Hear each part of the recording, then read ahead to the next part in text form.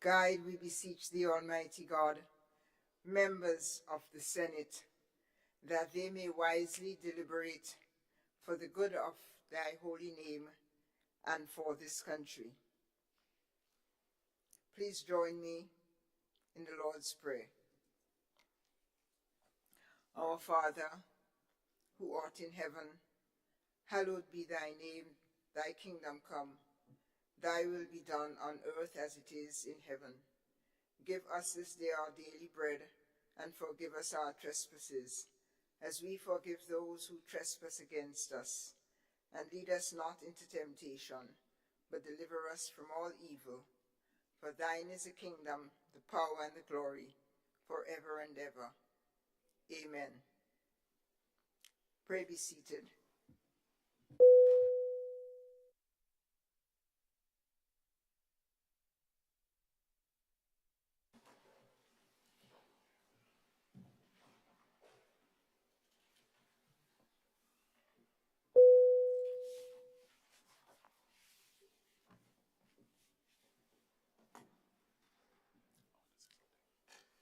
Members of the Senate, the Senate is convened. Leader of Government Business. Good morning, Madam President, and good morning to my colleagues and my friends on the other side. Madam President, I want to beg that we amend the order paper. I'm recommending that item number 13, number 14 and 15 replace number 12 and 13. Not replace, but come before,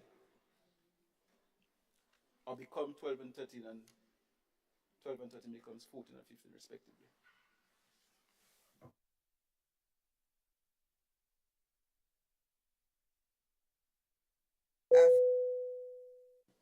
Honorable Adrian Thomas. 14 are motions and 15 are bills, and you're proposing that they come prior to 12 and 13, questions and personal explanations. I put this proposal before the House. I see or hear no objection. Leader of Government Business. Madam President, I rise again because I just sat there and I looked across on the other side and I saw Senator Katisha Douglas. I want to say welcome back. I'm very happy to see you back in the House, but I must say that we do have a little concern, and based on the feedback we have been getting from the general public, and I think while we may have been seen in the minutes that excuses were tendered, it would be nice for the general public to know and appreciate for why our good friend was absent for a while, and I think the public may want to have a little idea about it.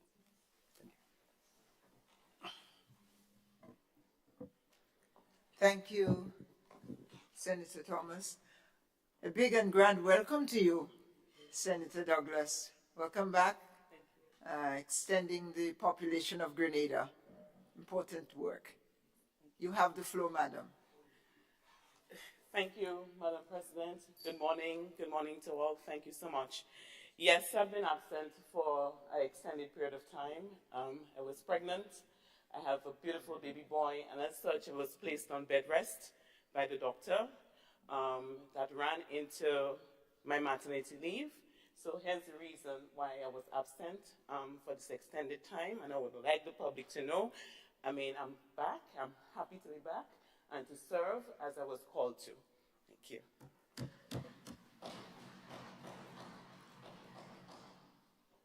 Thank you, Senator Douglas.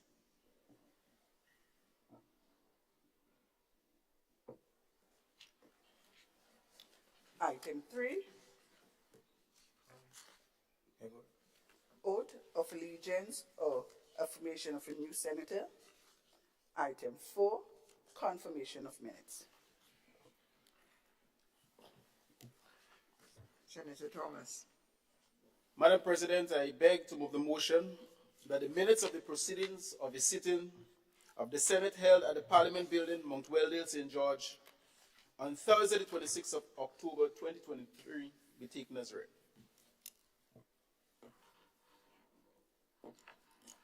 Honorable members, the question is that the minutes of the proceedings of a sitting of the Senate held at the Parliament Building in Mount Weldale, St. George's, on the 26th of October, Thursday, 2023, be taken as read. All those in agreement say aye. Opposed? Minutes are approved.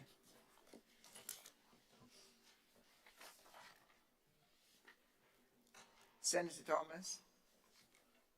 Madam President, I beg to move the motion that the minutes of the proceedings of the sitting of the Senate held at the Parliament Building, Mount Weldale, St. George, on Thursday, the 26th of October, 2023, be confirmed.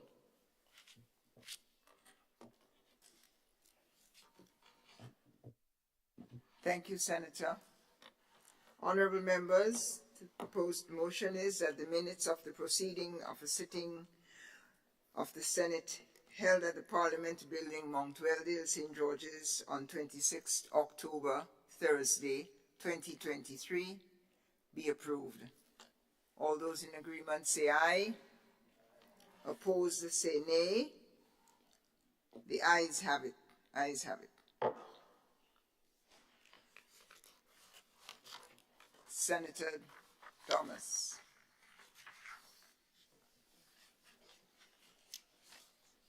Item 5, messages from the Governor General. Item 6, announcements by Madam President.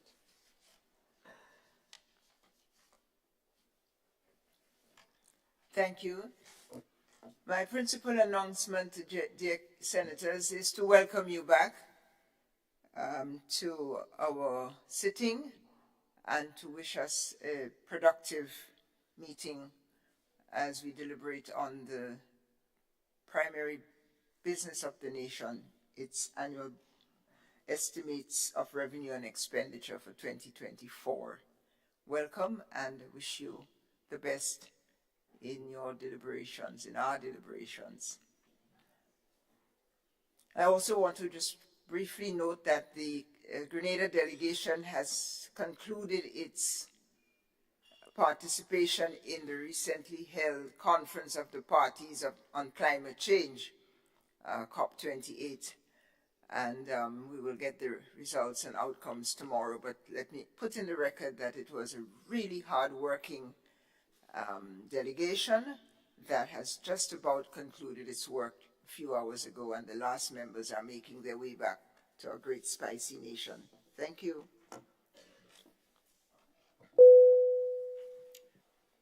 Item 7, ministerial statements. Item 8, presentation of papers and reports from select committees.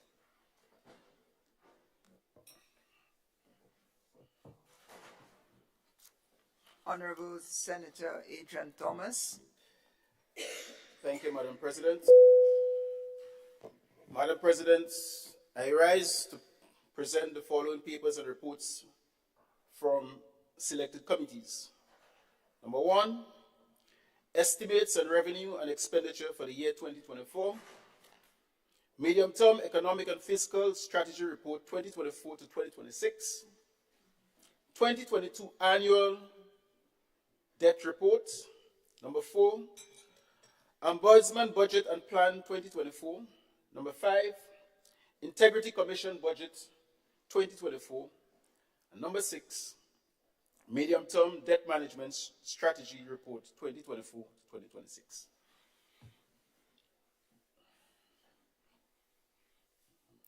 I thank the Honorable Senator Adrian Thomas for these papers we laid before the Senate.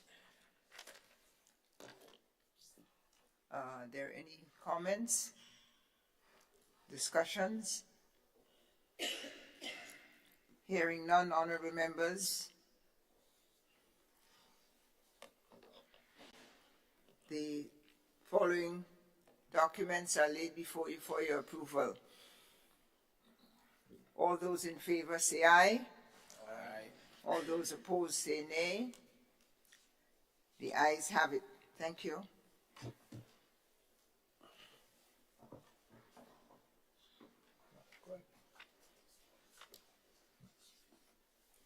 Item 9, petitions. Item 10, government notices. Item 11, unofficial notices. Item 12, motions.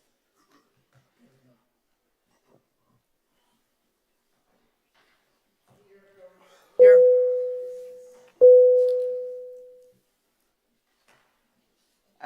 I see a light on. Senator Andre Lewis, you have the floor, sir. Thank you very much, Madam President. I crave your indulgence because there has been an amendment to the agenda. And I know we just on official notices. And what I'm about to raise may be best on personal announcements. I crave your indulgence to just inform the Senate that I will have to take my departure roughly about 10, 20 hours. There is an industrial issue. This is on the union that I'm affiliated with. It has to do with the gravel and concrete. The nation must be aware that 2 Fridays ago, as a matter of fact, exactly on the 1st of December, and into the Christmas period, there was some activities at the gravel and concrete. And there is a commitment on our part to ensure that these matters are done in an amicable manner. So we are scheduled to meet at the Ministry of Labor today for 10:30. It was only this morning I got that notice. As a matter of fact, I'm here, although there are 2 other signings taking place at the Grenada Distillers Limited and the same gravel and concrete in terms of the completion of collective bargaining. But it was important for me to be here, so I did not attend the signing. But because of the nature now of the gravel and concrete industrial dispute and the potential it can have, I think it is absolutely important that I crave your leave and the leave of my other colleagues to give that the priority that it deserves. And therefore, sometime about 10, 20 hours, I would like to take my departure and return as the time may or may not permit. Yes. Thank you. Thank you for this announcement, Senator Lewis. I suspect you will not lose your place in line or your opportunity to make sterling contributions. Thank you. Senator Thomas. Thank you, Madam President. Whereas it is necessary to provide for the services of the state of Grenada for the year 2024 by means of an appropriation act, be it resolved that the estimates of revenue and expenditure for the fiscal year 1st of January 2024 to the 31st of December 2024 be approved.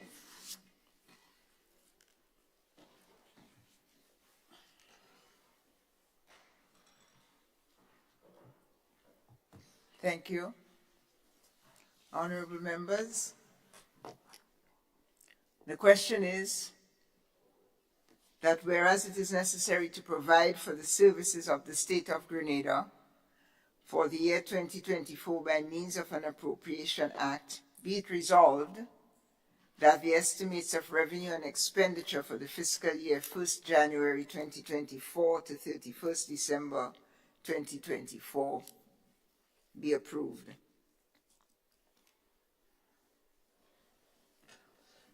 All those who are of that opinion say aye. I withdraw and pass the floor to Senator Thomas.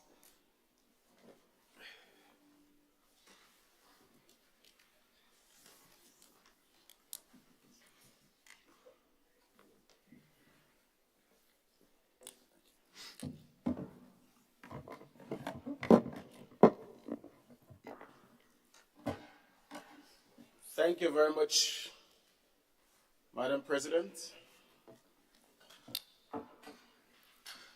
Madam President, to whom much is given, much is expected. There are varying opinions circulating, some suggesting rescue, others transform, others drawing parallel to Santa Claus, a symbol of kindness, generosity, hope, inclusivity, and others. Whatever has been said, there is a shining light that is beaming over Grenada, Carriacou, and Petit Martinique. We have glimpsed the summit, the pinnacle of progress, the pinnacle of success, the pinnacle of prosperity. Madam President, we are moving on that upward trajectory to a brighter future for all Grenadians. To the masses, if you are feeling good with what you have seen so far, let me tell you, you ain't seen nothing yet. Better days are coming, and the best is yet to come.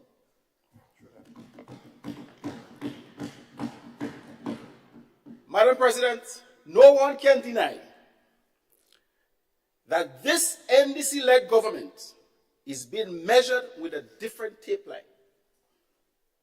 The benchmark set for this administration may be the highest set for any political party ever in Grenada, Carriacou, and Petit Martinique, and maybe the wider Caribbean.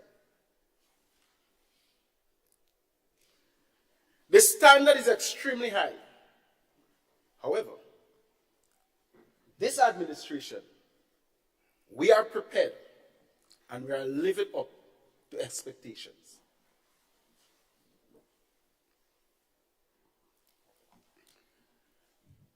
I see hope. I see immediate progress. I see sustainability. I see a pathway to rescue and eliminate the man-made structure of poor and vulnerable syndrome. I repeat. I see a pathway to reduce and eliminate the man-made structure of the poor and vulnerable syndrome.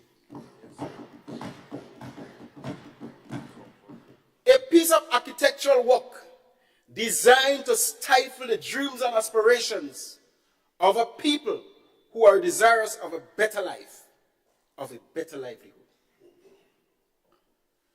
Madam President, the poor and vulnerable syndrome must be eradicated, not only in the rural communities and villages, but, Madam President, also in the House of Parliament. And I hope we get the message that the poor and vulnerable is not only in economic status, but also in the mind. We are going far and wide to deal with this matter that is plaguing our society. Madam President, our Prime Minister will not hold your future in his pocket. We also have a succession plan. We are in the business of growing leaders and leadership. This administration. That's why from 1987 to today, we have had 6 decent leaders and 2 acting leaders of class and good principle. Madam President, the good book according to Numbers chapter 11, verse 8, it says, "How shall I curse whom God had not cursed? Or how shall I defy whom the Lord had not defied? What God bless, let no man curse."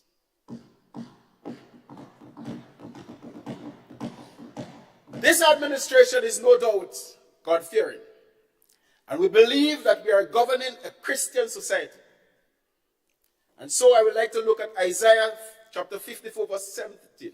It says, God promises that no weapon formed against you shall be able to prosper.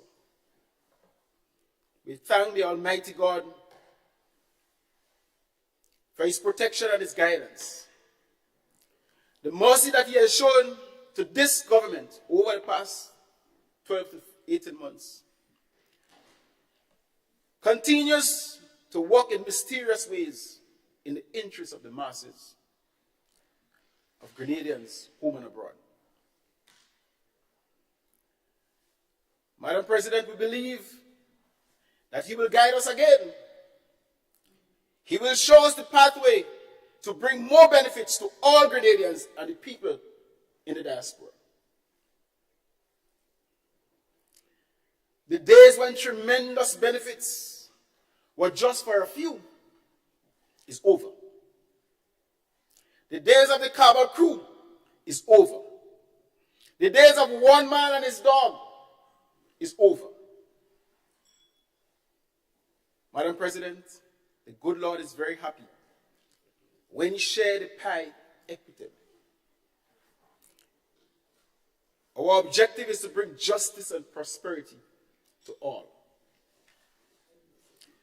Madam President, let me genuinely say a heartfelt thank you to my dear wife and my children for the understanding they have shown to me time and time again. They have willingly given me the time to serve the people of this beautiful country. I also say thank you to our beloved Prime Minister, Honorable Dickon Mitchell, for giving me the responsibility to be the leader of government business in the Senate and being the Minister of State responsible for agriculture and lands, fisheries and cooperatives. I have no hesitation in expressing my gratitude to the Permanent Secretary and his hard-working staff of the Ministry of Finance for the hard service, for the hard work they have performed, not only in preparing this excellent people-centered budget, but for the tremendous work they have done in helping and guiding all ministries to manage and execute the budget for 2023 and preparing the budget for 2024. Our gratitude to all who contributed. Madam President, as leader of government business in the Senate,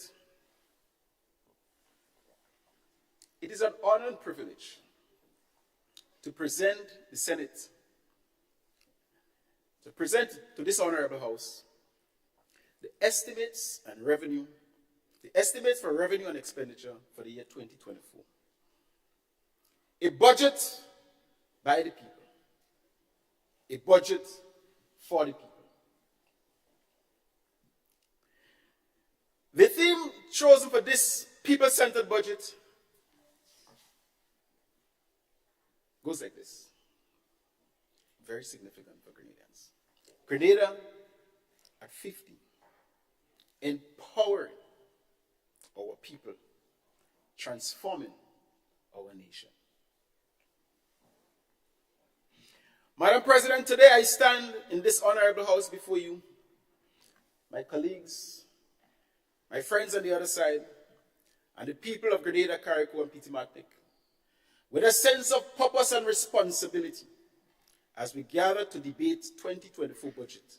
That is not just a financial plan, but a reflection of our collective aspirations and commitments. Madam President, as we navigate through the details of the budget, it is important to recognize that this is more than a physical roadmap. It is strategic. It is a strategic tool designed to propel our transformational agenda. It is a tool that will empower our people and transform our nation. Very shortly, Madam President, I will share with you the key principles and priorities that have guided the formulation of this budget. our commitment to fiscal responsibility, transparency, and above all, the delivery of value to those we serve remains unwavering.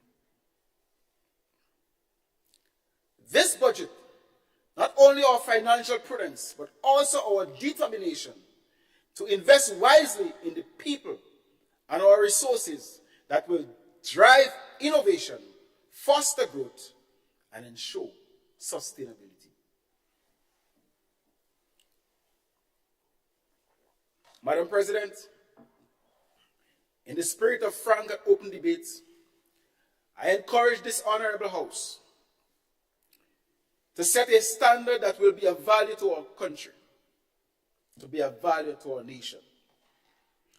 The young people, the workers, the retirees, doctors and nurses, teachers, farmers and fisherfolk, masons and carpenters. Madam President, colleagues, your insights and feedback are invaluable as we collectively shape the financial future of our dear country. Let us approach this debate with a shared commitment for the betterment of our nation generally, and the constituency we serve in particular. Today, Madam Speaker,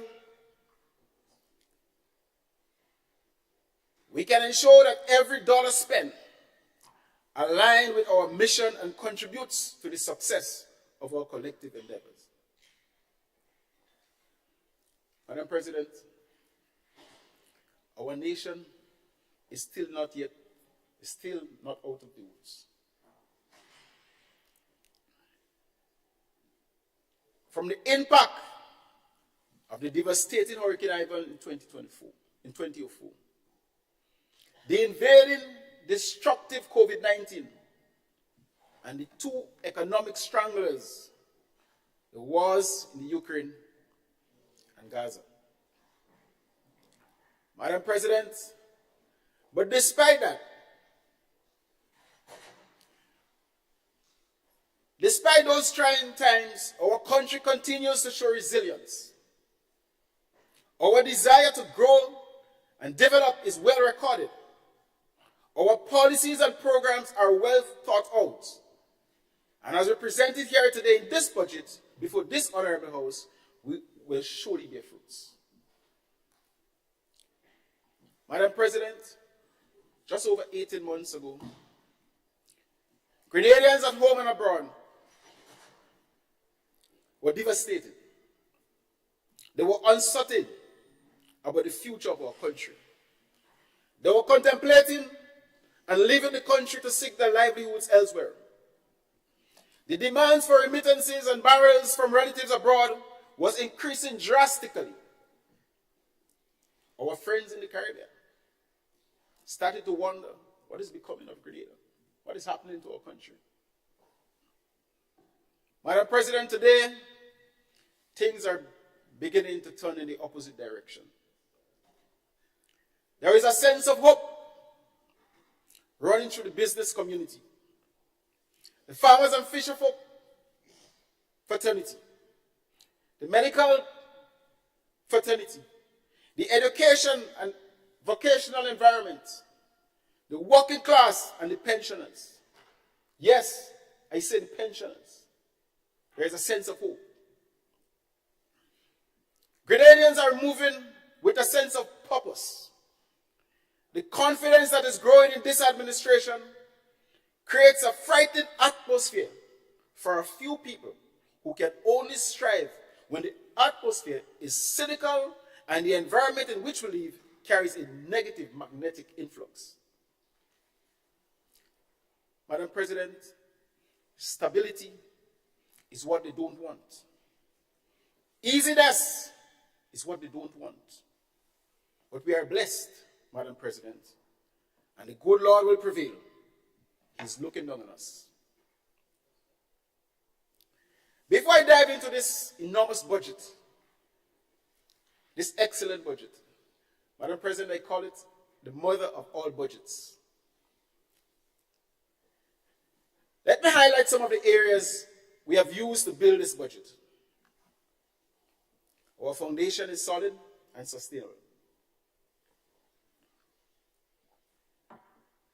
Madam President, we continue to build our future for the next generation and not the next election. Our focus is in creating a high level of sustainability.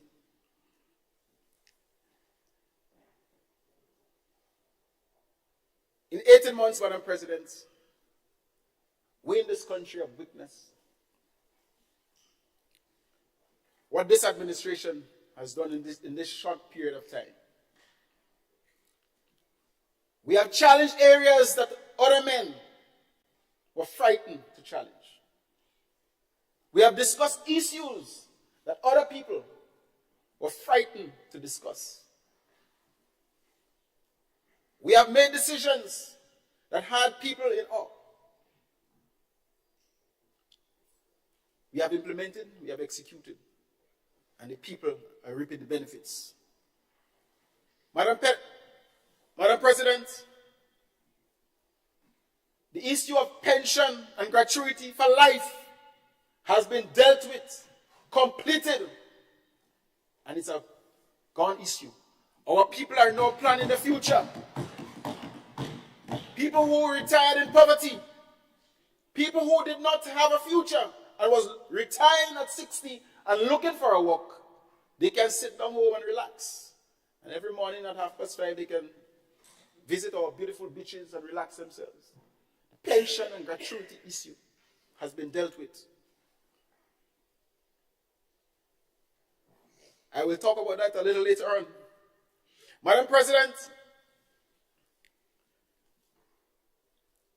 I'm not to show if any, and the Minister of Health will help me there, if any other island in the Caribbean is training more nurses than Grenada. Yet for all, we have a shortage. People are not staying. And people love their country. It was mentioned in the other place that the farther you move away from Grenada, the more patriotic you become. And that is a love that people have for the country. In an effort, Madam President, to make sure that our nurses are trained and remain in Grenada to serve the people, we have started a process of creating better working conditions for the nurses in Grenada. And we have taken a decision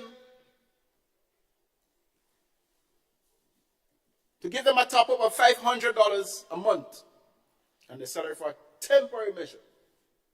But you know what it is? An administration with a heart, with a conscience. We have decided that we're going to extend it to 2024. This is not all, Madam President, because the nurses cannot work without the doctors, and our people need the doctors to attend to them, and in a timely manner. So we have started the process of bettering the working conditions for our doctors. Madam President, in 2024, $1,000 will be added to every doctor's salary. As an administration, we believe that the education of our people is important. And each one of us here knows what education has done to our lives. And each one of us can look at Guyana and look at Barbados. Decisions we are taking today, they have taken those decisions in the 50s and 60s, where education from primary to university was made free and accessible. And they are reaping the benefits. So despite they don't have the oil and gas in Barbados, they have educated people that can help themselves, not only looking for work, but they can create employment for other people. And this is the direction we are going with Tom Sisi and Nulu. Hence the reason why we have taken the decision, Madam President, to give free tuition to those two institutions where our young people can educate themselves. But before that, all those little nuisance fees that was in plaguing secondary school, we have removed that. We are opening the way. There are no excuses, Madam President, for children not going to school, or at least getting a secondary education, going to Tom Cece, and having the dreams and aspiration of going to university or skill center training center. Madam President, this administration, we have released over $612 million in the economy, in loans and grants, in areas of healthcare, water and sanitation, education, climate resilience, and many other areas. Madam President, we were able to secure a loan from the World Bank in the sum of $27 million.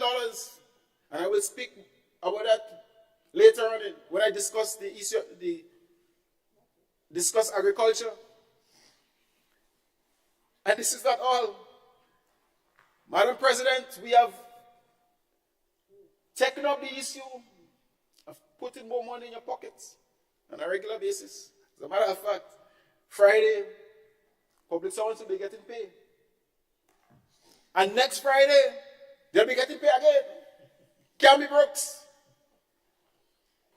And we're going to be asking the private sector, statutory bodies, to get in line.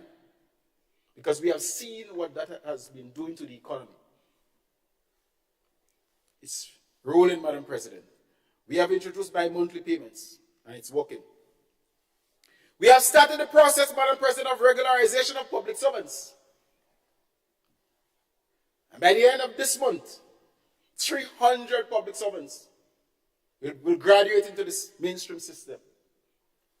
And for the year, 1,754 young people who have been in the service for so long, not knowing the future.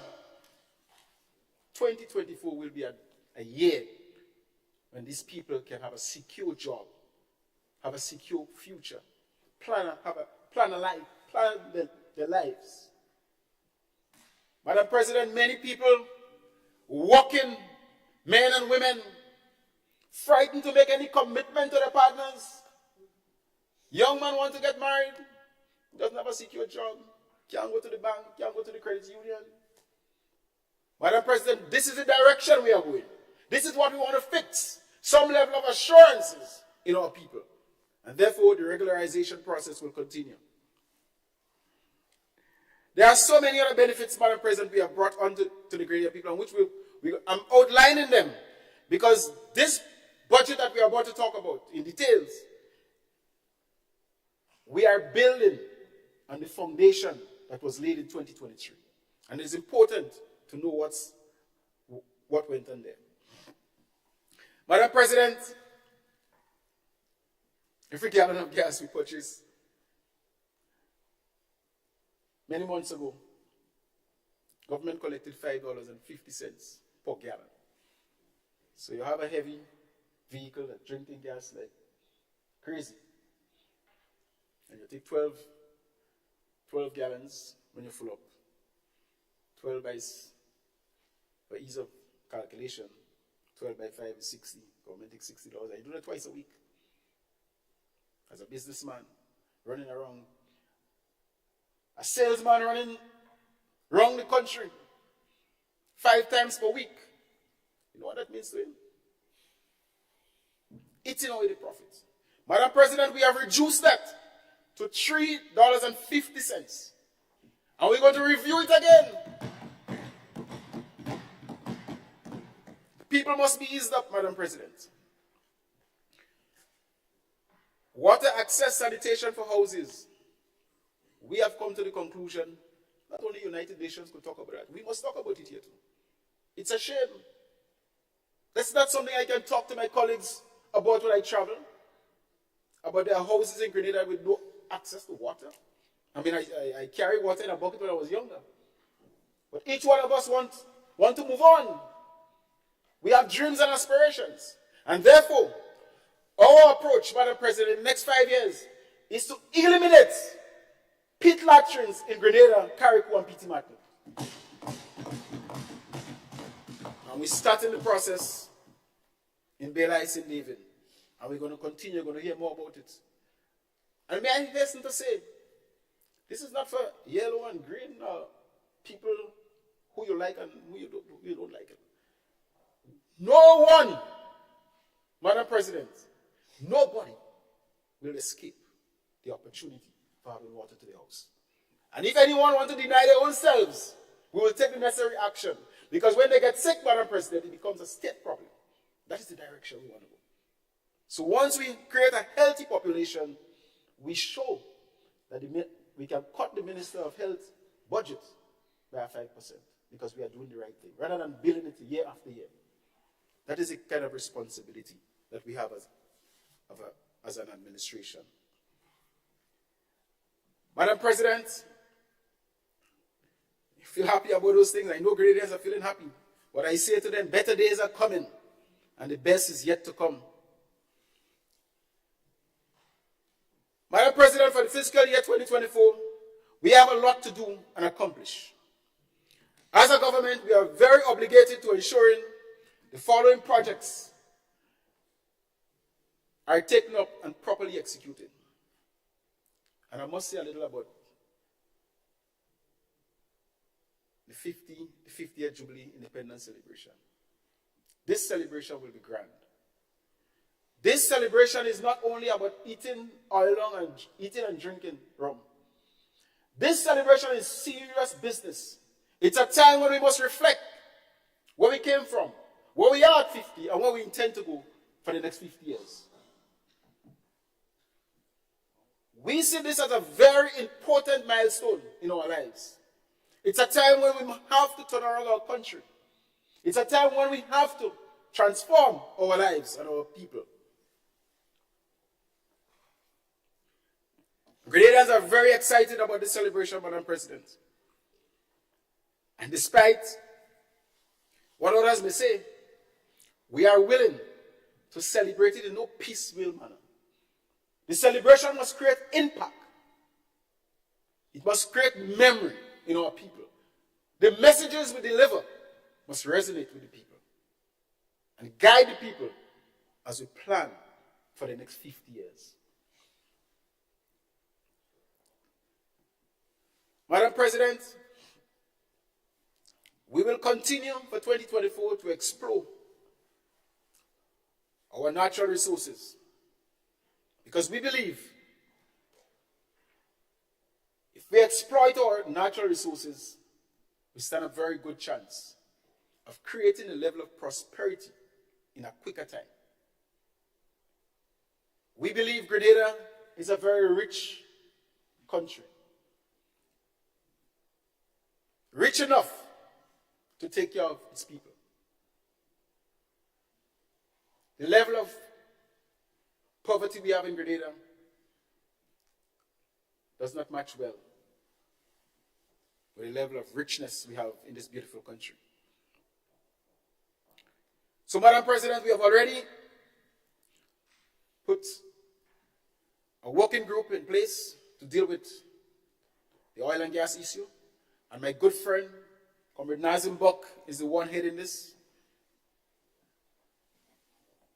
And when you have people like Comrade Nazim Buck heading an institution of that nature, you know it's serious business. Some people say he's too serious for politics. But it's serious people like that we need to develop our country. And therefore, Comrade Nazim Buck will take the lead in that direction. Madam President, one of the nightmares that have been plaguing this country is the question of how we treat people at the highest level in our country. Parliamentarians, it takes men with B to make decisions of that nature. It takes a government with commitment to take on the issue of taking care of parliamentarians. Madam President, 18 months ago, I started to attend this House sittings. And it has always been a burning issue. It has always been a subject on the agenda. People were afraid to tackle it. But our dear Prime Minister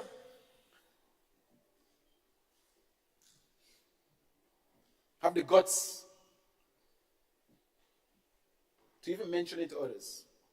Not taking a decision yet, because some people don't even mention it. Before you talk, they study election. What will that happen? How many votes we will lose? Madam President, this administration, we are thinking over and over again of the next generation and not the next election. So we're going to take care of the people's business. And therefore,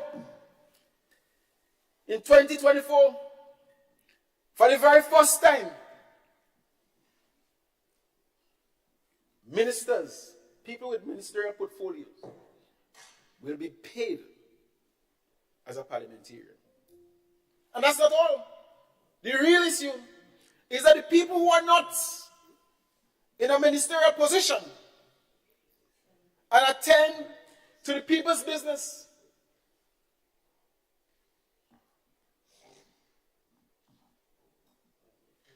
must be paid for the hard work.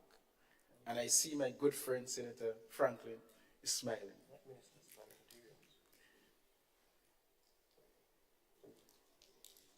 Because parliamentarians,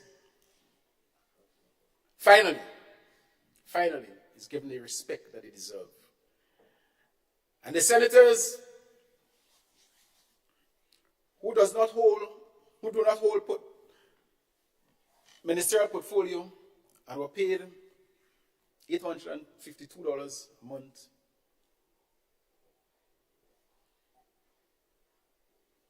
will be paid $3,500, Madam President. And on the other side, Madam President,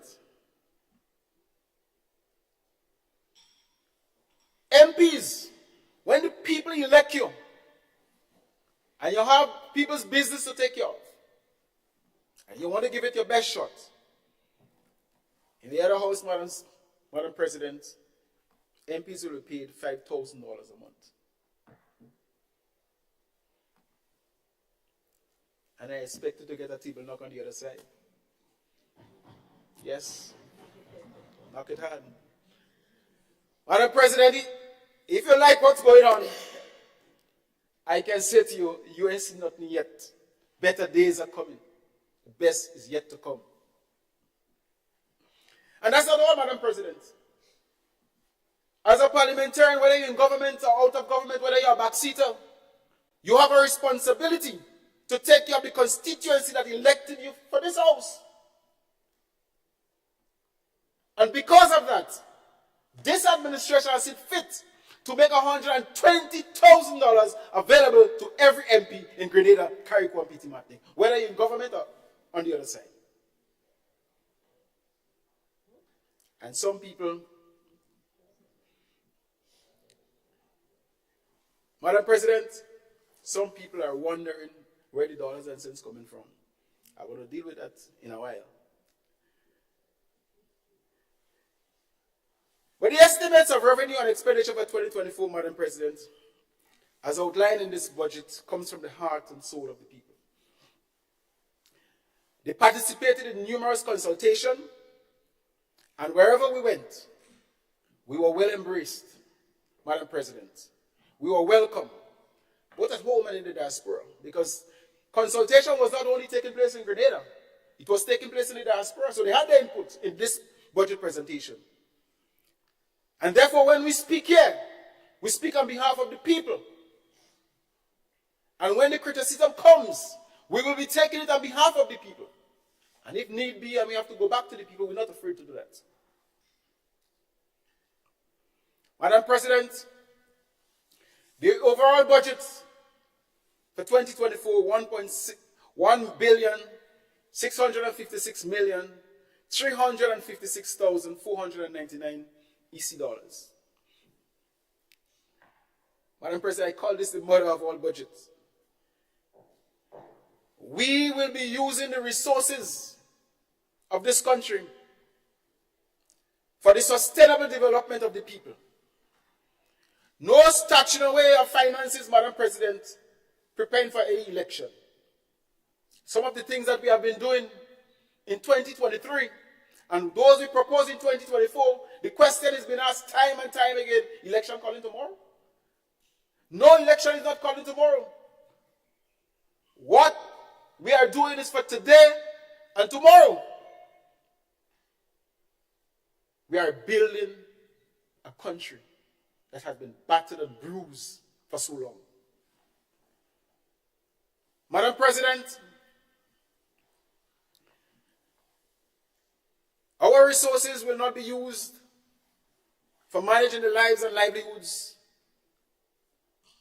of others. Our resources will be used for the development of this country. And I must hasten to say that the 2024 budget is consistent with the Fiscal Resilience Act 2023. Madam President, the overall summary is as follows. Recurrent revenue, $1.2 billion. Total grants, 104.6 million EC dollars. Recurrent expenditure, $901.4 million. Capital expenditure, $419.5 million. Current account surplus, $315.4 million. Principal repayment, $335.5 million. Primary surplus after grants, $57.2 million.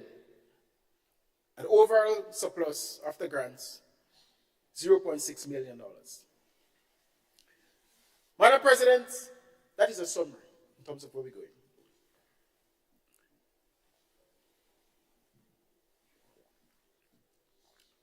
Our style, Madam President, of good governance is people-centered.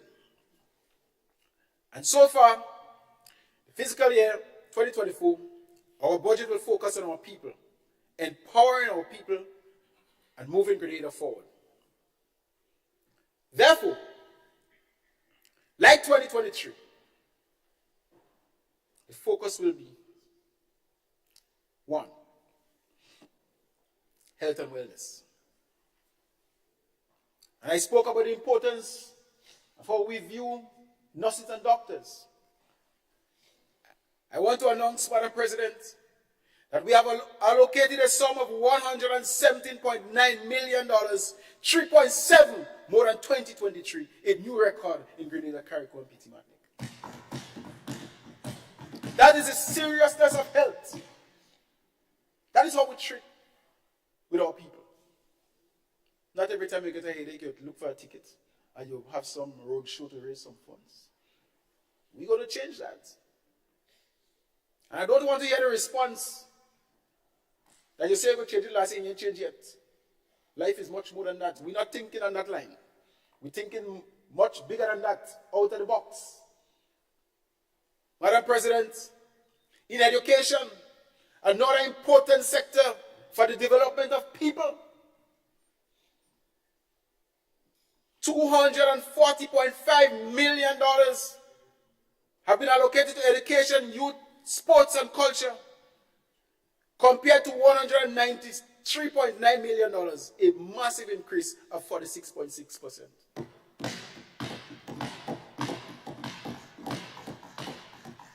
And if that is not serious business, I don't know what will be. Madam President, we have allocated $49.2 million to agriculture, a significant increase from the $39.4 million in 2023. It is important to note, Madam President, that this very important sector must be taken care of in a way it has not been taken care of for the last 2 decades. It has the potential to generate the kind of resources that will finance the people's business, and we will not hesitate to do that. Madam President, I will speak much more about agriculture later on. On the issue of infrastructure, $136.1 million is allocated to support this important ministry. Our roads, other infrastructure infrastructures in different sectors need to be taken care of. And this ministry, under the watchman of our PM, I'm sure will make the kind of progress that we deserve. Madam President, there is an increase of $16.2 million in the Ministry of Housing, Social Commitment Development, Social and Community Development, and Gender Affairs, as compared to last year. $80.3 million. And when they hear about 500 project 500 houses Grenadian style, and the minister is here with us this morning and he's smiling. Because we know what this will do to our country. We can't be living on the street. Or living in houses where rain, thunder, lightning in the rainy season, you have to get up and hold an umbrella over your head to go to the toilet. We have taken a decision, Madam President. We will not interfere with any house in Grenada, any house whatsoever, without putting toilet and bath attached to it. Modernize. We are living in modern times, Madam President. We can be, government give assistance to its citizens with houses that are toilet. Or you have a window looking so brand new, and the rest of the house may be there for 20 years, it has not been touched. How will you think as leader of government business, I come here with nice jacket and shirt and thing, and my pants stay up like I know what? No, we ain't going with that style inside here. Madam President, we want to make sure food, shelter, and clothing, our people have access to those basic necessities in life. Madam President, there's a massive increase of $31.6 million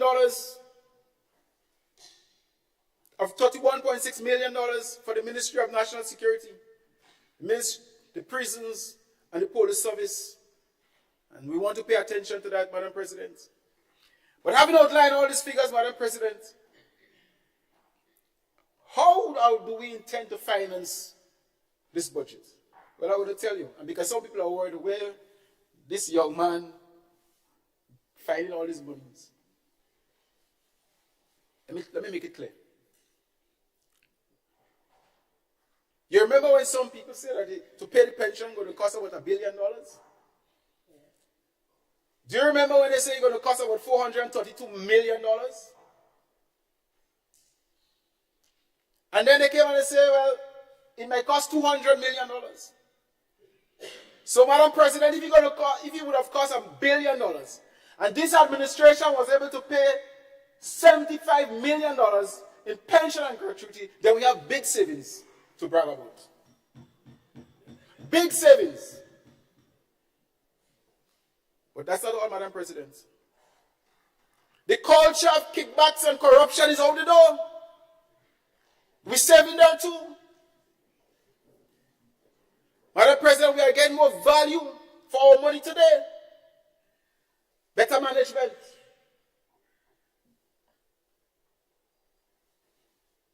As a government, we have clearly made the distinction between party and government. Big savings again. No more envelopes with money given away as if election is coming around. People are going to work, but they're receiving envelopes. We're saving on that.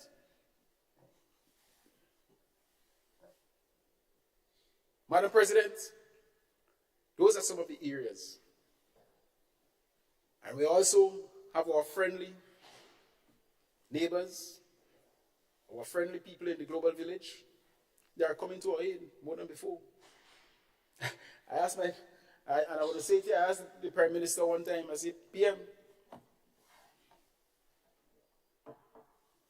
anybody get arrested for attempting bribing Grenada or corruption in Grenada for the last 18 months? He said, not to my knowing. I'll be honest. And I've not heard any.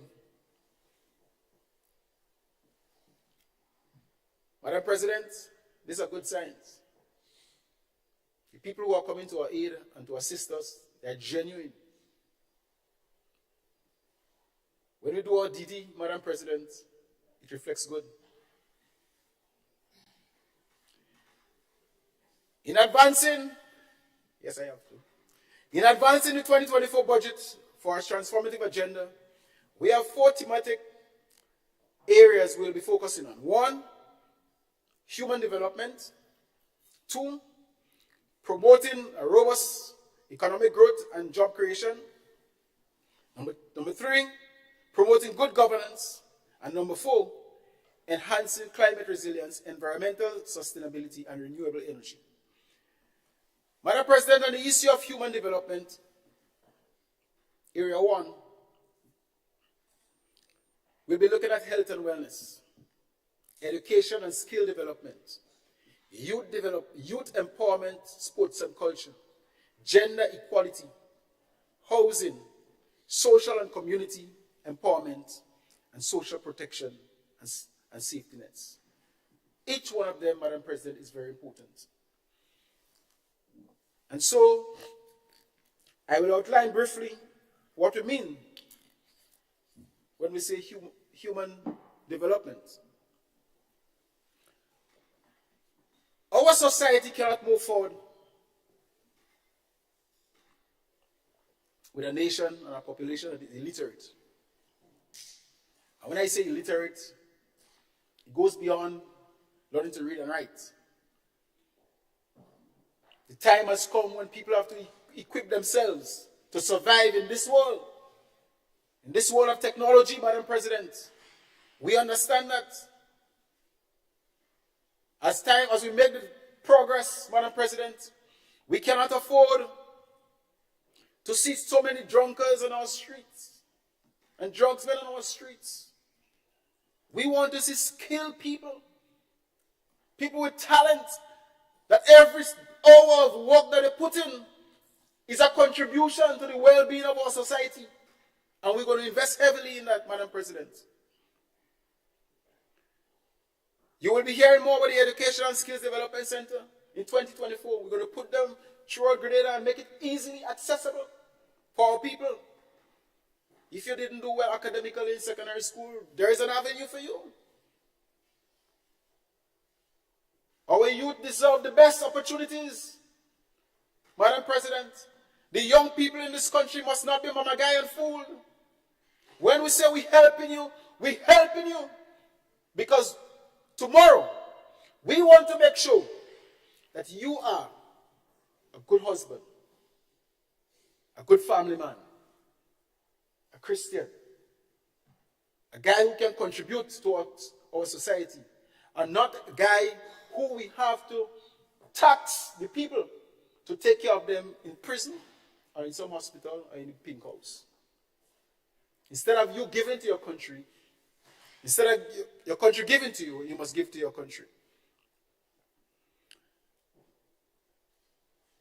Madam President,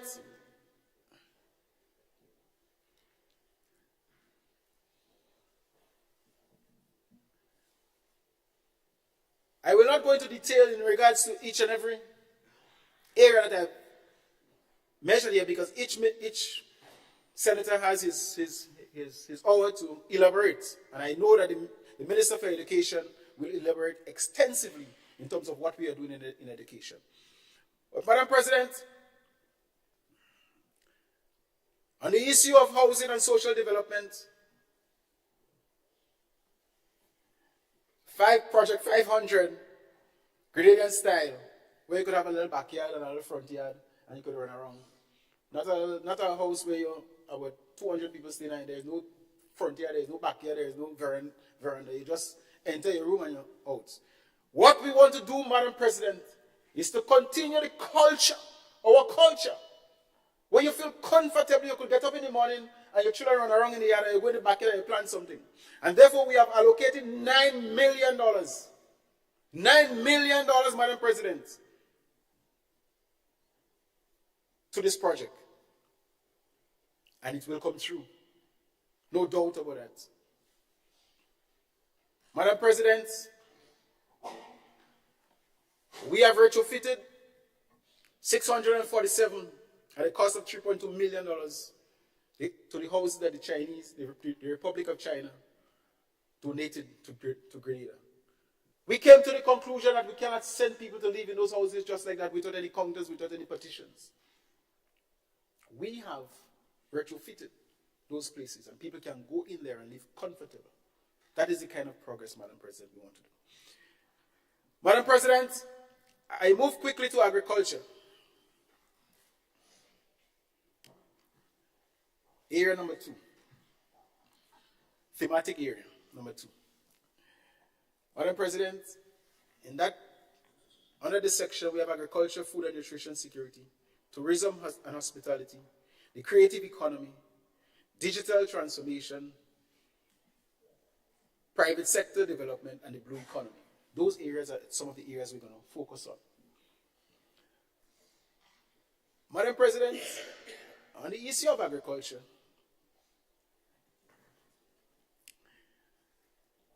first of all, I want to thank P.S. Francois and his staff in the Ministry of Agriculture, Lands, Fisheries, and Cooperative for the fantastic work that they have done over the past year, for the support that they have given to me.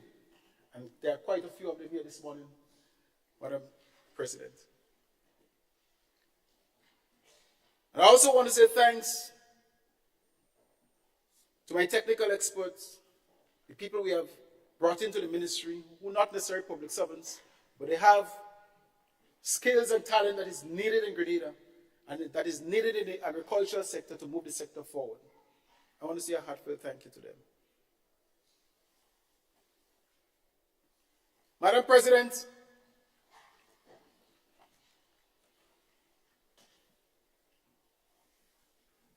the overall performance of the agricultural sector during 2023 was seriously affected by climate change. And many people will tell you they are struggling to get vegetables and so on as we speak. Because that long spell of global warming that we had affected our agricultural sector. The high temperature, knowing that agriculture is a seasonal activity for the majority of farmers in this country. Madam President, as a result, overall production of food crops and other commodities is expected to be lower than normal. Nutmeg, cocoa, and other spices, as well as fish, soursop, mangoes, and sugarcane continue to be the leaders in production volumes in the agriculture and fisheries sector. Madam President, what will guide the Ministry of Agriculture? The main policies that will guide us for 2024, that guided us in 2023, Madam President, is the government prioritization of agriculture, agro-processing, the blue economy as central pillars to help drive the transformation of the national economy. Enhancing food and nutrition security as national priority. And number 3, CARICOM goal of reducing food inputs by 25% by 2025, and the OECS Food and Agriculture System Transformation FAST strategy would be incorporated in 2024.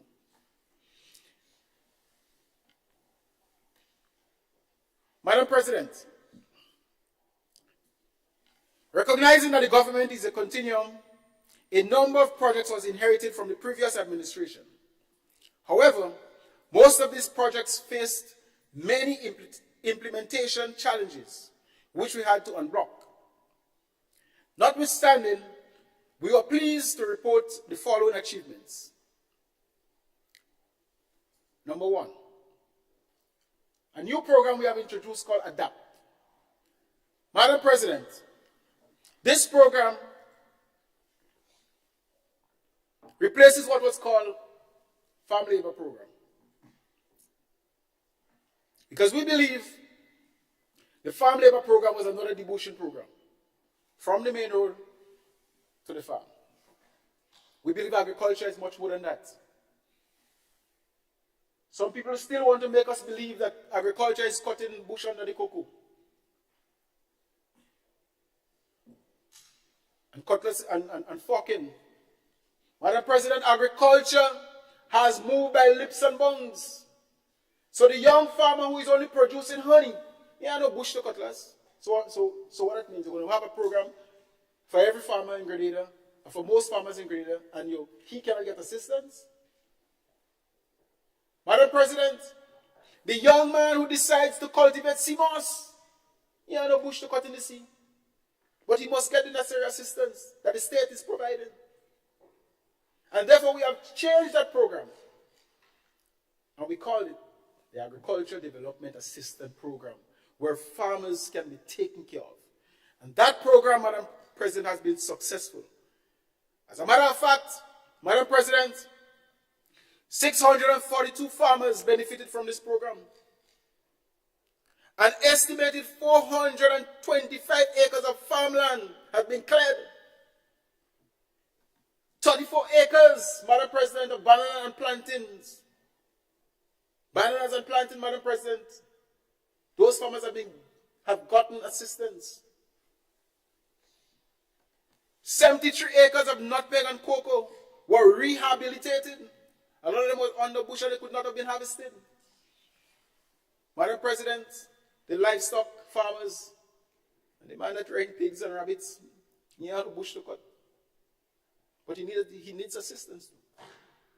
And therefore, this program was taking care of a wider range and is prepared. And let me hasten to say that the new technology that is coming on the scene now, where you can do protected agriculture, those people must be given some level of assurance that assistance is there for them too. So the farmers in the greenhouses and the shade houses and doing vertical farming, we have assistance for them too. Madam President, our government inherited the OECS Regional Agricultural Competitiveness Project, AgriCom. It's a World Bank project, Madam President, which had an allocation of $4 million attached to it. Madam President, many of the farmers, agro-processors got assistance there. And this project, which was supposed to end in May 2023, we negotiated for 3 months extension. And we got it. And it ended in 2023. Madam President, this created some impact.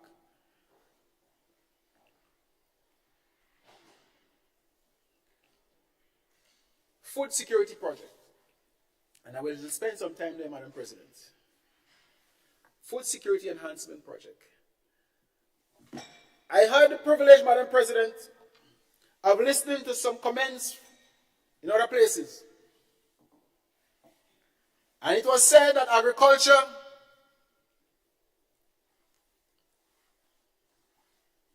did not spend $23 million in the budget in 2023. But let me say to the people who knows better, but come to this house and try to score cheap points and want to put some blame that the Ministry of Agriculture is not doing anything. After I finish here today, I hope I will not hear a word echoing any comments of that nature. Madam President, the 2023 budget, we were faced with some serious problems in the Ministry of Agriculture. And I'm happy to say we are almost there, restructuring the ministry, and we are almost there. We'll soon have a ministry that can deliver to the farmers. We are delivering, but we could deliver much better. Madam President, the $23 million that they are talking about, that was not spent, let me tell this house, that money ain't going nowhere. I came here in 2022 December, and I said to this house that the World Bank, we were able to secure $27 million from the World Bank. And no one could have anticipated that we would have been starting to spend that money any other time other than January 2023. That didn't happen. And we're not ashamed of that. Because when you borrow money from these institutions, if you don't sit down with them and dot every I and cross every T, you will not be able to draw down on that money. And therefore, Madam President, we had to tell the World Bank what we want in Grenada. And we had to make sure that the $27 million reaches the farmers. And we were not in any hurry, and nobody going to push us to the point where we're going to do things in a hurry and don't do it properly. So, Madam President, what we did, we sat down with the World Bank, and that took quite a bit of time. But at the end of the day, the $27 million will be available to Grenada, Carriacou, and PT Martinique. Madam President,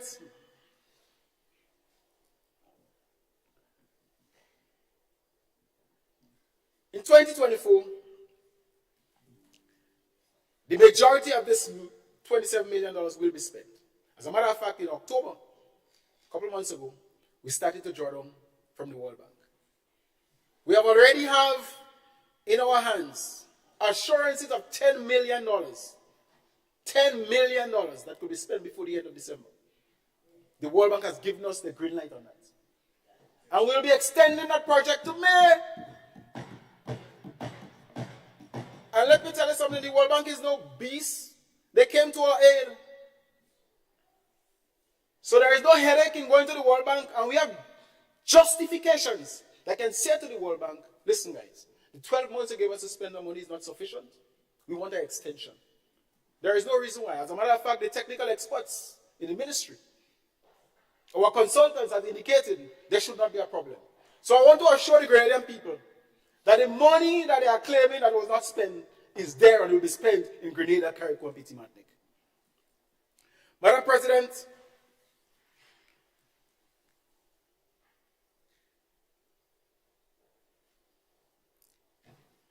the project document, as I mentioned, was fully developed and received the approval of the World Bank in May 2023. The implementation of the project then began in earnest, and the following are achieved to date. I'm going to outline quickly. Increase and strengthen the capacity of the staff at the procurement unit at the Ministry of Finance. Recruit additional technical staff, including project coordinators for food crops, agro-processing, fisheries, and livestock technicians. We have those people already completing, almost completing the job in terms of getting this project going, Madam President. We have quotations in the sum of $10 million, as I mentioned before.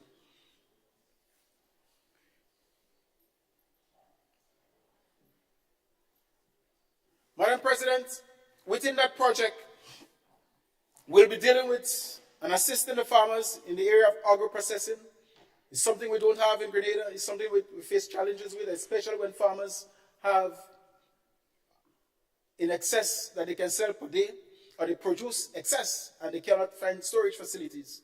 We intend to install 4 of that around the islands, so that the farmer who produces a lot of avocados and don't get sale for it today can store it in a proper facility, whereby he can go back to it next week when the demand increases and get sale for it. Madam President, so we're going to take care of that. On the issue of food crop production, this is a very big component, because there are a lot of farmers in Grenada who are in the food crop production business, and we want to make sure that they are well taken care of. So this is a very important component that we'll be looking at. We just launched the spice replanting project, a successful project, and Grenadians are conscious on the importance of spices to our country. I said in the opening, anybody threaten or any sign that they want to take away the Isles of Spice to us, we're going to defend that. Are they not the table now? Are they defending that? Spice belongs to us, and we are spice people, and we're going to do everything to make sure that this remains with us.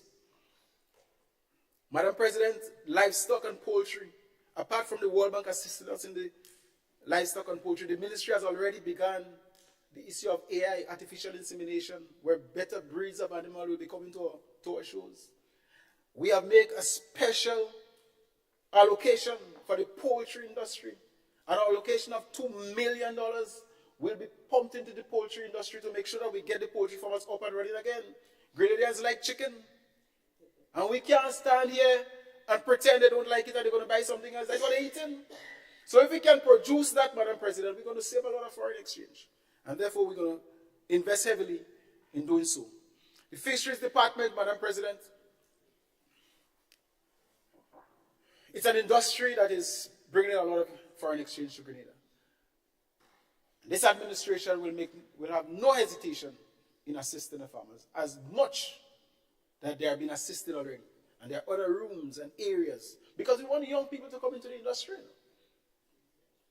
Just in September, October, I attended four closing ceremony where young, fishermen, fishing captains were trained to man the vessels.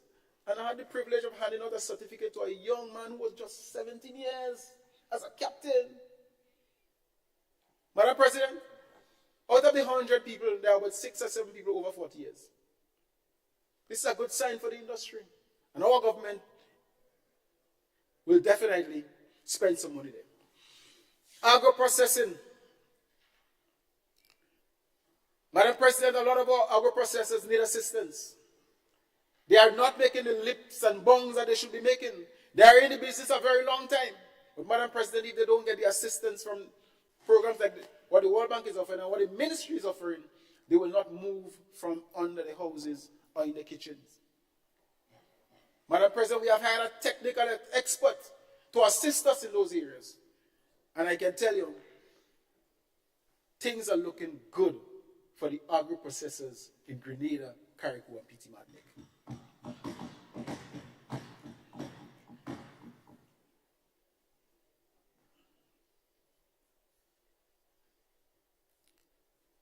Madam President,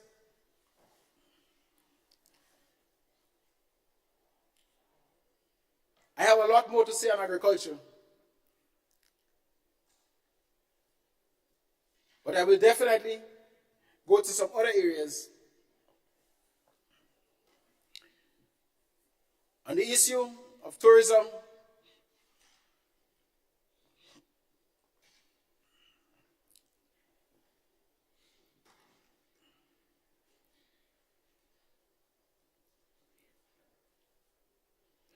Madam President, on the issue of tourism and hospitality, our intention is to make life easier for the people who use our international airport. And I've met people who have traveled extensively. I myself did some traveling. And I cannot remember any other part of the world that I've traveled where an immigration card has been handed to me except when I'm about to land in Grenada. Madam President, we will be moving out of that. We're moving in. Tap the table on. You can't let it pass. It's a good move. We can't have this thing. Some people I see them on the aircraft. When I look at the kids, I say, oh, because they maybe have made our 6 trips before they reach Grenada, and they're shocked to see well, we're still there. 2024 will be the last, Madam President, where we have this thing. Madam President, promoting the yachting industry, Grenada and St. Vincent has just signed an agreement to collaborate in that business, Madam President. The issue of increased ELIF.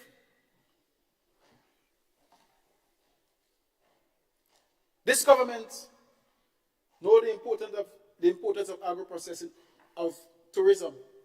And even though the vast majority of tourist activities takes place 6 months in the year, we want to turn around that. We want to make sure that tourists come here throughout the year.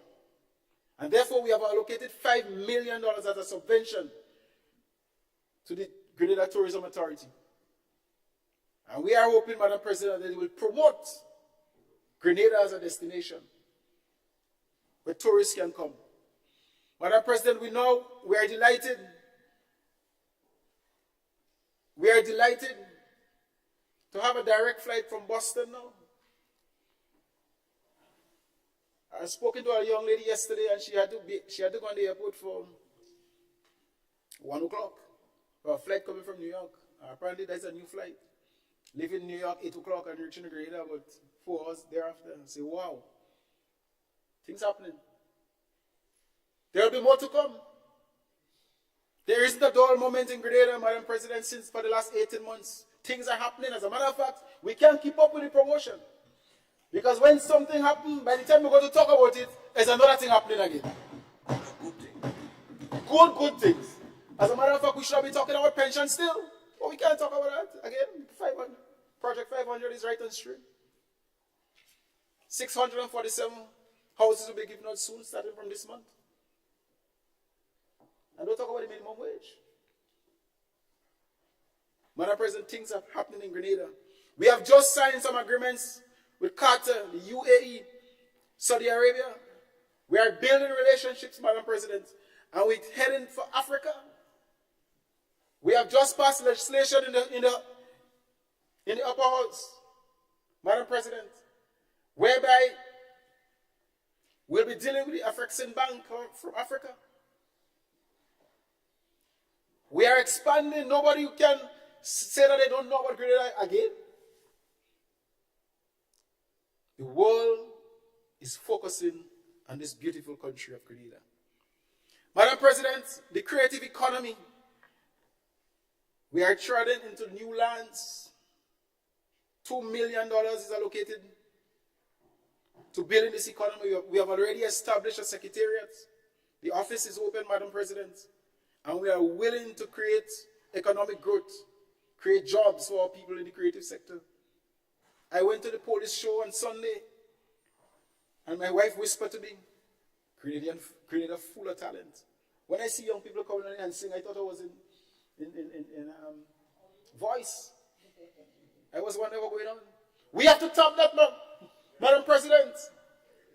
We have to tap on that and convert and help these people to develop the talent, so that the creative industry can be of importance to our economy. We have the talent, we have the raw material. Grenada has too much of raw material for we have so many poor people. And a lot of these people with this talent, Madam President, they're not in a good economic position. But if only we hold their hands and we guide them, life will be easier for them. Because if we don't do that, those same people with the good talent, they're playing cricket, they're playing football, they could sing. If we don't do that, 10 years from now, you'll wonder, hey, that's what the band is singing. Yeah. Because his head is down in some garbage bin. Because we didn't do what we had to do. We don't want to make that mistake. We don't want 20 years after this generation had gone 20, 25 years ago, they didn't do what they're supposed to do. So, Madam President, we're going to invest in that. Madam President, we cannot and we will not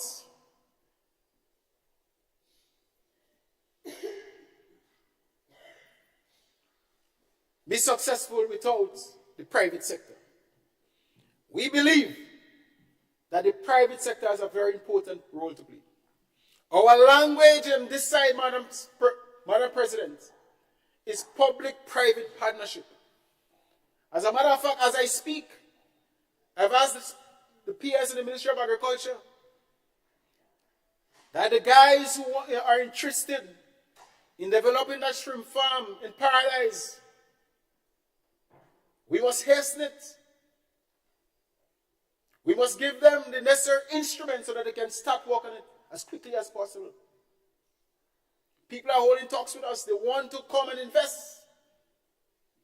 But obviously we have some little obstacles that we have to deal with, and we're going to deal with it. Madam President, I must mention the Kawana Bay project. We'll get more details about it later. But this is a project that was fast becoming an eyesore in the south of the island, where Flamboyant used to be. Madam President, we just, maybe 24, 48 hours ago, we complete the agreement. And what we say we're going to do, we're going to do.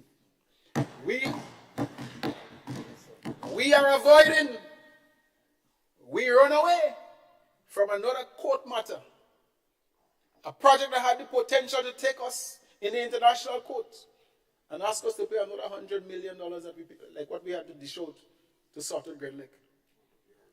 Madam President, we were able to negotiate and sit down as man and woman with the developers, with the former developer, the present developer, and we came to an agreement. And today, that project in the next 2 years, 24 months, 36 months, will be up and running.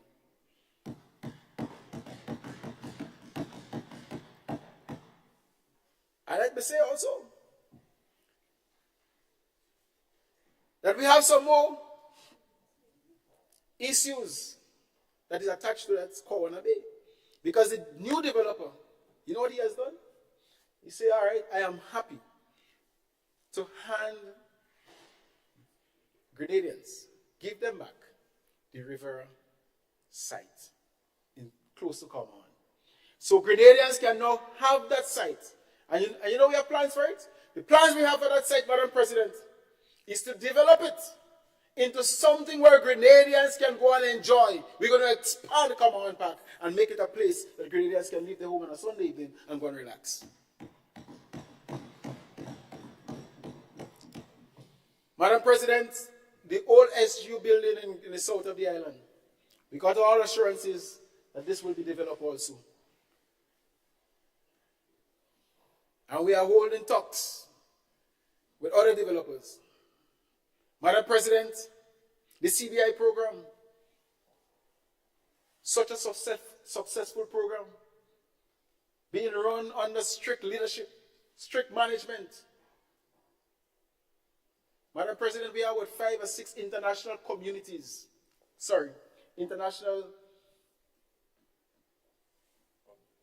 organizations doing our due diligence.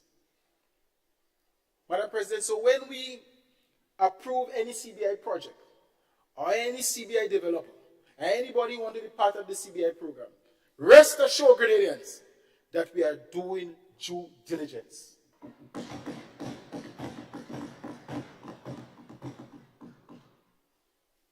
The program is open to everybody. Whether you are Chinese, whether you are Russian, whether you are African. The first thing this administration sees is a human being. They ask you, we don't continue to see what blood runs through your veins, whether it's African blood or Chinese blood or Russian blood. Madam President, we are here to bring benefits to our people. And the CBI program is a program we're going to utilize, not in the whims and fancy of a few, but the benefits must be brought to the people of Grenada, Carriacou, and Petit Martinique. Madam President, the third area, thematic area, is promoting good governance. And under that subject, we look at management, the public service transformation, labor relations, the judiciary, oversight of public bodies, citizenship, citizen safety and national security, Carriacou and Petit Martinique, and our foreign policies. Madam President, I'm going to go through them very briefly. The IMF, Madam President, recently visited Grenada. And they are happy. I don't know if I should say more on that.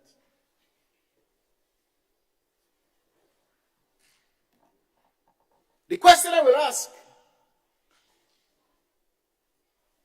is the IMF or the World Bank a credible source to make an assessment of that nature? Are other people in other places?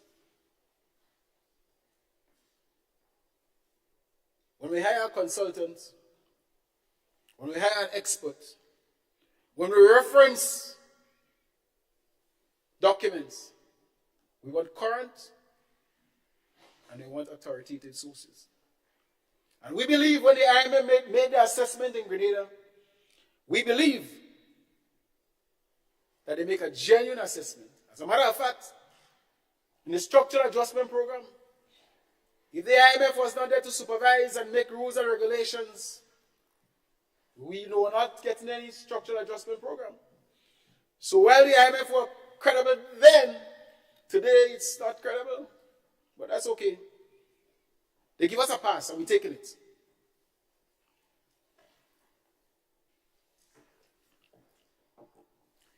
Prudent economic management, Madam President, not only deals with the IMF,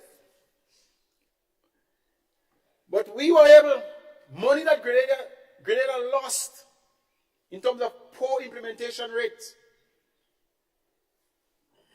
Madam President, we saved 16.4 million pounds sterling out of a total of 22.9 that was lost by the former administration under the UK Caribbean Infrastructure Partnership Facility. Madam President, it was poor implementation. And we had to go and negotiate with big people. We were able to convince them. And I told the Prime Minister, well, if you can't convince them, call Persuader. I'm going to persuade them. But they were quite successful.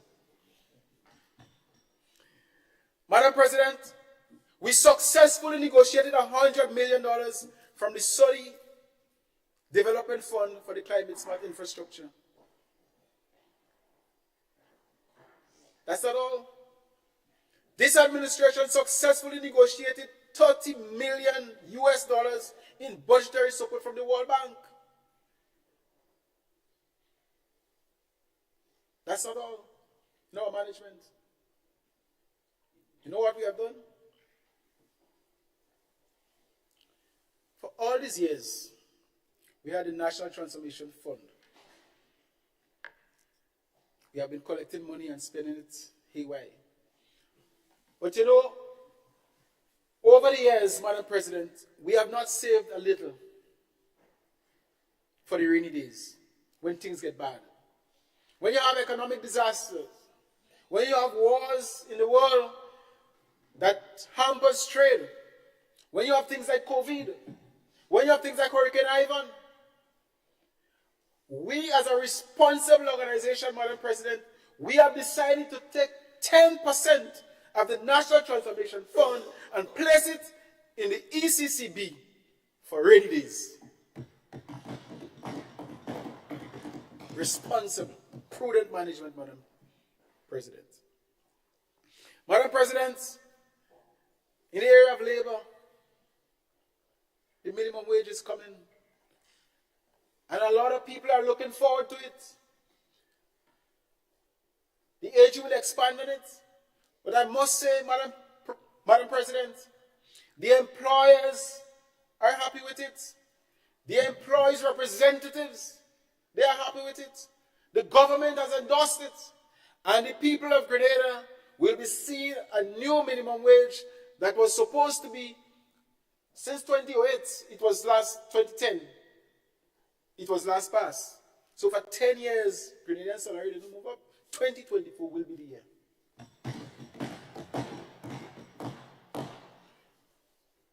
Madam President, we have a lot of statutory bodies in Grenada that should have been really, really making the kind of progress that we want in this country.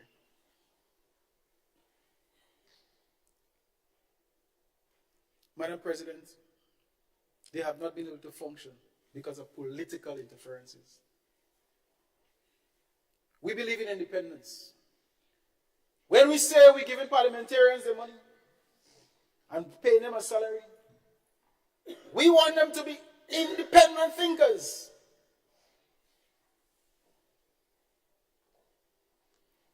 We want them to think on their own. We don't want them to be thinking on how somebody pay them. And so, Madam President, when we look at statutory bodies, we have given them the green light to have a level of autonomy. Make your decisions in the best interests of Grenada, CARICOM, PT Martinique. Make decisions that can bring good governance to this institution that you govern. And so, Madam President, over 30 statutory bodies already put structures in place to enhance the performance and operation. Over 100 directors have completed the Director Education and Accreditation Program. We're training people, Madam President. Gone are the days when incompetent people sit on those boards. This is not about identifying your party supporter. Because he was a party supporter, you want to give him a blind. What kind of thing is that? To manage a company like Grenlec? Or to sit on the national insurance scheme? Where we go with these things? These things are outdated. And therefore, when we nominate people to sit on any board in Grenada, we look for competence. That's the direction we are going. We're going to find, Madam President, we're going to find places for people who have different skills and who profess to be party supporters. Not on a board where you don't have the skill. No more square pegs in wrong hole or wrong pegs in square holes. You must fit where you are placed. Our policy regarding the governance of state bodies is guided by competency, youth participation, and gender equality. That is our guide, Madam President.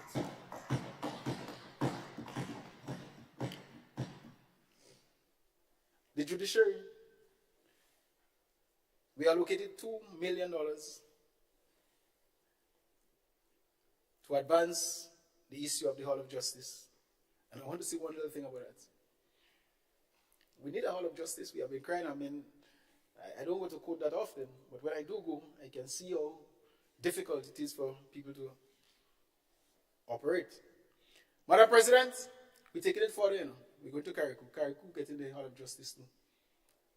And then in other places, I saw people raising their eyebrow, but Carriacou deserves it because I've listened to the representative from Carriacou on many occasions, and he definitely made the call for the Hall of Justice. And when calls like that come, Madam President, we don't brush it aside.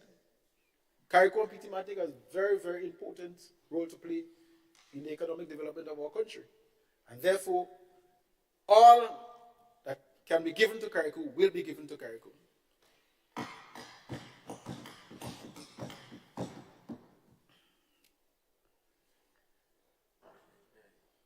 Madam President,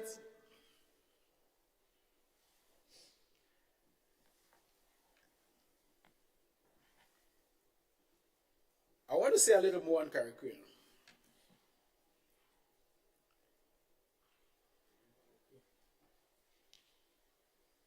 2023 has been a good year for Carriacou.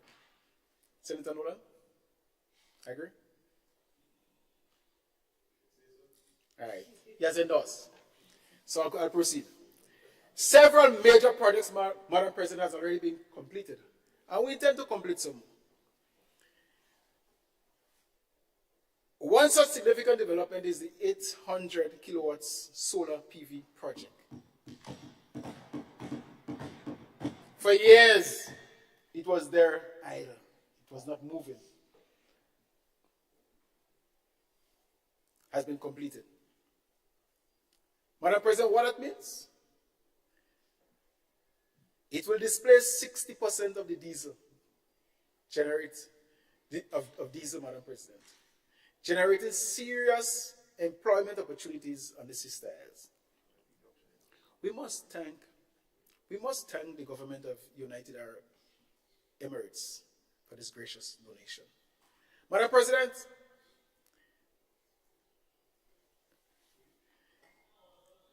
the Ministry of Carriacou and PT Mahatic is also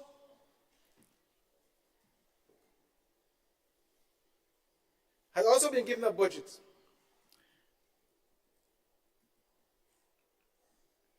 of $33.4 million. $33.4 million as compared to $22.8 million. A 10% increase. $10 million compared to 2023 to 2024. And mind you, that is Carriacou allocation. Each minister here will tell you that before January or February, a portion of the budget going to Carriacou too. And the parliamentary representative making demands. Nothing wrong with that. We give it a willing heart. Because we are concerned about our brothers and sisters in Carriacou and PT Mahatic, Madam President.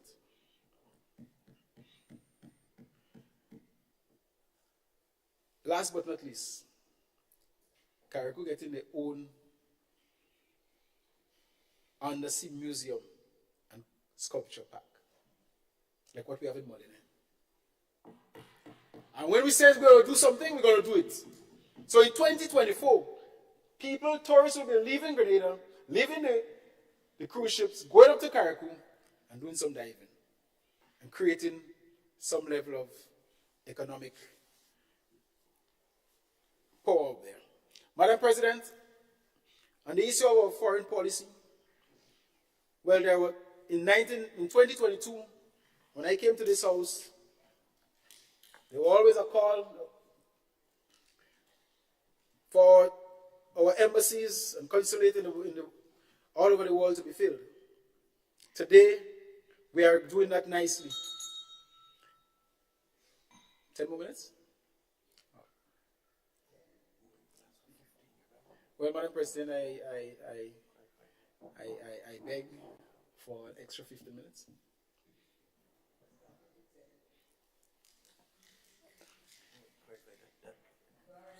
You are entitled to 15 more minutes, Senator. Thank you very much, Madam President. So, Madam President, our foreign policy, first and foremost, we have squashed the idea of having anybody other than Grenadians sit in our embassies and consulates. Grenadians must represent us in those countries. And therefore, we have made enough strides on that.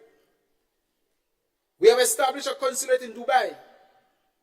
We will establish one in Ottawa, Canada. An embassy in the Kingdom of Saudi Arabia. And we have begun establishing diplomatic relations with several African countries. Grenada must be known. We are friendly people. We have to capitalize on that. People like to have good friends, and they're coming to us. We're going to go to them also. Madam President, in the thematic area number 4, enhancing climate resilience, environmental sustainability, and renewable energy.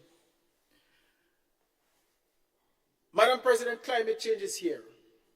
Climate change is real. It threatens our lives and our livelihoods. It's important, Madam President, that we deal with a monster we didn't create,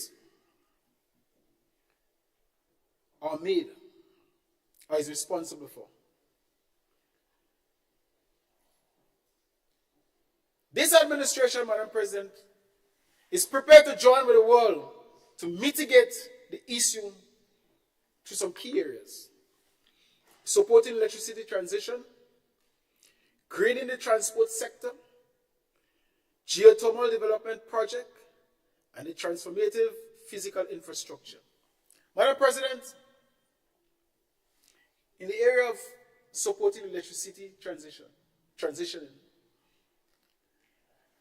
we want to transition the electricity sector towards renewable energy using solar, geothermal, and wind energy. We believe that we can do it. We may not have all the technology, but the world is just a click away from us.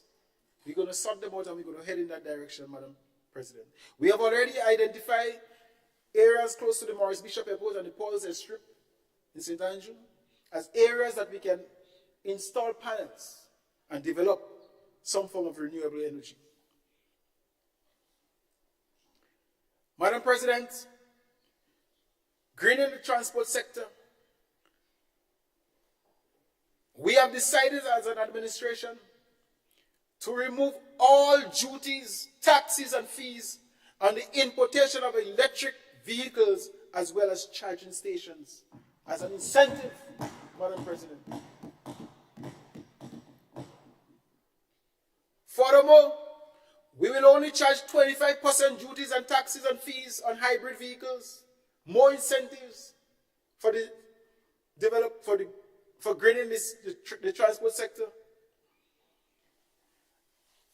Madam President, this administration, we are prepared to lead by example. We are prepared to do as much as it takes to make sure that the vehicles we are purchasing in 2024, they are either electrical vehicles or hybrid vehicles.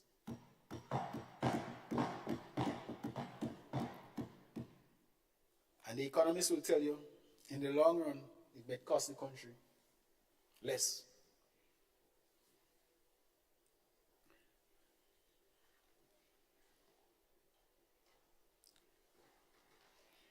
Madam President, there's a list. I want to highlight some of the major projects government intends to take. And I'll list them quickly. The Climate Change Infrastructure Project, the Grenada Climate Resilience Water Sector Project, the Cliff Rehabilitation Project, Springs Woodlands to the Cliff, Monjolo Junction, the South St. George Water and Sewage Expansion Project, the Grenada Resilience Improvement Project, the Caribbean Efficiency and Green Energy Building Project, the St. John's River Flood Mitigation Project, the Coastal Protection for the Shoreline of Sutter's Bay, and the Molyneux Landslip Rehabilitation, among others. Madam President, these projects are expected to generate hundreds of construction jobs and support the further reduction in the unemployment rate. Madam President, I can go on and on, but before I leave, let me make a few comments on the cost of living in Grenada. It is something that is plaguing our society. It is something that people are complaining about. And this is one of the reasons we have thought it was wise to work on the minimum wage. Because the rate of inflation is hampering the progress of our people. And therefore, we have taken measures to fix that. And we will continue working on those and reducing the cost of living day and night. We will continue working on it. We didn't meet a nice situation. Madam President, we will be putting measures in place to make sure that the situation gets better and better and better and better. And so, Madam President, we have in 2023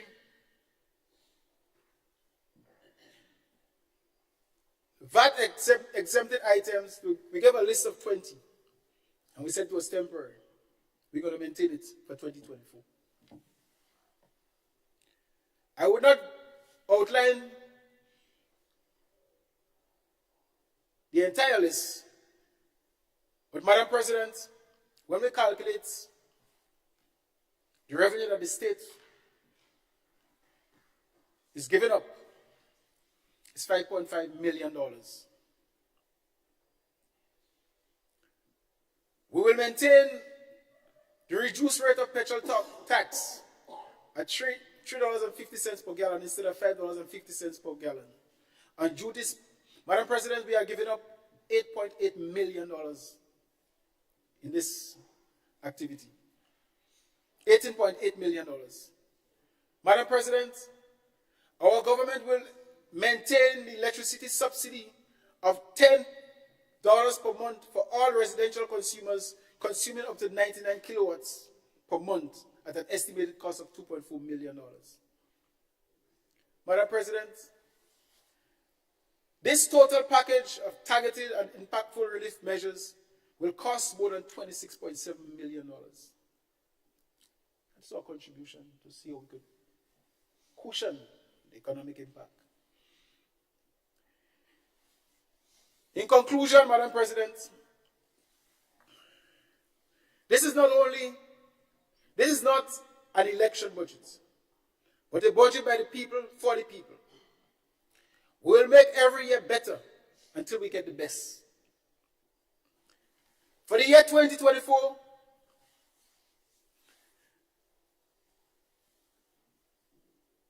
the most vulnerable workers of our nation will benefit from the minimum wage. Madam President, the Imani, I don't like calling him Imani, I don't like calling people E-money. The workers, Madam President, in this country who have been in the service for as long as 20 years, still trading. Some of them working as low for a lowest $700. Madam President, we will increase that $700 by 71% to $1,200 for those workers. Our students and parents will benefit from the free tuition, free meals program. What is dollar? Lunch is $1, lunch is $2, $3. What this thing is about? The paper you're writing the name of the person on, maybe what more than $1. Madam President, we're going to give up that.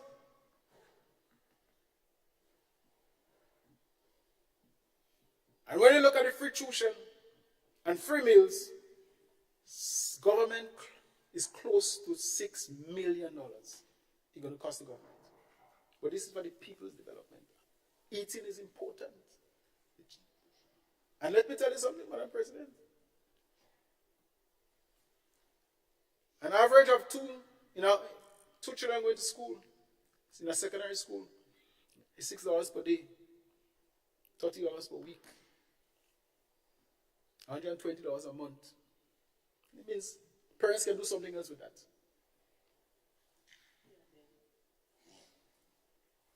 At least they could take something like Coats and pay $99 a month, and improve their lives. Madam President, in 2024, Grenada will experience a WASH program more intensive. Madam President, all the glamoring about payback the temporary $150. Madam President, in 2024, it will be a permanent $200 going on the $300. Permanent. No election gimmick. Election is not this year or not next year. Madam President, the regularization process has started, and we're moving on nicely. In closing, Madam President, let me say that this budget reflects our unwavering commitment to the fiscal responsibility, economic growth, and the well-being of our citizens. By prioritizing prudent financial management, strategic investments, and targeted initiatives, we are charting a course towards a more prosperous and sustainable future for all. As we navigate the challenges ahead, let us remain steadfast in our collective efforts to continue building a robust and a resilient economy, foster inclusive development, and ensure that every citizen reaps the benefits of our shared prosperity. Together, we can shape a brighter and more secure tomorrow for our nation. Madam President, it will be remiss of me if I did not take this opportunity to thank all our friends and partners who have helped us through this journey. Time will not permit me to read the list of acknowledgements. However, permit me to mention just a few. We cannot say thanks enough to the Almighty God. Allow me to also to reiterate sincere gratitude to the Prime Minister and my other cabinet colleagues. We have a great team of men and women who love Grenada and are committed to serving you, the people. I wish to thank also all those who contributed to the preparation and presentation of the 2024 budget and accompanying documents. The staff of the various ministries and departments, statutory bodies, state-owned enterprises, and all other public officers. Permit me to especially thank the permanent secretaries, advisors, and staff of the Ministry of Finance who have worked tirelessly in the past year in a less than ideal working environment. I wish to record my thanks to you, Madam President, and the Clerk of Parliament and his staff for making the job in the Senate easier for all of us. Thank you, and may God continue to bless all of us. I thank you.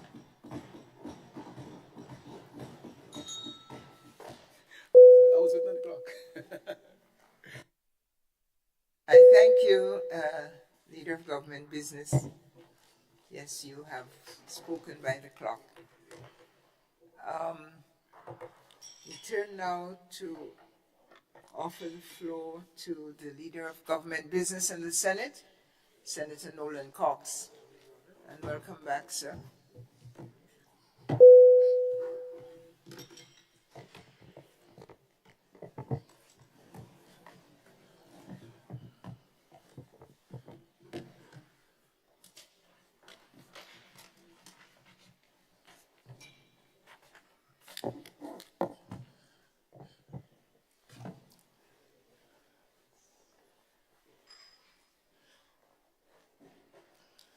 Thank you very much, Madam President. Madam President, it is my pleasure to be afforded the opportunity to make contributions to the estimates of revenue and expenditure for the 2024 budget. Madam President, I am guided by the strength and eternal mercies of the Almighty, and recognizes that everything is realized through His grace and His blessings. Madam President, it is my understanding that this year's budget is a continuation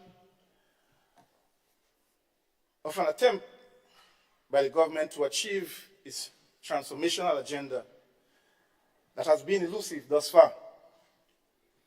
Hence, I will make contributions based on pronouncements of achievements for 2023 and plans for 2024. The presentation of the 2024 budget, I believe, Madam President, is not really people-centered, but as proclaimed, but it is rather more self-centered, without true focus on those in need during this challenging time. Madam President, this 2024 budget debate is occurring at a time when the greater economy has shown clear signs of slowing. As it speaks specifically to the GDP proposed estimated figures of 3 to 3.6% over the next 2 years. Notwithstanding this analysis of the macroeconomic parameters, but it's not just these figures, Madam President, but what is really felt by families and homes around this country. I think that is what is most important. So the mention of glowing numbers, the mention of increased revenue, the question is, how does that impact ordinary people on a day-to-day basis? That is the core, and that is what a budget should represent. Some of the remarks from people in the street, Madam President. Things are slow. Money is tight. People are not spending. Nothing happening. The place real hard. It doesn't seem like we have a Christmas this year. Those are the feedback from ordinary people. And that is the facts. I am not saying, Madam President, that this administration is not intending. Their intentions might be good, but the question is, what does the result say? It is all our hope that these circumstances, these utterances, the way how people feel, will change for the benefit of this nation, and that this budget that will be implemented in the next fiscal cycle will really and truly impact people's life in a positive way. We hope that. We do not wish anything negative on our people. But the fact of the matter is, the situation out there is not as comfortable as it is proclaimed. And those are the facts, Madam President.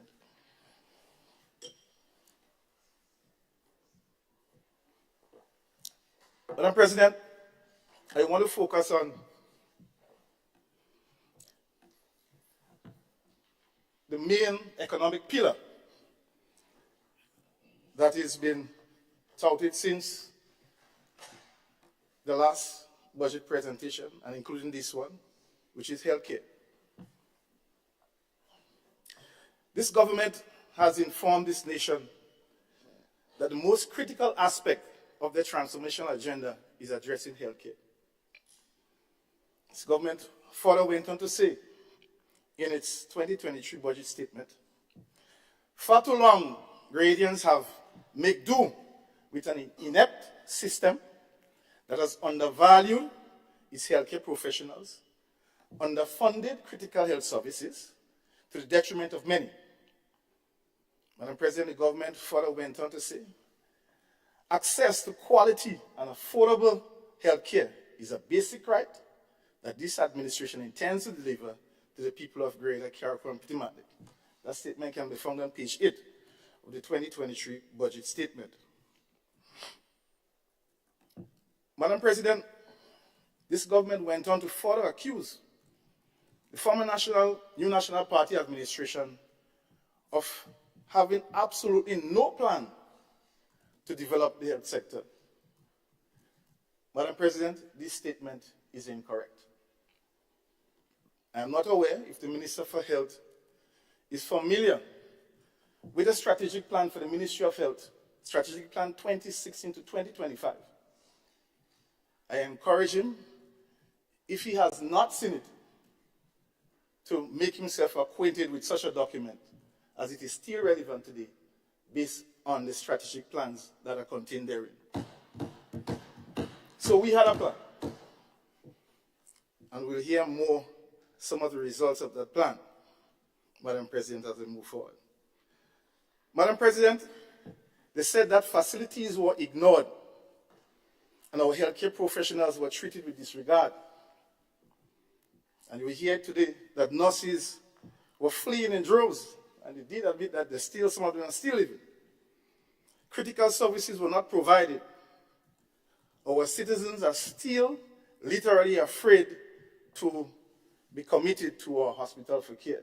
Madam President, I do hope, as we speak here now in 2024, that this perception has changed. I really do hope.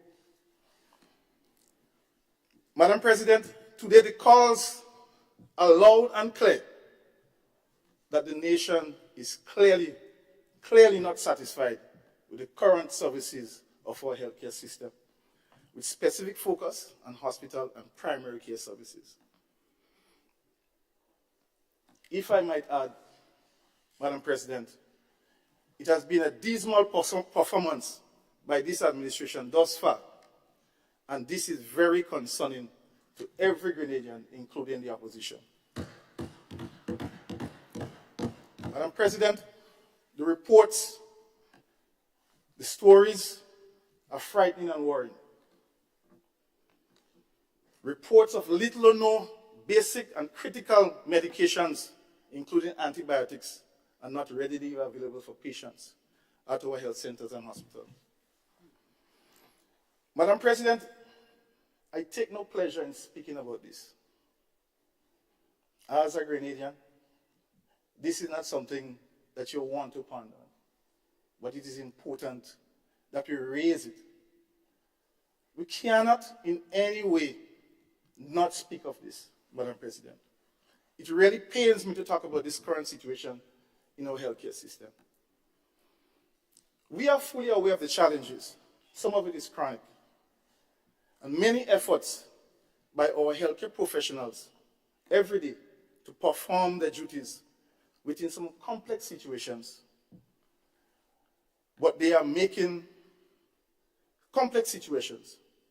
But you are saying that you made a mess when you inherited the system. That is what was said. Even after approving in this honorable house, Madam President, the largest budget ever, signaling an increase in investment in the healthcare system, the services are still below par. And the question is why? This is very telling. We boast of an increase in investment, but yet the quality of the services has declined. Why is that? More money, Madam President, does not necessarily mean better healthcare services. That is what we are seeing. Madam President, this should caution the government that a new teaching hospital does not mean better healthcare services. We must focus. We must focus on what truly is required to deliver the best services to our people. However, Madam President, we should not be surprised of the track record of this administration in the delivery of healthcare services. They do not have a good track record, Madam President, and the facts will bear for everyone.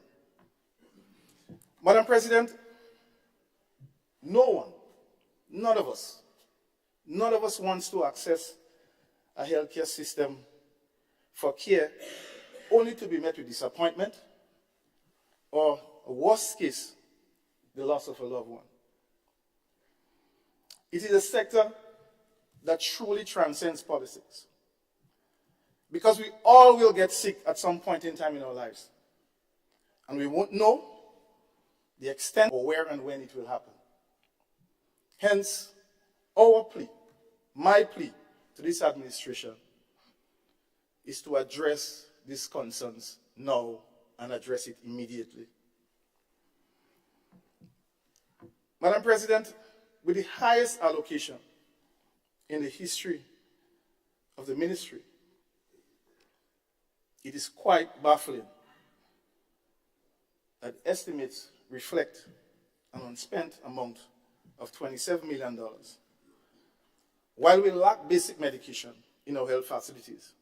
Madam President, we need answers. The nation needs an explanation. Unfortunately for us, the Minister for Health is here in this house. So we look forward to him giving us a report on why and what are some of the issues. Madam President, if it could even get more worse,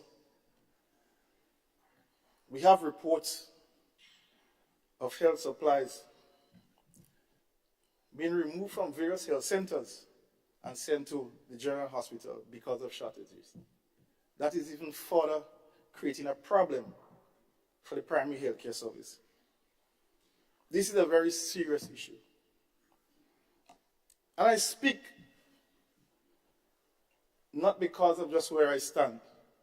I speak because of my experience working in the healthcare service.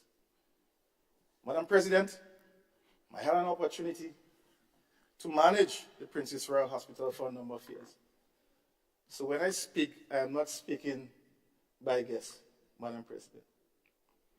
I've had an opportunity to see patients come in and go out, and some not go out alive. Madam President, I've seen it, and I understand the importance of the health care to our people. And I am appealing that we ought not to be playing around with this. Because, Madam President, you know, the only time it hits home is when you are admitted. That's when it hits home. That's the only time. And you know, sometimes we hear a lot of stories, and we hear comparisons to other countries. Other countries do have challenges, Madam President. I have been admitted to hospitals outside of this country, not by choice. So I know. I know. So, Madam President, when supplies have been removed from the rural communities, that speaks to a big issue, a serious issue. This, we believe, is unacceptable. We need to fix this immediately. We need to get this done now. Madam President, after reviewing the Ministry of Health budgetary allocation, there is a need for further explanation to clarify what was presented in the budget statement by the Minister of Finance on page 21, indicating a budgetary allocation of $7.5 million for a new teaching hospital scheduled to be completed in 3 years, and $3.5 million to recommence the National Health Insurance Program. However, Madam President, after reviewing the estimates of revenue and expenditure for 2024, there are no such budgetary allocations for these items. I believe, I do trust that the Minister, and not just no budgetary allocation for next year, but for the next 3 years. I do hope the Minister of Finance and can help the Minister for Health in clarifying why there were no such allocations. Maybe funds might be coming from the World Bank. We never know. So, with some friends, so we look forward, the nation is looking forward to that, because I ask this, Madam President, because we can't come here and say that we're going to build a new teaching hospital, and our budgetary document is not showing any funding for such item. And you said that $7.5 million was budgeted, but it's not in the document. So we believe that it requires some clarification. I ask the Minister for Health to please help us just clear this up, Madam President. Madam President, the 2024 budget statement speaks to achievements as it relates to upgrading health centers, health facilities. Madam President, I smiled, but a little laugh came when I saw the list of achievements, of facilities that this administration would have upgraded. You know, in local parlance, we have a thing we just say, when somebody says something funny, we just say, I cried. Madam President, I really cried. When I see the list of facilities that this administration put forward as their achievement, Madam President, being the former Minister for Infrastructure, I am well acquainted with the projects that we have signed off on and projects that we were implementing. So when I see the Princess Royal Smart Hospital, I was shocked. I believe that was a misprint. When I see the Hillsborough Smart Health Center, the Victoria Health Center, Madam President, when I went on site and I looked at the health center in Victoria, we made a decision to demolish and rebuild. I don't know how that is an achievement of this administration. Wester Hall Health Center, Madam President, these are the new National Party-led projects, Madam President. So we give you another fiscal year. We give you another fiscal year to the new National Party-led administration achievements. That is our achievement, Madam President. Madam President, how can you tell this nation that you inherit a mess? You say that you inherit a mess. But at the same time, you're promoting the achievements of the new National Party administration, taking credit for work that you didn't do, while deliberately misinforming your past of these projects as your achievement.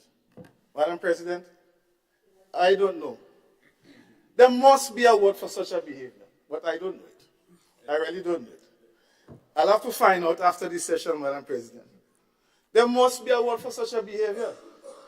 I know in my upbringing, my parents cautioned me about that, about taking credit for other people's work. We can't do that. We can't allow that in 2023, Madam President. Madam President, let me go further. Let me go further. Phase 2 of the General Hospital. National Party never do nothing in health. Never do anything in health. That is what was said. Phase 2 of the General Hospital, Madam President. This project was abandoned by the then NDC administration. Today, that project was successfully completed by the new National Party administration, Madam President. Now we are hearing boasting of transforming healthcare with a new accident and emergency. Madam President, let me list what we did. As I said, from where I sat, I had an intricate walk-in with what was happening. The new dialysis unit, Madam President, we did that. We did that, Madam President. The diagnostic lab, the X-ray, CT scanner, we secured that. New ambulances, we did that. The Guav Polyclinic, Madam President. Well, I don't know. And the list goes on. Madam President, it is not a good example to pass off someone else's work as yours. Yeah, I encourage you to stop it immediately. The nation is watching. Our young kids are watching. I cry, Madam President, when I hear that.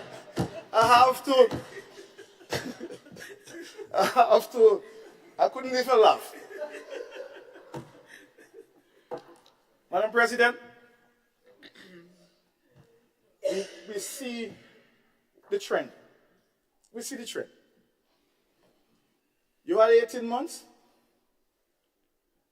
We want to see, the nation want to see you start coming up with your new initiatives. You establish a whole ministry named MIT to implement and transform and mobilize, and we go, yeah, but they're unblocking just now. You don't worry. Don't worry. We go deal with all the unblocking just now. Madam President, I want to move on to infrastructure. The Ministry of Infrastructure Development is often deemed, Madam President, the heartbeat of economic activity in most economies like ours. And when it is not handled adequately, the entire nation will feel its negative impact, Madam President. Madam President, it was said by the other side that we should not only critique them, but we should also offer recommendations. It is often said so. I stand corrected. Madam President, as such, I take this opportunity to offer such recommendation. Madam President, and this recommendation is in the interest of the ministry, is in the interest of this country, and that is why I believe this recommendation should be made. Madam President, the Minister for Infrastructure Development, or Honorable Prime Minister, who frequently offers free advice in the other place, understands. In his profession, he usually receives compensation for giving advice. But today, Madam President, I'm offering free advice. It is my humble belief, Madam President, from my knowledge and understanding of the workings and demands of the Ministry of Infrastructure Development, that the current Minister for Infrastructure, I believe, needs to immediately pass the responsibility of the ministry to another Minister of Government who is more present on island and grounded to properly guide senior management of the ministry to ensure the implementation of this important project to achieve this for the good of this nation. Madam President, we are all aware that traveling for international and regional engagements are in demand for the Honorable Prime Minister and of great priority to him at this time. Hence, Madam President, I kindly ask that some consideration be given to this genuine and humble recommendation, with the knowledge that it is the right of the government and the leader of government to make his own decisions. However, Madam President, I must say that if we continue in the manner which we are going to see more negative impacts from an economic standpoint. The Ministry of Infrastructure requires hands-on to ensure that projects are implemented properly and in a timely manner. You cannot run the Ministry of Infrastructure from afar. It just would not work. That is my advice. Madam President, however, I must commend the ministry for seeking to continue with some of the key important public sector investment projects.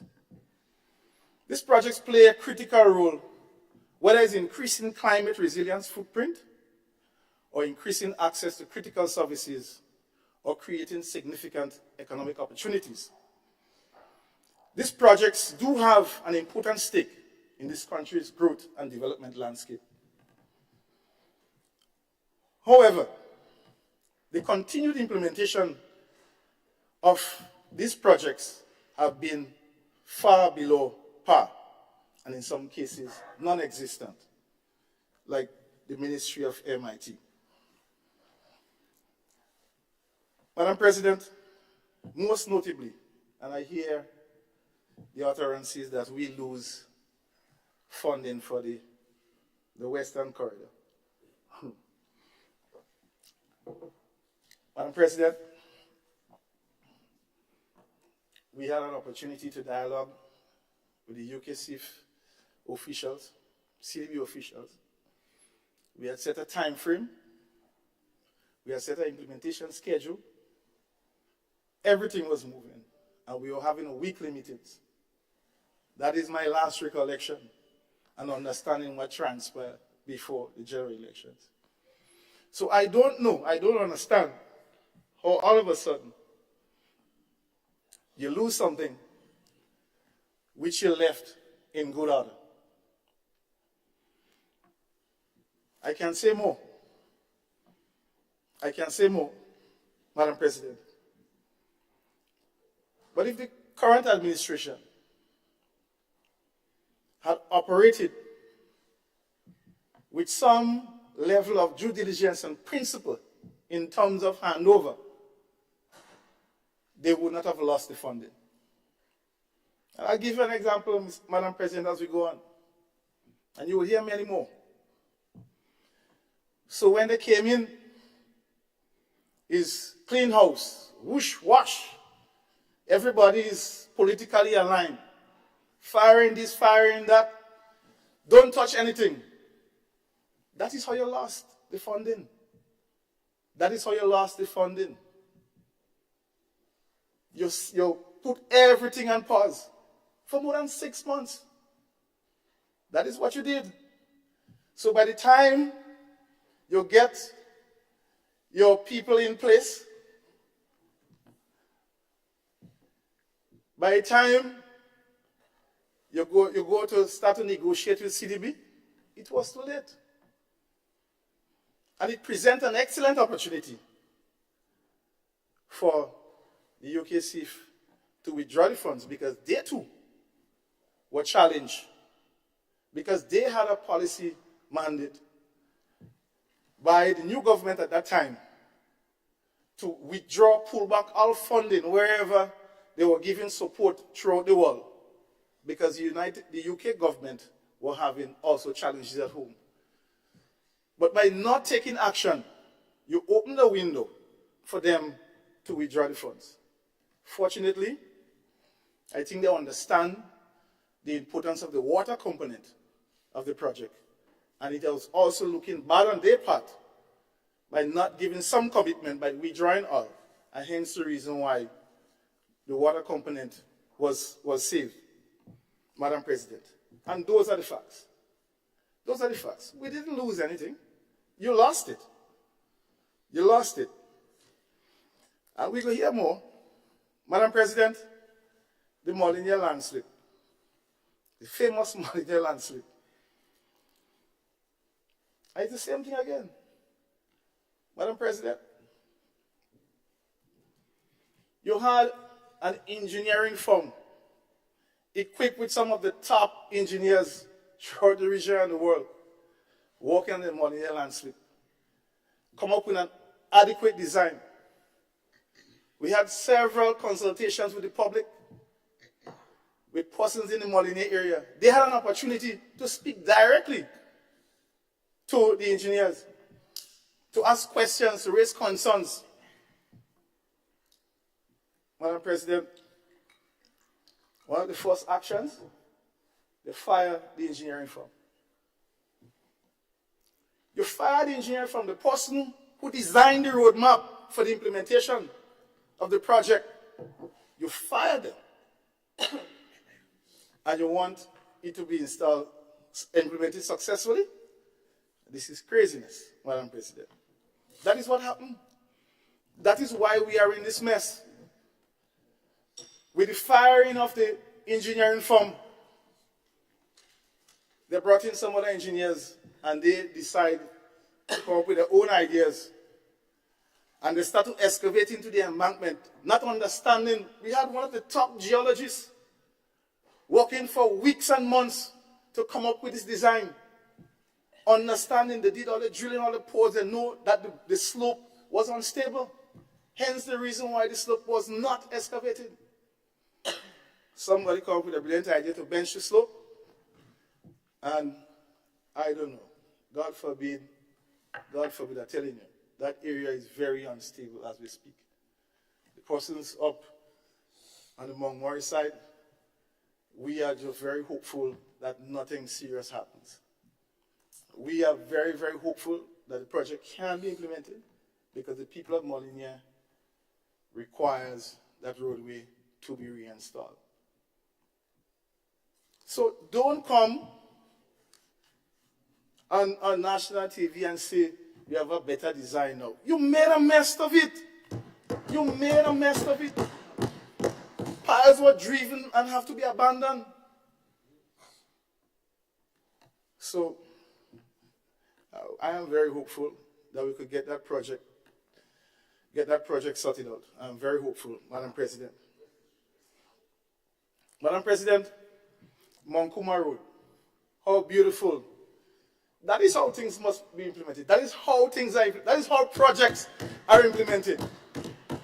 While we were busy working on the Molinier Road, we took a visionary decision to open a new roadway to further facilitate the access of traffic. And what is happening within that area? We have new communities being developed, new homes, persons are going, the value of the land in that area is also going up. That is what we did. We didn't leave a mess. We didn't leave everything was right. We are not perfect. We make errors. But don't give the nation the impression that we made a mess. And we'll go further. We'll talk a lot of things. COVID and a lot of stuff. We have a lot of things to talk about. Now, President, really and truly, I think we need to look at the standing orders and amend the time for this debate. I would have really loved to do like a 3 hours today. Trust me. I'm feeling it. Madam President, the Maurice Bishop International Airport Upgrade Project. Madam President, I recall clearly during the midst of COVID, when we sit down and we assess and we analyze the opportunities for implementing the project during that slow period, because we would have heavy equipment to move. Now we have less traffic on the road. We thought that was the best time to accelerate certain aspects of the project. We were vilified, Madam President. We were accused of selling out our country to a foreign nation. We were accused of wasting money on the airport upgrade. Why are we doing this now? When we have COVID and people falling sick, Madam President. Those were the comments by the other side. Today, Madam President, we have a sudden turn of events. This project is now a major achievement for this government. How magical. How magical. Talking about the bridges and what. I'm telling you, Madam President, there must be a word for a behavior like this. I have to find it before the session finishes, Madam President. There must be. Madam President, the fact is that this project was launched under the stewardship of Honorable Gregory Bowen, then Minister for Works, in 2019. I only came in thereafter in October 2020 and took up the baton and moved the project forward. Them time we were actually starting to implement. Madam President, we hired a project management company to ensure that government interests and the project deliverables were met to specification. That is how we operate. That is how we operate. We understand the importance of what we are doing. And if you look at the work that is going on there now, Madam President, and what that will do. And you know, Madam President, and we haven't really linked the two as yet. But I firmly believe, and maybe before the end of the session when I do my research, those upgrades that we are doing now may well be as a result of this increase in ELIF that we are receiving, Madam President. That is the vision. Madam President, there are several other projects I wish to highlight that were implemented or commenced by the new National Party government. The famous traffic lights. Madam President, famous, I say famous. I recall at one of our press conference, post-cabinet press briefing, it was said that the traffic lights cost $30 million, $30 million US dollars. That was far from the truth. It was said everything was traffic. It was a waste of time, everything. Madam President, I'm not certain if the members on the other side may have any indication of those utterances, Madam President. Madam President, by June 2023, prior to election, all equipments and inputs for the traffic light were purchased. All. Because everything had to be manufactured to specifications. We signed the project for the traffic light in June of 2021, Madam President. In June of 2021. You know what has happened before that? Months of traffic studies was taking place, indicating where the lights are going to be, monitoring the traffic, the busy time, the slow time. That traffic lights that you see there now, Madam President, was not done by guess. There was also another critical component, I do hope that the government, current administration, ensure that that is delivered. A training component, Madam President. Local persons are to be trained in the operational management of that traffic light so that we do not have to call in people whenever we have errors with it, issues with it. That is built into the contract, Madam President. So just in case MIT doesn't know, they should know by today. They will know by the time I finish. Madam President, the St. John's River project. This project is such an important project. And we see that there is budgetary allocation for it to continue. We need to have this project completed. I do not want to come back here next year, Madam President, and talk about this project not being completed. We need to just complete it and bring some peace and comfort to the people of Riverwood. It's about time. Madam President, the Seamoon Cultural Center, that center was destroyed by Hurricane Ivan in 2004. And we work steadfastly to ensure, together with the community, we had concept designs, we had meetings. We also shared the concept designs in the diaspora to also get feedback from persons to ensure that we are building what the people want.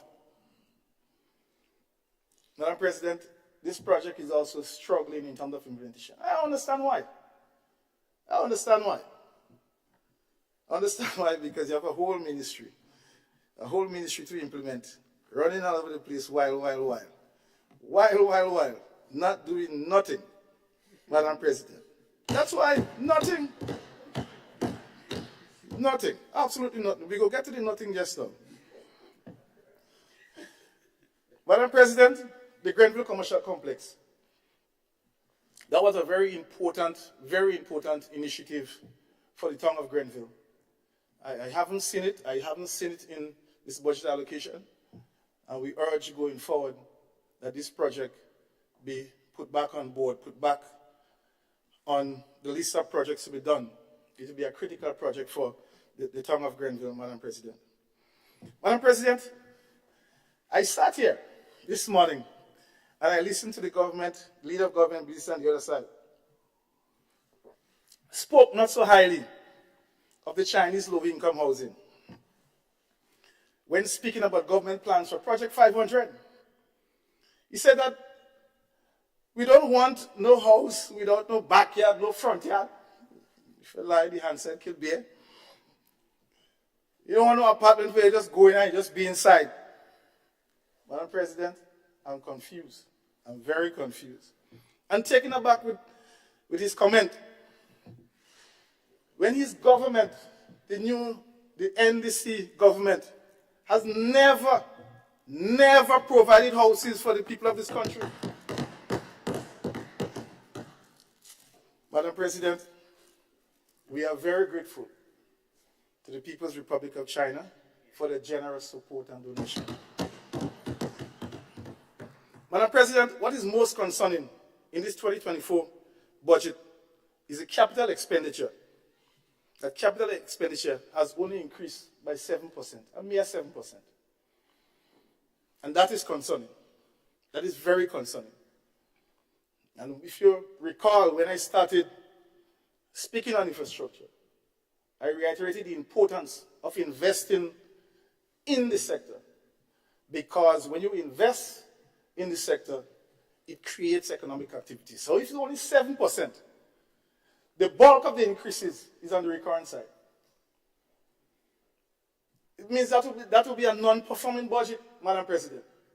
When you have all these increases just for wages and salaries and travel and leisures and all kind of stuff, which brings in no return, which does not impact the economy, especially on the revenue side and on the collection of revenue side, that is a problem. When you invest on the capital side, Madam President, what it does is spur economic activity. All the businesses, all the services are impacted.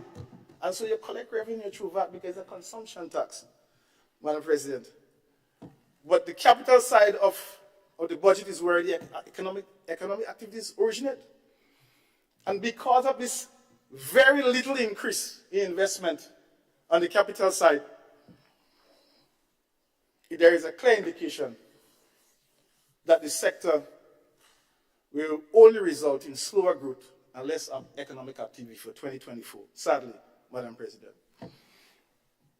Madam President, I was kind of encouraged. I didn't really plan to speak on agriculture.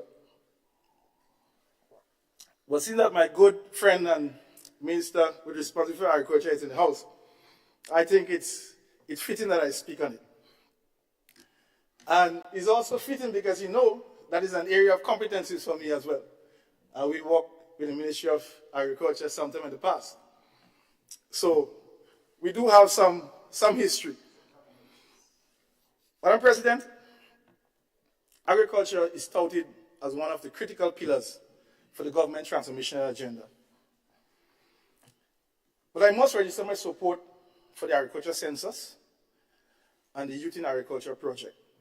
I think those are two very critical initiatives taking place at this point in time. And I see budget allocation for those in 2024. However, the implementation of other key projects in the ministry is below this usual standard, Madam President. We heard the leader of government business giving some justification, Madam President, for this whopping 23 million unspent or unimplemented monies in the budget. We heard that there was support from the World Bank, but we can only be guided by what is in the estimates of revenue and expenditure, Madam President. We are aware, Madam President. We are fully aware. The challenges that workers face in the service and the ministry, of course. And there are admissions of low morale and enthusiasm among staff, Madam President, within the ministry and other ministries. This is an admission by the government, Madam President. It is clear with their intention for its pay and grade policy. It means that something is happening there. If persons are performing, if persons are doing what they're supposed to do, then there ought not to be a discussion about pay and grade. So there is some brewing issue there, Madam President. Madam President, the Minister for Agriculture do have some work to do to reverse its course of action in order to achieve results in this critical sector. My colleague from the Farmers Rep, Honorable Roderick St. Clair, I know will speak more on this going forward, on how farmers are not enthusiastic. For whatever reason it is, they are not enthusiastic about the support and the performance of the Ministry of Agriculture currently. They have lost some significant confidence, Madam President, in the ministry to deliver on their needs during this period. And I do understand, Madam President. I do understand how they feel. I do understand how they feel when it is almost impossible, Madam President, for them to access agriculture financing for production on the farms from the Greater Development Bank. But only to find out, Madam President, with just a phone call or having some political leverage, some members of the cabinet can immediately access millions of dollars for their own personal purposes. Madam President, if you're a farmer, this must be troubling to you. This must be troubling to you. Must be. Why is it so difficult for him or her who is involved in agriculture to be able to access funding for production, we hear a lot about the whole issue of value added. There must be some avenue for persons to be able to access funding to grow, to invest. I do hope we can get a report, Madam President, on the CES 30 million, how much persons were benefited. And I wanted to speak some on that, but I believe that the government side will give us some reports on the performance of CES and how much farmers would have benefited from this $30 million. We look forward to that, Madam President. I asked, Madam President, how could this be fair? How could this be right and just? Let us put ourselves in the position of the hardworking farmers who make their livelihood only from farming. Only from farming. Madam President, the optics, it doesn't look right. It's unacceptable. Not because we have the power to do certain things, doesn't mean that we should do it. I could never understand the reasoning behind those actions, Madam President. I am lost for words. I am lost. Madam President, Predia Lasini. Predia Lasini has continued to be a thorn in the lives of our farmers. And I'm certain that my dear colleague is happy that I'm leading the debate on pre-deal larceny. I'm I know that he is happy about that. This is a long-standing and chronic issue, which efforts have been made in the past to eradicate, but in more words, eradicate or minimize. But more needs to be done. I recall, Madam President, in this Honorable House in 2020, we passed legislation updating the Pre-Deal Larceny Act with specific emphasis on soursop. Persons who are soursop farmers and the registration and having to give information, you couldn't just go and sell stuff or export soursop. So some work have been done, but much more needs to be done. Madam President, I see the efforts of my colleague, Rep for Farmers in the Senate. Come here time and time again to seek support from the government side to address an antiquated Crop Compensation Act. Very simple. I'm hearing boasting of all sorts of monies. We have monies, billions to pay off. We have monies that we could pay pension 10 times over. That is what I heard, Madam President. Why? Why is it so difficult to just review and update the Crop Compensation Act so that if a farmer have a damage or a loss, he can be properly compensated? What is so difficult about that? I do hope in this session of Parliament, I will celebrate if we all can come together. I do hope that, I believe that my dear colleague is working well with the Minister for Agriculture. And we do hope to see that revised Crop Compensation Act for all farmers of this nation being addressed finally. And that is my true and honest hope, Madam President. Madam President, I want to speak a little bit on finance and the economy. CBI, Madam President. Madam President, you know, I'm happy to hear the sale of passports is no longer a sale of our patrimony. You know, I'm really, really happy to hear that. Because when we embarked on that program, Madam President, we were taken down, selling passports, selling out the country. Now, Madam President, the same people is boasting about selling more. I am confused. I am confused. And again, taking credit for the vision and policy of the new National Party administration. There must be a word for that, Madam President. There must be a word for that.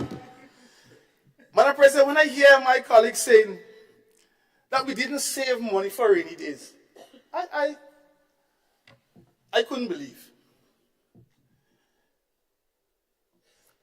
Madam President, I wonder if the member was here in COVID. I wonder. The new National Party administration, we governed outstandingly during COVID. Every public servant who was home for months received full salary. We even went further to pay persons in the private sector a percentage of their wages. Businesses, bus drivers, vendors, monies were paid, Madam President. So I don't know how, we're talking about a pandemic. Some of the same countries that I heard him boasting about that we should emulate, after the first month, Madam President, they could not pay their public servants, and we could have paid ours. So I wonder who should emulate who, Madam President. Yeah, I just find that didn't make much sense at all. So I had to remind him. Madam President. Madam President, the government policy of bi-monthly payments, and not according to me, Madam President, according to the government side. The bi-monthly payments was pursued for two objectives, according to the government. One, to increase the frequency at which monies meet the hands of employees to assist them with the cash flow. That's one, first objective. Second objective, to create more frequent spending to spur increased economic activity. Today, Madam President, I hear the government speak of this policy as if it was just an exercise or an activity to just say we pay salaries bi-monthly, which is not. Madam President, the question is, have this policy decision achieved the set objectives? Can you successfully say that the bi-monthly payments have achieved those two set objectives? Can you say that the person's cash flow are much better? Can you say that there is more economic activity? Well, I expect you to say it, Madam President. I expect them to say it. But I get a strong sense that they don't believe it, Madam President. I get a strong sense that they don't believe it. Madam President, we have not seen any increase in any economic activity. And I'll tell you why, Madam President. We have not seen that throughout the desired month by this policy of bi-monthly payment of salary. Madam President,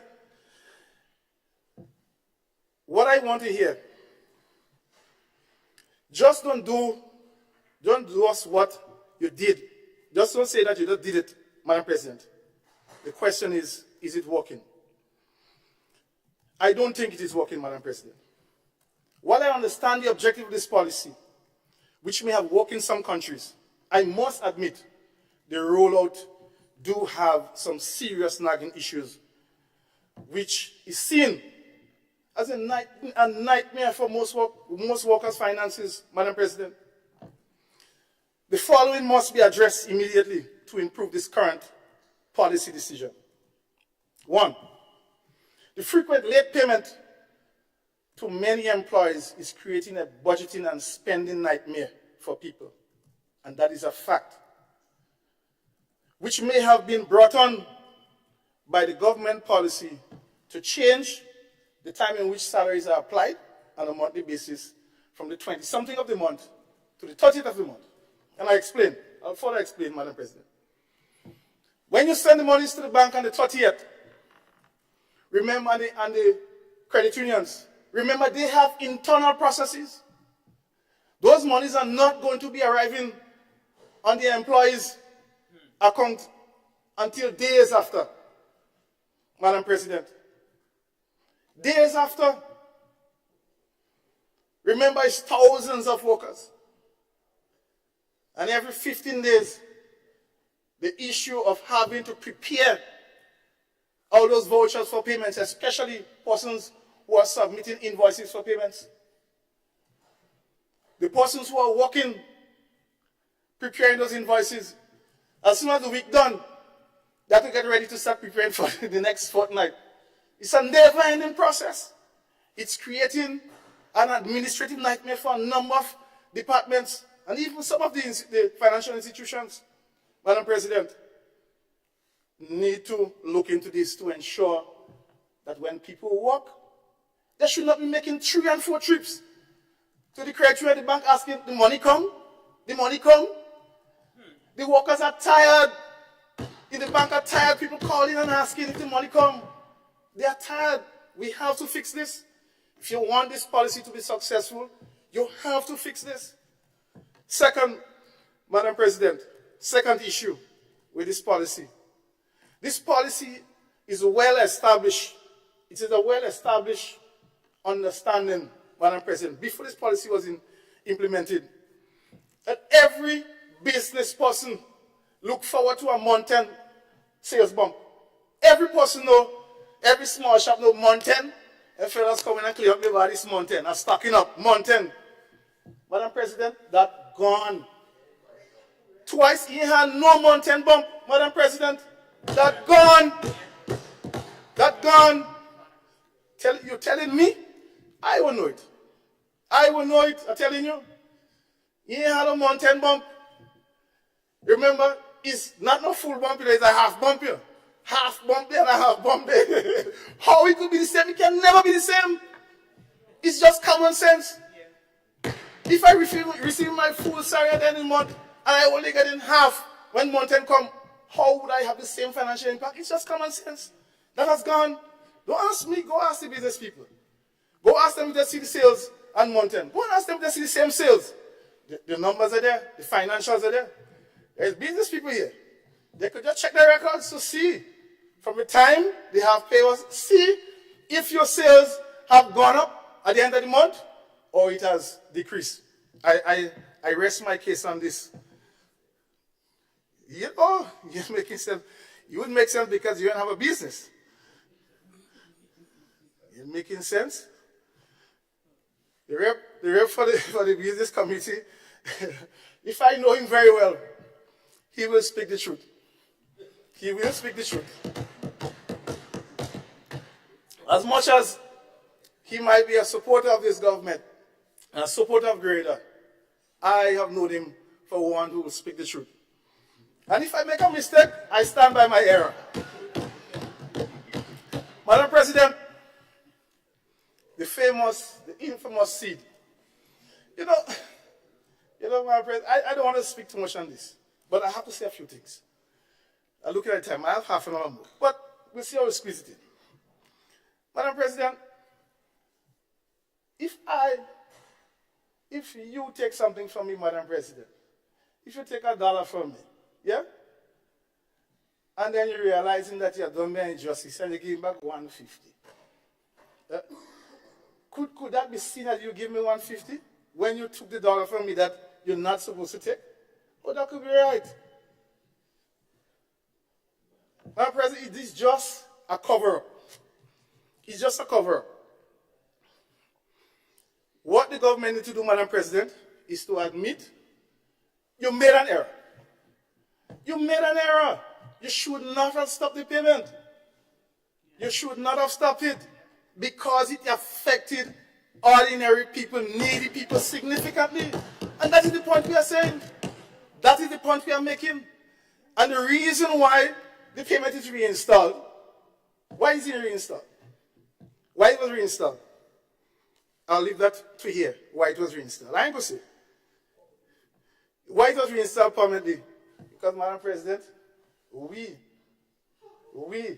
the other side, the taker increase permanently. So, yeah, so don't worry. Don't worry, the people know. The people know. Madam President, one thing I have been taught and learned, man don't live by bread alone. Yeah, so, Madam President, I don't have to take anything. I don't have to take anything. I come here with nothing, and I leave in with absolutely nothing, Madam President. But we'll get to that. We'll get to what we're taking just now. We'll get to that. I'd like to start it. Madam President, but I have to ask, this administration has been touting, and I'm sorry my member for labor is not here, about the dock salaries and paying back the dock salaries. Madam President, I call on this government to pay back the sick people the 18 months of the 150. Yeah. Pay the retroactive. You have a history of wanting to pay back and pay back. Pay it, Madam President. Give back the people the 18 months of the 150 that you took from them. Give it back. Madam President, I'm certain that I'm not wrong. I think that is a fair call. But I am only saying I didn't plan to, Madam President. No conversation from the other side. No conversation. Decorum, please. I thought I can't control myself. Madam President, I am only saying this because we heard it. We all heard it. Everybody who is listening heard it. That we have millions of dollars. We have money. That is what was said.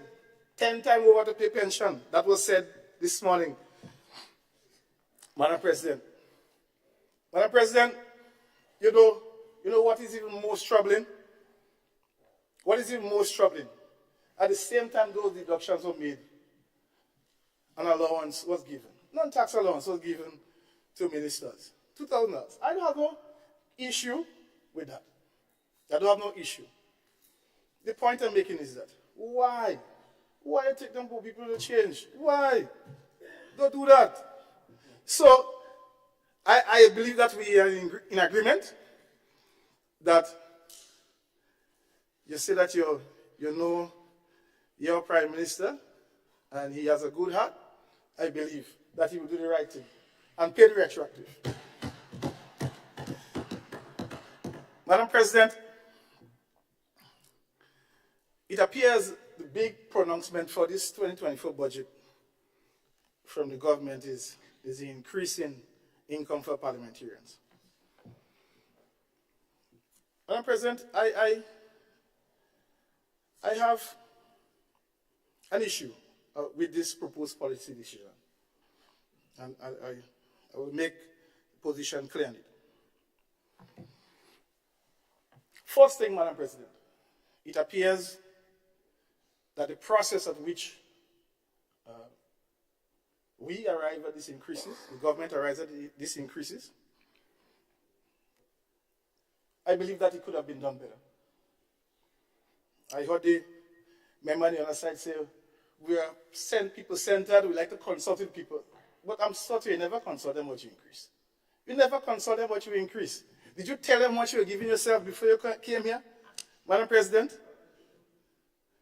Did you tell the people? You said you have several consultations in the diaspora, Madam President. Those were the words of the leader of government business on the other side this morning. Several consultations in the diaspora. Did you call them and tell them, Blow, I'm going to raise my salary by 5,000? What do you think? You didn't tell them that. We are saying, Madam President, an opportunity to have an independent committee do the review would have been a more transparent and level process. That is all we're saying, and we have an issue with that.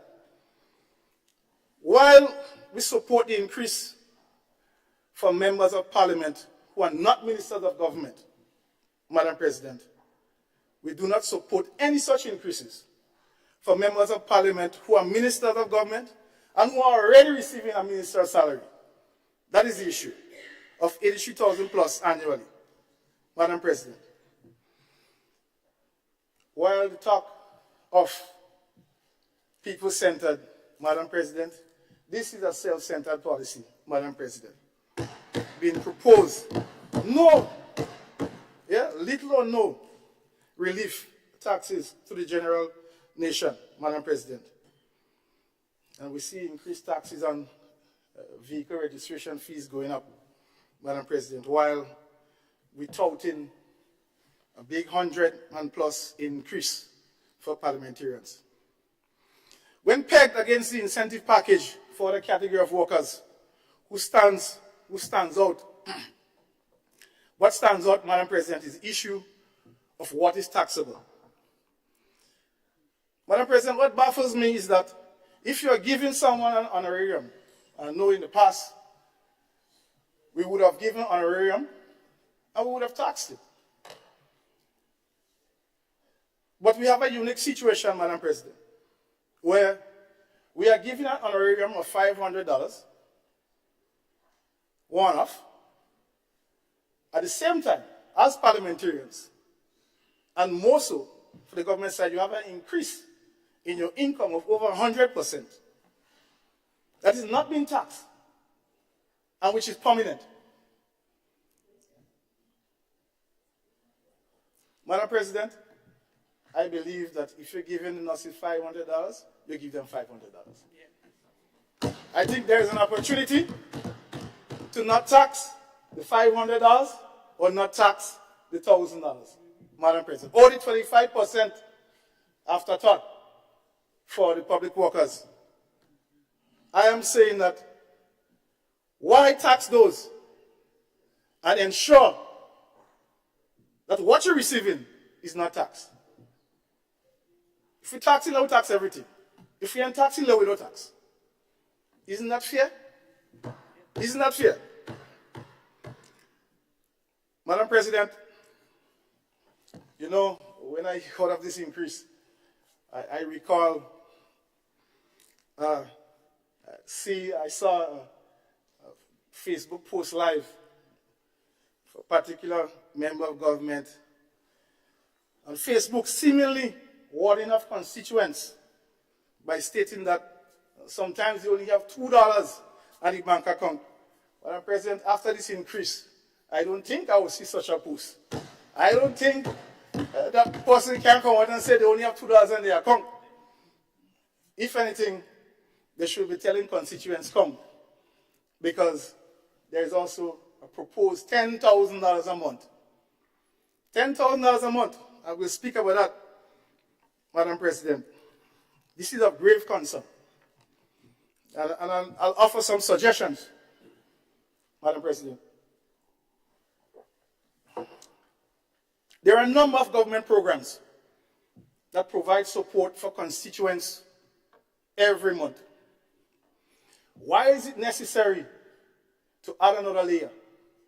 Why is it necessary to make available to parliamentarians another $10,000? No knowledge of how it's going to be done? Why not put that extra $10,000 in the other programs, in the programs that are currently existing? Why? I don't know. This doesn't smell right, Madam President. Because from the utterances of the Minister of Finance, they don't know how they are going to disburse this $10,000. $10,000 a month, Madam President. That is, well, they have plenty of money. That's what he said. They have billions. Madam President, I caution the government against this policy, to review it and recommend that you channel those monies, and you can put structures in place to facilitate easy access. But I don't believe that disbursing those monies in the hands of the parliamentary rep is the best thing for him or her, or constituents and this country, Madam President. That is my honest belief. Madam President, if I ask every member of this House,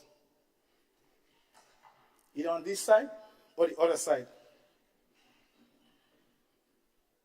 as to why, children meet you, you go to school, students meet you, and they ask you, why did you get involved in politics?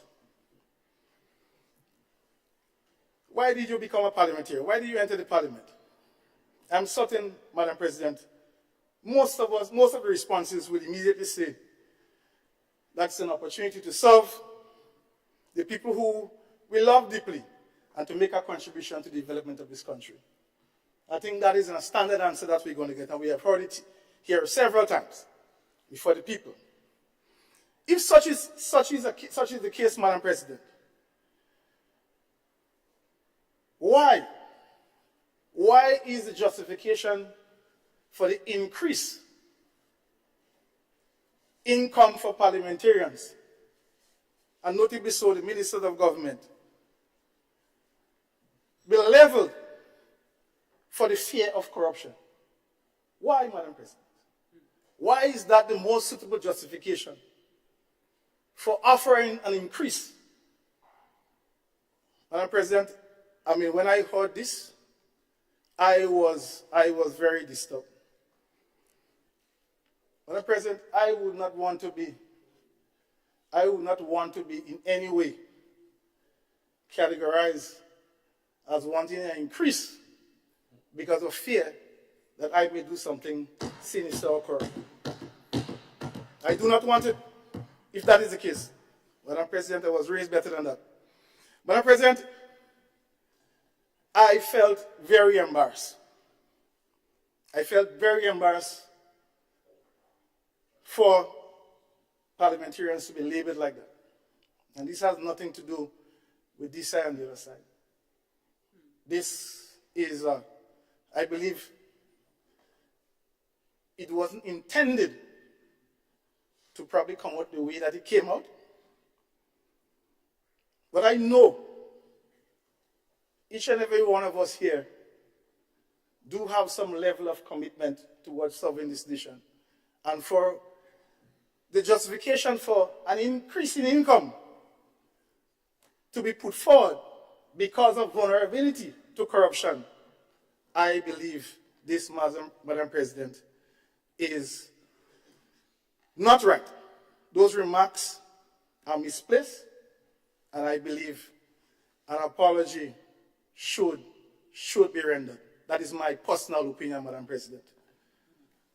And I rest my case on it. Madam President, and for some of us who are listening and not sure what I'm speaking about the beggy comment, Madam President. I don't think any one of us here want to be labeled as beggars at all in any way, Madam President. I rest my case on that, Madam President. Madam President, pensions. Pensions was a long-standing chronic issue. But with the definitive ruling of the court, this issue is now settled, I believe. However, I am somewhat puzzled by the subject of pension reform. Maybe the Minister for Labor can offer some more clarification on that. Or maybe the representative for Labor in the Senate, Senator Lewis, can bring some clarity in his response on this matter, if it is a genuine issue. But I recall, Madam President, of seeing it in the budget statement, the issue of pension reform. It is my understanding, Madam President, and from the utterances from the other side, the High Court ruling was clear, definitive, and absolute. That is what I understand. And so the issue of pension reform should not be a discussion, because the whole nation understands what pension we're going with, how people are going to be compensated. So I probably need some clarification on that. I just raise it for what it's worth, Madam President. That is what I see, because I know, if I could recall, the issue of pension reform is what was against the 1958 pension in the court, and 1958 pension won. So I wait to hear what this issue is about. And I guess as much, this sitting would not be the only time we may have the debate on that particular issue, but we may have more going forward, Madam President. Madam President, minimum wage. Madam President, while I'm in support of increased minimum wage, I give way to my colleague, Senator Rama, and the business representative in the Senate, who is, I believe, is better positioned to treat with the intricacies of this policy action and what the positive and negative implications that it may have for workers and businesses and the nation as a whole. But, Madam President, there are two critical issues that were identified with the new minimum wage proposal, and we think in every aspect what we put forward, it is for correction, for the betterment of persons who are going to be benefiting from it, and it's not an issue of critiquing, but indicating that this might be a possible issue, Madam President. And those two identified issues are, one, the lack or failure to either to clarify or not include the consideration for hours work instead of day work. I think that is something that is more progressive in terms of looking at hours work, especially for the hospitality sector, as against the other areas, Madam President. So that is something that I know the Minister for Labor, who have been working hard on this, that's her baby. I presume that's her baby, and I know that she would want to see it through successfully. The second issue, Madam President, is the disparity in compensation for certain services based on the location. And so what he's saying that if I'm a cleaner working at certain areas in the different areas which are in the country, there are different rates applied. So if you're working in Carriacou as a sweeper, you might get a different rate as if you're working in Grand and Sierra. There might be good justification, good reason, but I believe it is important for those clarities to be leveled so that people are not misunderstand. So I raise those two issues from a genuine place. Madam Senator, for Senator Joseph. So,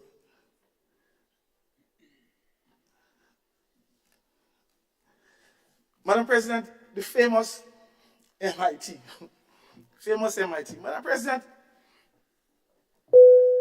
I have been resolute in my presentation at the 2023 budget debate. And I said it, and I believe it, that there is no need for no ministry of MIT. And I stand firm by my belief. Understanding what is required in terms of implementation and monitoring for important projects. Madam President, to this day, I still believe so. And in looking at the presentation in the other place, Madam President, by the Minister for MIT, further strengthen my position, Madam President. The Ministry of MIT is not necessary, Madam President. It's a waste of valuable resources. And what is even, I cannot verify, but there are allegations and reports that almost all the staff from the MIT came from a certain spot. I don't know if it's a hot spot or a cold spot, Madam President. I don't know. It came from a certain spot. I'm not sure. Madam President, but in reviewing the estimates for the 2024 budget, I noticed an allocation of $500,000 for a new crane truck for MIT. I don't know why. Maybe the leader for government business can give some explanation to this allocation for $500,000 for a crane truck for MIT. Why that is placed there? I think something of that nature, a capital item of that nature, is better placed with the Ministry of Infrastructure, who may have the expertise and so for managing such equipment and to handle such an expenditure. So I basically wanted to just raise that for what it's worth. But Madam President, when I listened to the presentation that was given by the MIT minister on his performance for the year 2023, I was not surprised. I really wasn't surprised. Because I know, running around dilly-dally and doing all kind of thing, all kind of niceties, you have to come and report. You must come and report to the nation. You have to come here and report. Not on Facebook, it's here you have to report, Madam President. The content and the duration of his contribution to the budget debate, I believe, Madam President, is a direct correlation to the ministry's performance of the last year. That is how I feel, Madam President. I know what is most amusing, Madam President. He came in with a piece of tired PVC pipe in his hand in Parliament stating that he is unblocking projects in the pipeline. But you know what was funny, Madam President? The piece of pipe here, both ends of the pipe were blocked. Both ends of the pipe were blocked, but he unblocking pipeline. I never see more wet. Never see more wet. More commerce. Pure foolishness, Madam President. I'm telling you. Things don't get implemented by grandstanding. You have to attain the necessary capacity. Get the work done. No long talk. No posting for likes. You have to get the work done. Get the work done. What we say? I cry. Madam President, my recommendation remains. And my recommendation to deal with implementation is that the government needs to compile a competent team or department attached to the Ministry of Finance, preferably, or the Ministry of Infrastructure, which we believe will be better, far more efficient and effective as to what is now implementation. We can find something to do. We could give my minister without portfolio. Something, we could find something to do. But what is now implementation is not working. It's not working. I believe, Madam President, if I'm not mistaken, and I stand corrected, the ministry itself, its own implementation is 40%, if I'm not mistaken, based on my analysis from the estimates of revenue. But I stand corrected. Because, you know, everybody count differently. So, you never know. Madam President, I wish to signal when my allotted time comes, I want to stick in a request, Madam President, for additional 15 minutes.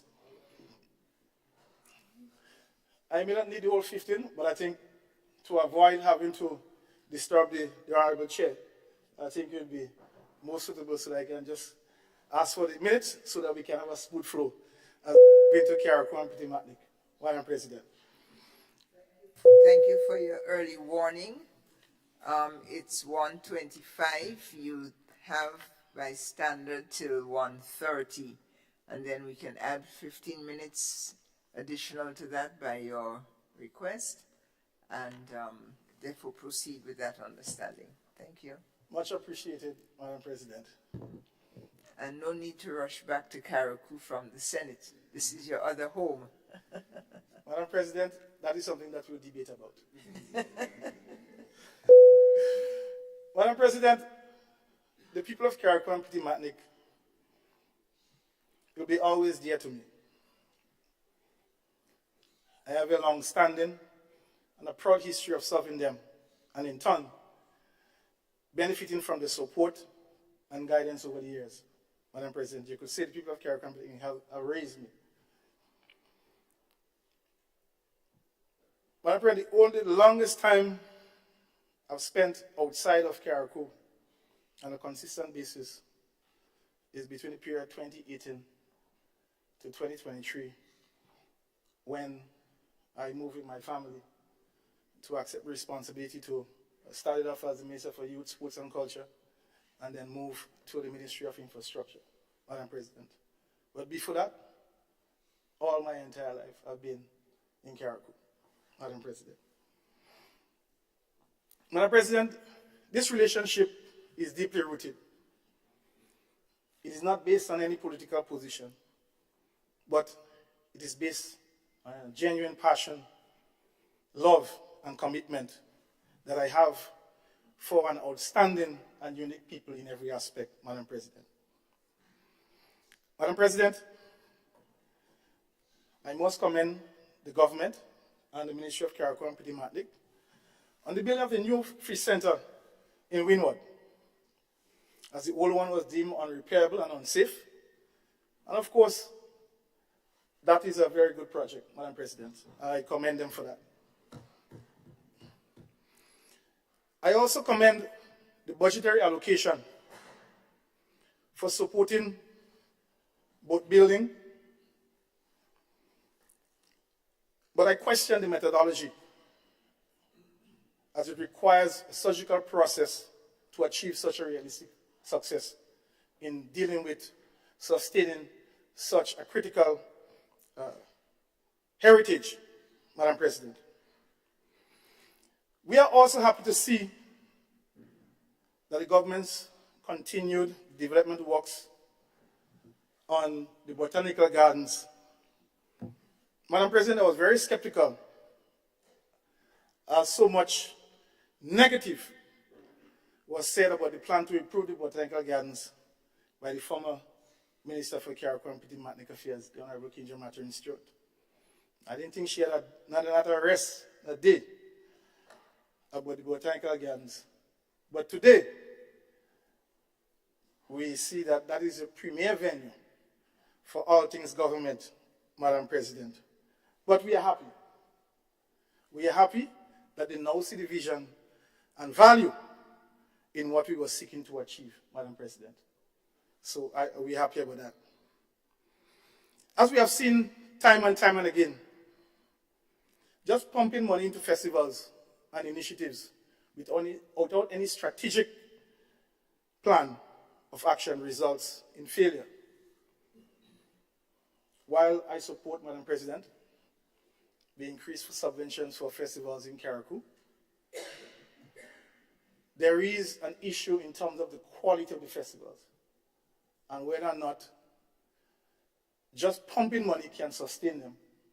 There needs to be more work for those critical festivals to survive. More monies are not going to save them, as we have seen. It is not going to save them, Madam President. So significant work needs to be done in that area to ensure that that is done. But Madam President, as regards to the boat building, I wish to signal to this House that the National Party administration would have done some prior work together with the National Training Agency and I believe UNDP to develop what you call boat building standards together with TAMCC. And the objective of that was to develop a manual so that persons can go to TAMCC and they will be taught from this manual how to build a wooden vessel from scratch.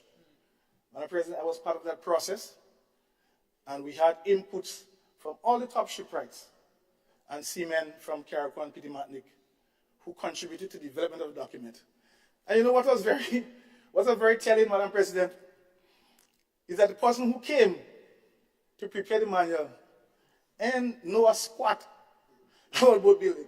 You know, our people actually go from page to page, chapter to chapter, and actually build that manual. And I think that was an amazing thing. I'm not certain where that manual is now, but I think it's an opportunity for the Ministry of Carriacou and Petit Martinique Affairs to sort it out and to use that as a basis in terms of reviving the boat building, because you must have some teaching component. I don't think just taking money and giving somebody to build a boat is the real true way or methodology for saving it. But you have to embed it in the minds of the persons who love and have a passion for doing it. So I want to make that statement, Madam President. Madam President, there's much talk about the build of the ministerial complex. This project has been under consideration for some time, a number of years. There have been varying designs and plans for this facility, which I've seen. Some time back, actually, preparatory some works would have been commenced. I think there was a demolition of the old site, the old building. Some $337,000 was spent out of one of the $500,000 budgetary allocation to demolish the site. So both previous parliamentary rep and current parliamentary rep, they all see this as something that they want to do. Fine, but Madam President, for me, while the construction of the new building, the ministry has merit, I believe that there are more important projects that should take priority. Nonetheless, it's the government policy, the ministry decision, and so we see how that goes. Madam President, I wish to advise the Ministry of Carriacou and Petit Martinique Affairs to strongly consider, and let me explain, acquisition of private property, which is adjacent to the ministry site. And this government thought of acquiring properties, you have a speciality in acquiring properties, so I don't see that as a major task. And let me further explain, Madam President. So you have one lot belonging to the site of the previous ministry, and the current lot where the ministry is private property, and the other lot is the ministry, the government's daycare. So by acquiring that lot, that whole area is going to be all government. I don't see the wisdom in allowing some private entity to come between those two operations, the daycare, which is a very sensitive site, because if it's private property, you don't know what they'll come and do there. And then you have the ministry, the proposed ministry site. So I am strongly suggesting that the ministry consider acquiring that property, and so that that whole area can be a government compound. And so that will give leeway, leverage for the ministry and not restrict them in terms of what they want to build, how they want to orient the building, car parks and other facilities, other amenities, Madam President. So I offer this suggestion. Madam President, I do have some concerns regarding some policy decisions and projects that I must highlight, which I wish to indicate that this is not an attack on anyone, as I'm keenly aware, Madam President, how sensitive some of the ministry officials can be in Carriacou, you know? So I want to put on record publicly, this is not attacking anybody, it's just me as a Carriacouan being able, and based on my background, my competencies, to offer some advice and suggestions as how we can better improve what we do in Carriacou, Madam President. Madam President, the first is the main roadway to the main hospital, the Bel Air roadway. Madam President, some months ago, the ministry initiated work on the Bel Air main road.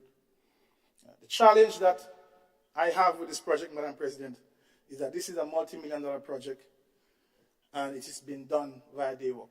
I think this is non-productive. I think this is risky.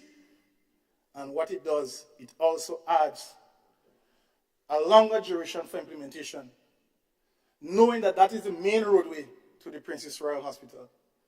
There are other roadways, which Carriacouans know, it's a little longer.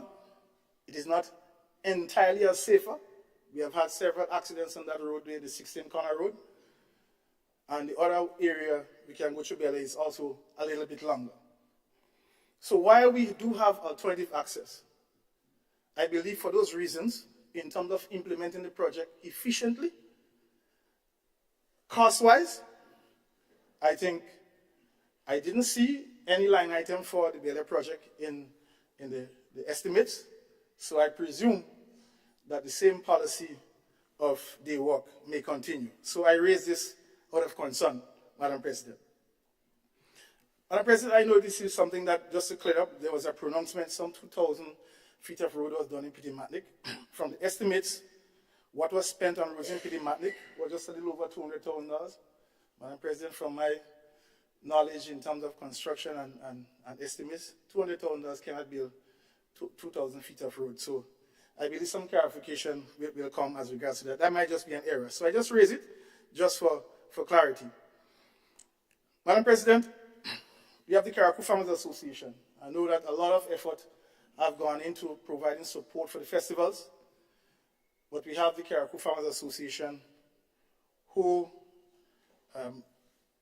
allocations are made. We have not seen no movements in terms of working with them so that they can access these allocations. We have strengthened them to move whatever projects that they have going forward, Madam President. So I say this out of concern. But we raised a particular project that was raised by the AFL government on the other side, which is the solar PV battery project in Carriacou, Madam President. And you know, when member, Madam President, talk about we don't do this and we don't do that, and we're transparent and whatsoever, Madam President, I will give you a story about this project.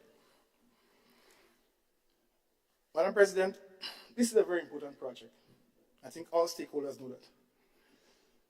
And I was happy to hear the Minister for the Environment speak highly of the project, not just what the project intends to do, but speak highly of the implementation and the quality of work that was done in implementing this project. And Madam President, you know, the person who won the contract, the subcontract for this project, is a Carriacouan. And efforts were made, Madam President, to take back the contract from that Carriacouan, all because he was a family member of mine. And that is a fact. Whatever see you want it to be. And that is a fact. But I'm happy to hear the Minister for the Environment, who is not acquainted with what transpired, speak highly that the project was implemented successfully on time and of a high quality, Madam President, It was done by Carol Quans, Madam President. Carol Quans did that, Madam President. Installed that solar PV battery system. And I just wanted to put that on record, Madam President. Madam President, the low-income housing project in Dumfries. It was announced that there was some issue with the application process and persons were asked to reapply. Madam President, no reapplication took place, none. What took place? They took the same list, knock off a few people who they probably didn't like or suspect didn't vote them, and put in some people. That is what was done, Madam President, and that is the fact. And you know how, Madam President, I didn't say it. That is the policy. Madam President, that senior government official went on television and said, publicly admitted, that he is looking for his people only. He said it. The records are there, Madam President.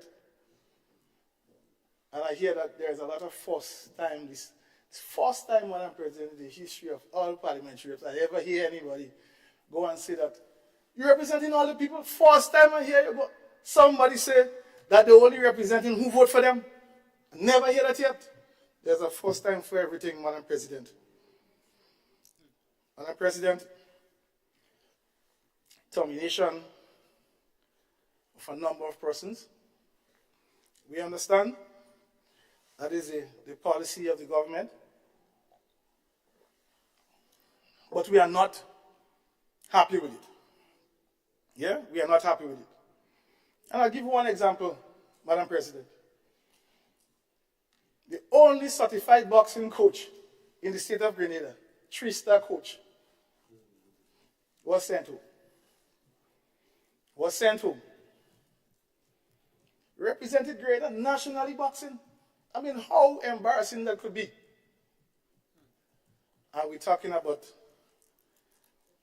national appreciation and being proud and we're going towards 50?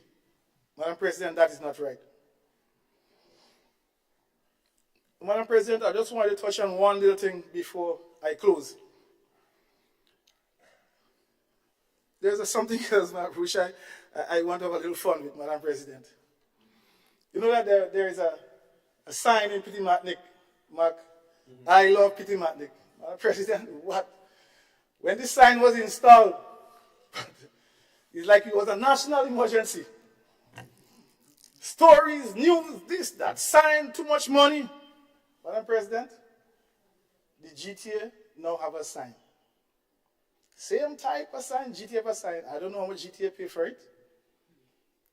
But Madam President, I'm appealing for Carrick to get this. So we need ours. I want the sign say, I love Carrick. Petit Matnik have, mainland have, time for Carrick to get. What we say? We share in the pie. That's all. We share in the pie. Madam President, I have another important plea. And this is a very serious one. You know, as a parent, never mind I look so young, Madam President, I do have a couple of kids, you know. They say you have to start early so you can get your parents and grandparents to help you. So I was kind of wise in that regard. Madam President, Tam Sisi, we support, and I support, any support for students to be able to access education. And I think everybody here feel the same, Madam President. But as regards to the students who are enrolled in Tam Sisi on the St. George's campus, Madam President, from Carrick and Petit Matnik, more have to be done for them. More have to be done for them. Remember, their parents have to rent place. Madam President, I pay rent every month, so I know. More have to be done for them. I think that there's an opportunity to do a little extra for those persons so that parents can be able to meet those commitments. A number of students remain in Carriacou because of their parents not being able to meet the expenses for them to come down to do some of the programs that are not offered in Carriacou. So there is a hindrance to access in that regard. And I call on the government, the Minister for Education is here. I think he's going to put that on the top of the agenda because I know him. He's concerned about the well-being of students, and he will ensure that the students of Carriacou and Petit Martinique get the fair share. The fair share of the pie. Let me use the correct word. The fair share of the pie. From a percentage allocation in terms of the financial challenges that they have to meet. Madam President. Madam President, I just want to touch on one quick issue before I close, Madam President, and that has to do with the lighting of playing fields. You know, I heard the Minister of Sport speak about lighting up playing field as if we lighting field as if it's Christmas. Something wrong in my head, Madam President. I don't know, it's me. Tell me what is wrong with lighting Springs playing field, Madam President. Tell me what is wrong with lighting Las Vegas playing field, the first playing field that you have night, you could play night cricket in Grenada. What is wrong with that? Madam President, it looks like my time is up. I just want to close. I'll be very obedient, Madam President. I wish to conclude on Carriacou and Petit Martinique on a most somber note, Madam President, that this year has been a tough and painful year, very emotional year for a number of families, for both islands, Carriacou and Petit Martinique, Madam President. We have lost many loved ones, more than normal, which is a present experience that is impacting all of us. Madam President, it has also hit home for me and my family as well, Madam President. Sadly, I too lost my wife to cancer in April of this year. So I can relate, Madam President, the challenges, the pains of the other families and what they are going through at this time. But Madam President, the most I can do is to offer best wishes for this holiday season, for this Christmas season, as we all try to recover and to heal by the grace of God. Thank you very much, Madam President.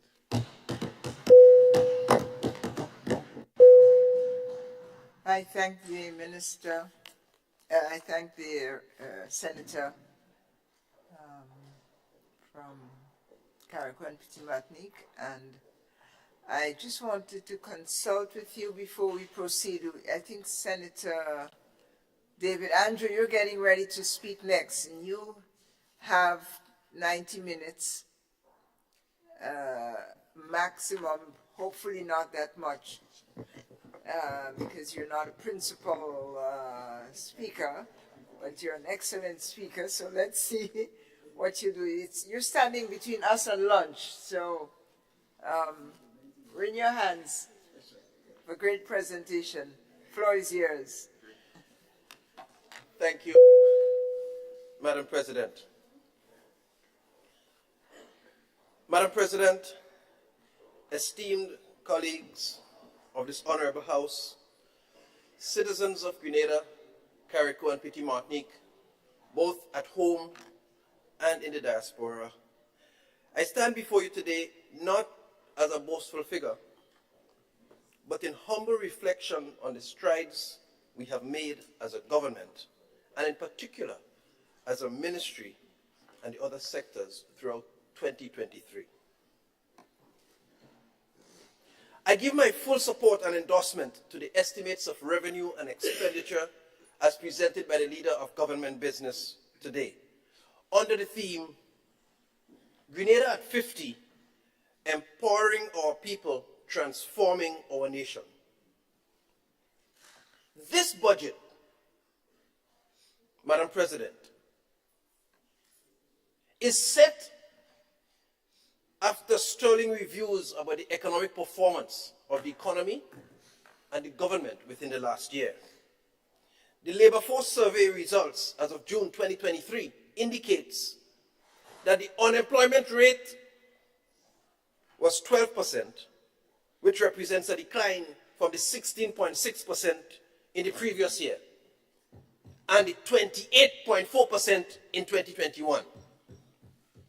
Further, the IMF reviews report and highlights that the Grenadian economy continues to grow robustly, supported by public and private construction, and sustained strong tourism activity.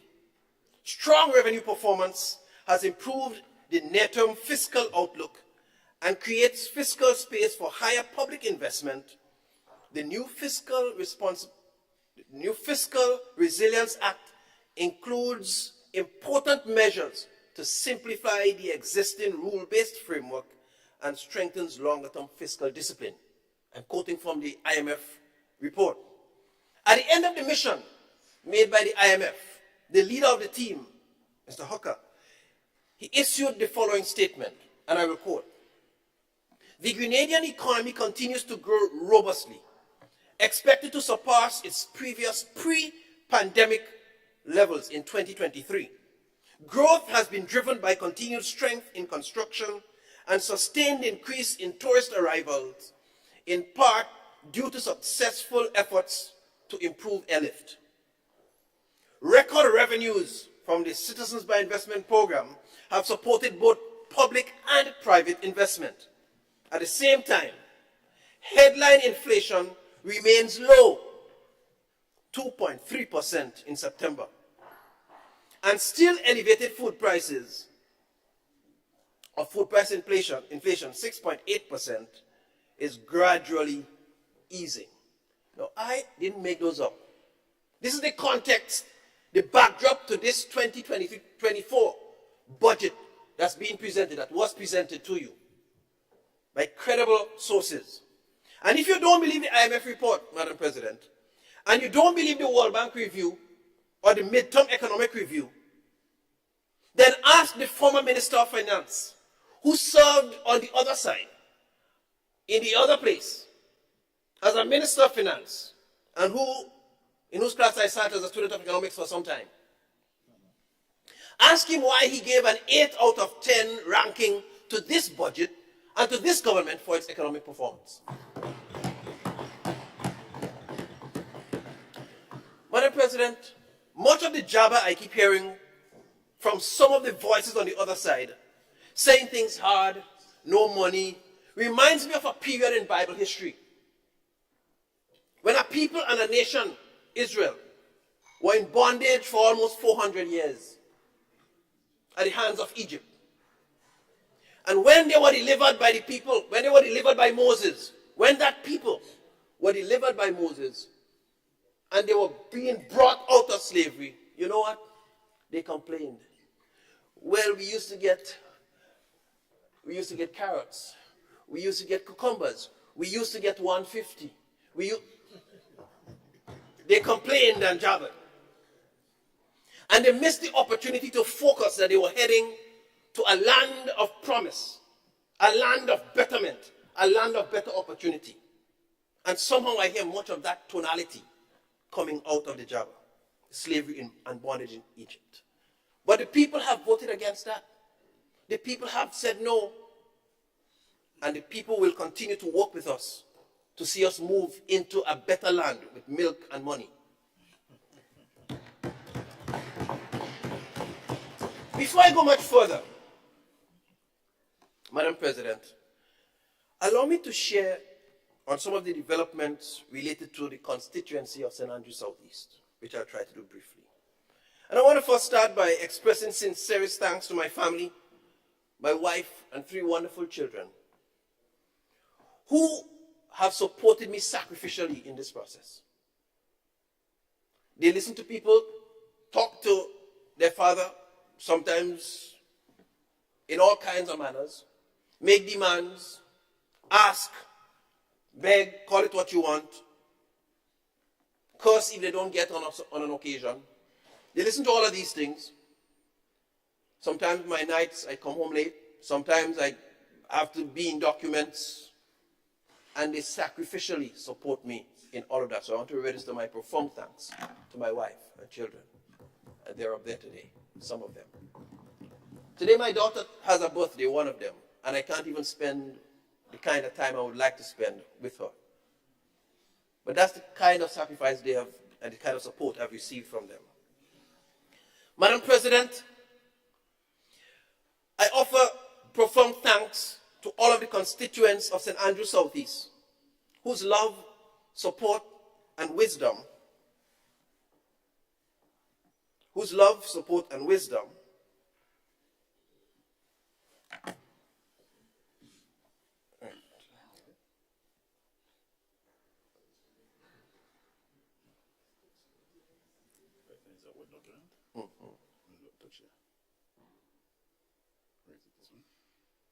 Yeah.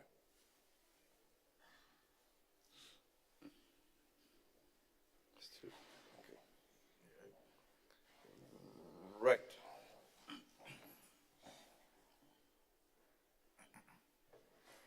Sorry, Madam President, the technology is just, the screen has changed the configuration.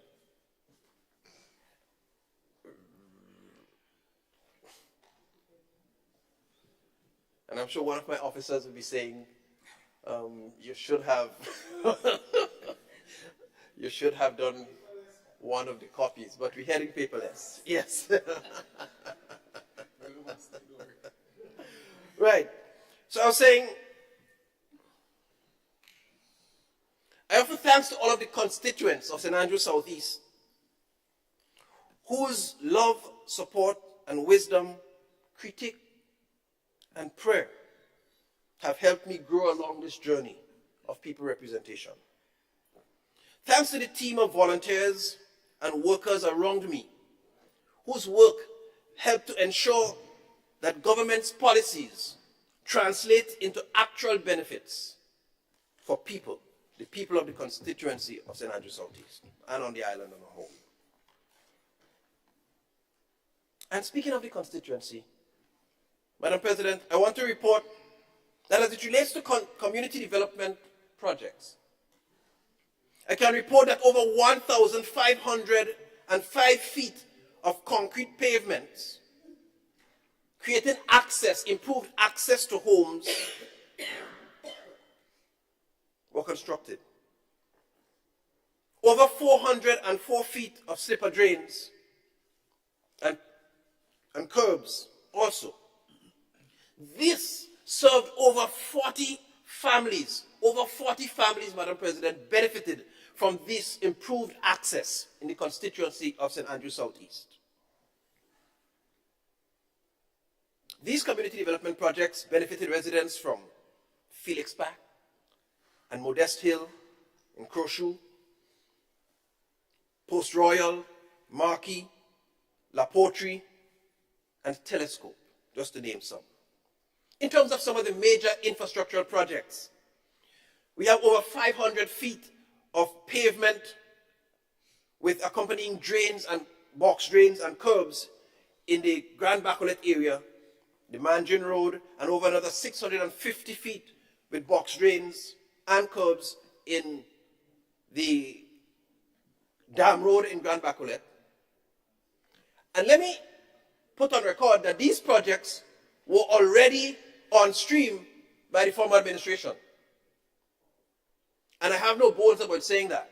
You see, because we can see projects that stand to benefit people and cut them because we feel they did not originate in a particular place. This government is not about that. At the end of the day, the target is to support improvement for the lives of people in the constituency. And so even though those projects were started or initiated, let me say it wasn't, initiated, the paperwork started then, I was happy to endorse it. I was happy to support it, to see that the constituents of that community, those communities, benefit. Further, there is accelerated work on the Quarry Road in Telescope. Major concrete pavements taking place there after many years of the project being halted for financial issues and all the other complications with the previous contractor. I speak, Madam President, briefly of the house repair program. And in St. Andrews Southeast, we've had applications of over 200 applications for housing repair in the constituency of St. Andrews Southeast. Hardworking housing officers. Of the 200 applications, approximately or about 145 of them gained approvals in St. Andrews Southeast.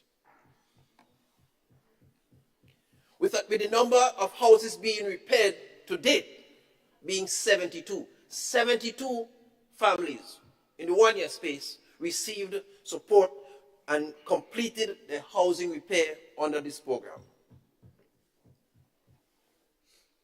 And there are about 14 that have been started and are not yet completed. In terms of the bathroom and toilet program, we had over 44 applications, 34 of which received approvals, and 10 have already been completed within the period. One brigade getting the job done, improving the lives of people across the constituency. I report that 2 guardrails were erected in the Crowshoe area. One, where the traffic has been a bit precarious for homeowners on the lower end of the road. That has been installed. And another one in the vicinity of the St. Martin de Porres, where students traverse frequently. And it's helping to make their journey on a routine day a lot safer. Madam President, street lights. We've brought several street lights to several communities, from Telescope and Chapel Road, Grenville, to Hope, to Montfan, to Grand Bacolet, to Crowshoe, to Mamacan. Several of those communities are now brighter because we've ensured that street lights have been brought there in St. Andrew Southeast. Within the period, Madam President, we've had about 8 village-type town hall meetings to give account to the constituents of St. Andrew Southeast. We've had them in various locations across the constituency to keep our constituents informed. Finally, I just want to mention that I've been available at least 1 day a week to constituents across the constituency, and the latter part of the year it became 2. Going into communities, meeting with constituents, and being available. Now it's on a Thursday afternoon after doing morning runs between 1 and 4 p.m. to allow constituents to meet with me as they might see fit. Madam President, now I shift my attention to the Ministry of Education. And I want to start by thanking my staff at the Ministry of Education, my permanent secretary, my chief education officer, all of my senior managers, heads of departments, for the quality work that they've been doing within the Ministry of Education, and the strong show of support and dedication that they have offered, not just to me, but to our nation's children and to the education sector. They have worked extremely well, and I am very proud. I'm happy to have a team of such competent professionals working along me in the Ministry of Education. Madam President, it is often said that humility is the mother of all virtues. Some may debate whether or not education is the most important among all sectors. I have colleagues that will argue for their sectors equally. Well, I won't add to the controversy today, but I will assert that from healthcare to law or to engineering or to the arts, the education sector stands as the lifeline for the human resource capital needed to propel Grenada, Carriacou, and Petit Martinique. Madam President, as we navigate this educational landscape, we find ourselves grappling with complex challenges that impede the full realization of our educational aspirations. Although we acknowledge the groundwork laid by our predecessors, we cannot deny, we must candidly admit that several barriers to education persist. Programs like SEED, Uniform Assistance, and AID underscore the profound socioeconomic challenges faced by numerous families in our nation.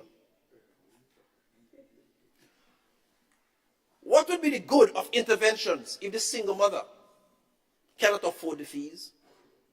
Can learning even occur if the roof of persons remain leaking? Madam President, show me a child who will learn and learn well if he is hungry every day. The answer to these questions is why this administration's commitment to education extends beyond rhetoric and old talk. These barriers necessitate a comprehensive approach to addressing barriers through enhanced education financing, infrastructure development, vocational education and training, curricular reform, and technological integration. Madam President, the 2024 budget, much like the one in 2023, was developed in support of these pillars. Madam President, the Ministry of Education, Youth, Sports and Culture was given a budgetary allocation of approximately $240.5 million to implement its work program in 2024. And of that figure, education is allotted approximately $170.5 million, the Department of Education. Madam President, this allocation is fully justified as it will be used to continue the work which we begun in 2023. At this time, I beg your indulgence and the indulgence of the Honorable House to explain and to share. I want to first talk about universal secondary education. Madam President, this administration took the decision earlier in last year to introduce, or shall I say reintroduce, universal secondary education, a decision that I know is in keeping with SDG 4, access to education for all. We stepped beyond the barriers, the psychological hindrances that persons felt because they didn't make it, they couldn't get the scores, and so they had to be retained, detained, kept back. They were not bright, they were dunce, and all the kind of pejorative names that they were called. We took the decision to ensure that in keeping with SDG 4 and the development goals, that we give all students getting to 12 plus access to secondary education. We are still very proud and confident that this is the right decision. Madam President, on the matter of education financing, we clearly had an outlined policy position to give free universal education up to community college in our 2022 manifesto. This administration, yes. And we are on that journey, Madam President. We understand it is a journey, and there are several steps that we will take. We have taken some, and several steps we will continue to take in that journey to making education totally free. We're not there yet, we are heading there. In my introduction, I alluded to the fact that there were several persons who were in need and who were debarred by lack of financial resources. And as simple as it seemed, there were parents who found it difficult to pay basic registration fees, even at the lower levels. And so this administration took the bold step to remove the fees, the games fee, the lab fee, the security fee, that traditionally were paid at the primary and secondary school levels, and introduced an accompanying subvention to make sure that no school was worse off because of it. In addition, Madam President, for the first time in the history of schools in Grenada, the ministry, under this administration's directive, introduced a subvention for unattached preschools. And by this I mean a preschool that is separate by itself, not attached to another main primary school. Now I want to underscore the importance of this. And I see the Deputy Chief Education Officer for early childhood education there. She is as passionate as I am about early childhood. And it sent a signal to all that we are very interested in ensuring that the right foundation is laid at that level. Because many of the things we fight and clamor to fix higher up, if we deal with them down there, they're a lot easier to handle going up the road. And so unattached preschools now receive a subvention. First again, just over $1.5 million, Madam President, was spent in that allocation for that. We will continue with these payments and do further assessment to determine if there are still gaps that we need to address. Madam President, the free tuition policy, and it is the free tuition policy. And I listened to lots of voices surrounding the free tuition, and all of a sudden people are saying, well, you're not giving them transport. You need to give them more. Well, do that too. And you're hearing several other cries for additions. And I'm saying to some of those folks on the other side, and even in the other place, who had the opportunity for several uninterrupted years to do that and to do it to the extent that they wanted, that was the time to do it. They did not. We have chosen to do it in this time. I am happy we did it, because I want to share the voices of some of the persons who benefited from this. You see, I've heard some persons say, we used to give this, we used to give that too, and we used to do it in YOLO. I'm not sure that was a national policy position. You see, it's different to do something as a constituency political initiative than it is to do something as a national policy framework.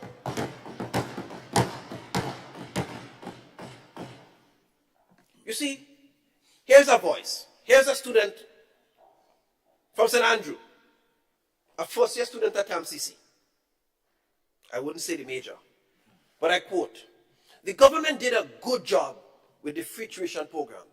Because of this, it helps my parents to send their children to school. Due to a lack of finance in my household, it was a big debate on whether to send me to college. However, when my parents heard about the free tuition program, they were able to send me to college this year, 2023. That's the voice of a student.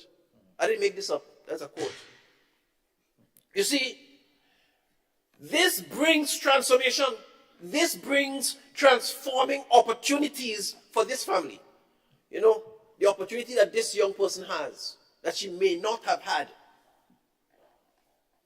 will transform her life, will transform her fortunes. And so when I hear people trying to define transformation using dictionary terms, we understand well that transformation can be anywhere, anytime, any place, anyhow, depending on what the real impact of the intervention is. And this is likely to bring strong impact. This ensures that this poor family is helped up. This, Madam President, speaks of love, genuine love and care for the poor and the needy. Here's another student. This one from St. George North West. The tuition fee helps my parents have sufficient funds to send me to school and for me to have supplies for skills. That's a student attending YOLO. Here's another student. This one from Carriacou. So Senator Cox will be happy to hear that. This student said, the free tuition has helped me and my parents a lot. Due to the fact that I have come from Carriacou, it helps me save a lot of money, and it also takes stress off my mother's shoulders. I am confident, Madam President, we have made the right move and we are heading in the right direction, and there is more to come.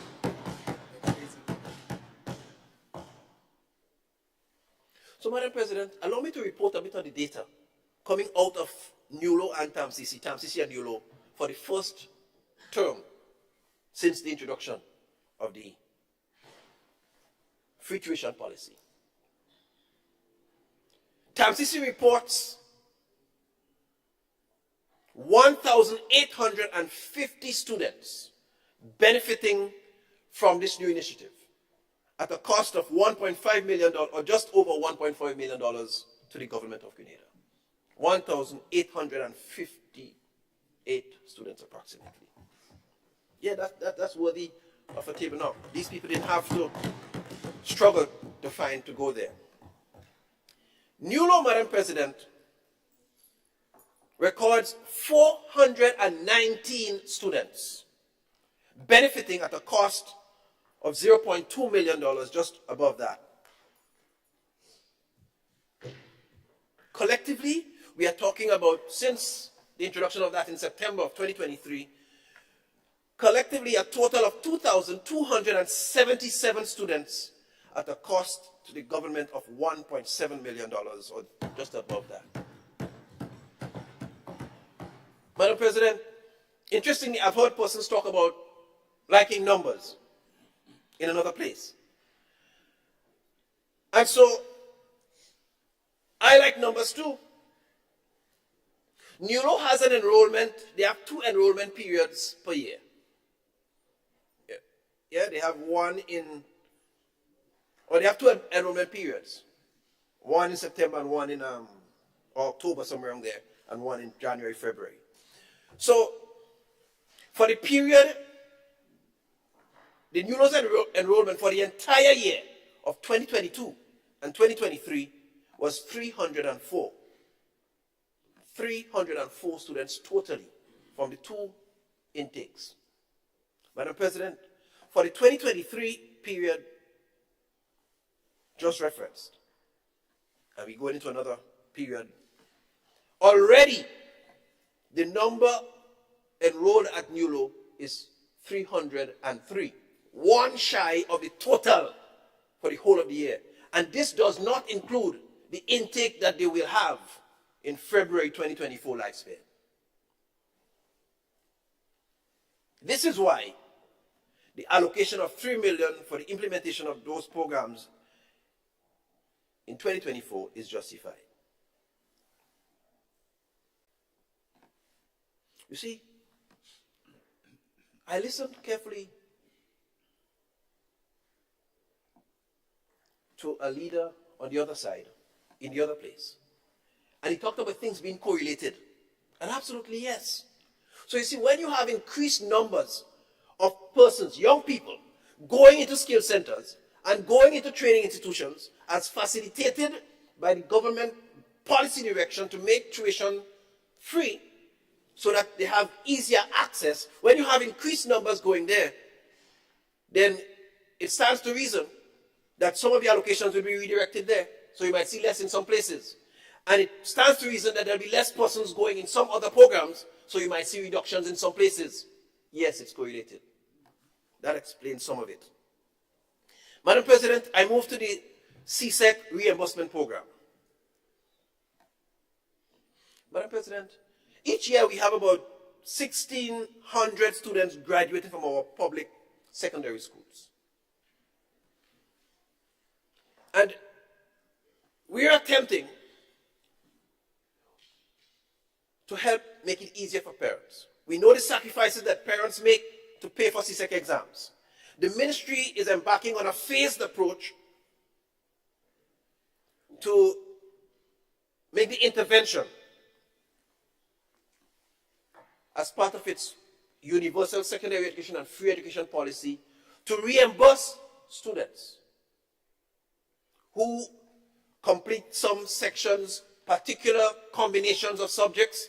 The details of those will be put forward, but the plan is to reimburse students in 2024 for doing certain combinations of subjects that we believe will increase the employability of students, that will make them more marketable. So we want each student to have a skill subject. We want to promote modern language. We want to promote ICT and coding. We want to promote the technologies. We want to promote agricultural science. We want to promote local history, several of these things. And so we'll package them to ensure that reimbursement can come to the families of students who perform.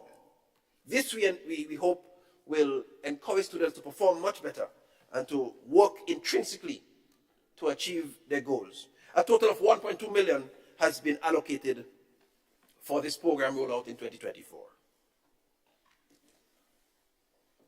Madam President, I want to talk about the student loan scheme.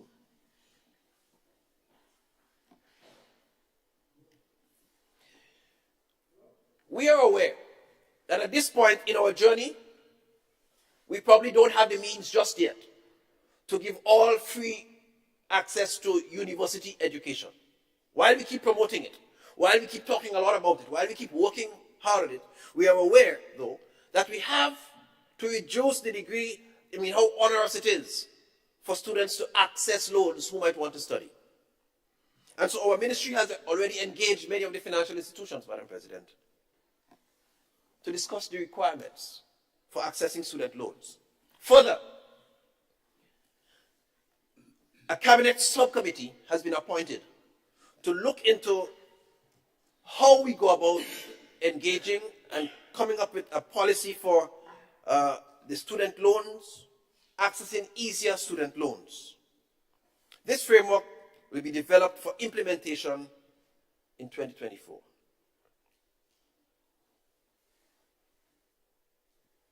Madam President, I want to pass to scholarships. And even at this point, I take the opportunity to reiterate something I've been saying quite a lot since I became Minister for Education. I want every young person across the nation, every Grenadian listening, to take note that every Grenadian who gets accepted to the St. George's University for any course of study gets 90% support, 90% reduction in tuition cost. I want to repeat that, so that every Grenadian listening, whether it's in Telescope, or it's in St. Mark, or it's in Grandance Valley, or Duquesne, wherever it is, that every Grenadian who gets accepted to the St. George's University, you have access to a 90% subsidy in the cost of your tuition at that institution. That is part of the charter, the agreement that government has with the St. George's University. In other words, and sometimes people don't understand what happens here. Sometimes people just go down to St. George's University and they don't recognize that it is a scholarship. It's an investment into the people of Grenada. So ordinarily, institutions like the St. George's University would have had to pay X amount of taxes, X amount of revenues into the treasury because they're a profit-making entity. And the government negotiated, and it's not a new thing, eh? That was there before. So I'm not trying to take credit for that, but I'm surely putting more emphasis than I've heard put a long time. But I wanted people to understand that the government in negotiating said, instead of paying us all the revenue you would have had to pay us, don't pay us X amount, you hold that back and allow us to send our Grenadian students who want to study to your university, and you give them 90% off. So the government gives up revenue every time that happens. And we must take advantage of it. And then there is still a further opportunity through the Ministry of Education to apply for the additional 10% so that you can get a complete 100% scholarship at the St. George's University. Of course, not everybody will get that because those come with certain conditions. You would have to have a grade point average. It's a competitive thing then because it's only a limited number. And so you want to make sure that when you spend that money, you give it to the best and those who are most ready for it. I also want to say that our agreements with the University of the West Indies allows for every Grenadian who goes to one of the UWI campuses, the regional campuses, be it Mona in Jamaica, Caville in Barbados, or St. Augustine in Trinidad and Tobago, any Grenadian who goes to study in those universities receive a reduction of 80% in the tuition, called an economic cost scholarship. Again, agreement with the government. We have to pay. And so we encourage Grenadians everywhere to take advantage of that. Madam President, we continue to partner with institutions such as SGU, University of the West Indies, Cuba, the Organization of American States, the OAS, the People's Republic of China, Grenada Houston Association, Mother Noel Charity, to facilitate locals pursuing studies. In 2023, a total of 182 scholarships valued at $52.8 million were awarded to Grenadians. 182 scholarships valued at $52.8 million.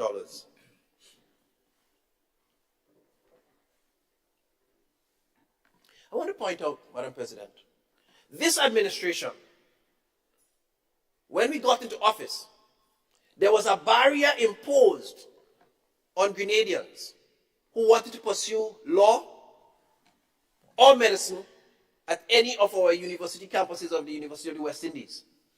Yeah? In other words, there was a cabinet conclusion that said you cannot, you should not, you will not get economic cost. You will not get the 80% if you go to UWI Cave Hill or UWI St. Augustine or Mona to study medicine.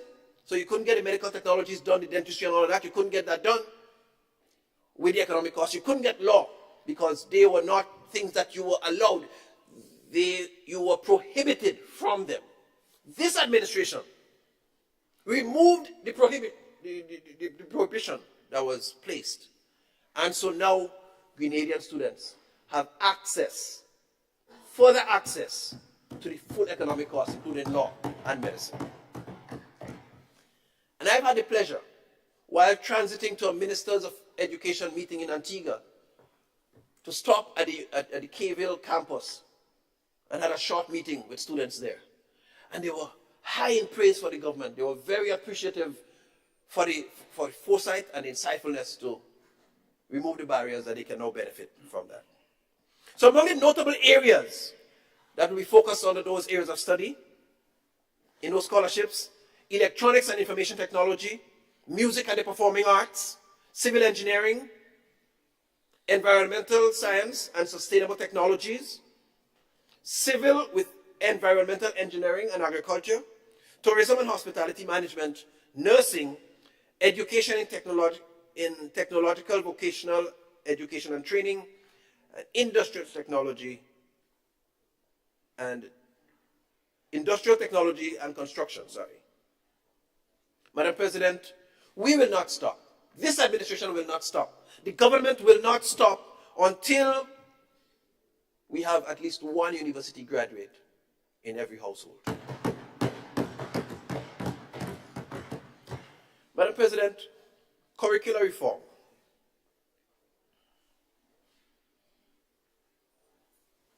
This government envisions a curriculum in 2024 that is dynamic, holistic, and responsive to the evolving needs of students, incorporating STEM, digital literacy, and lifelong learning skills. A curriculum that better meets the needs of the world of work, the workforce.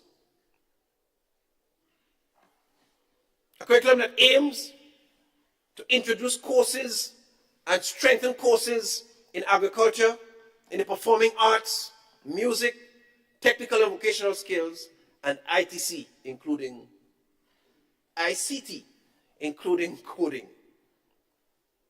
A budgetary allocation of $0.5 million was made for curriculum reform activities. During 2023, we sought to institute a curriculum reform committee at the primary level. To date, most committee members were identified, and they are currently working on a terms of reference to align with ongoing work with the OECS Pearl program, which is the Program for Educational Advancement and Relevant Learning. So that is going to be aligned to ensure that the curriculum can be reviewed in keeping with regional educational directives, direction and standing as well. So we won't just be operating in silos. Madam President, textbooks.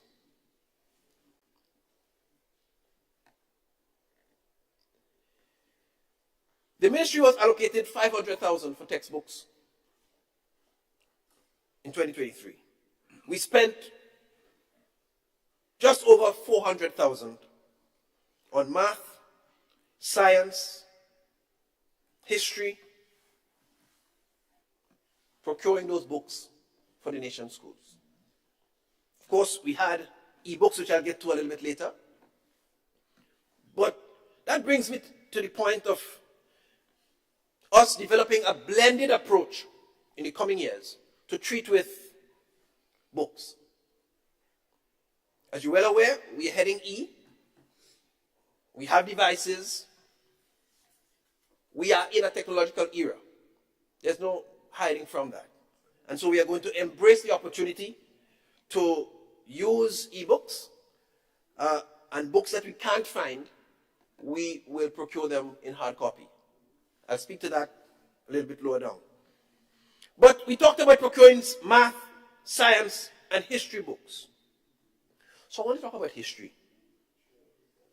Because, Madam President, I listened to speakers in the other place, and they talked about history.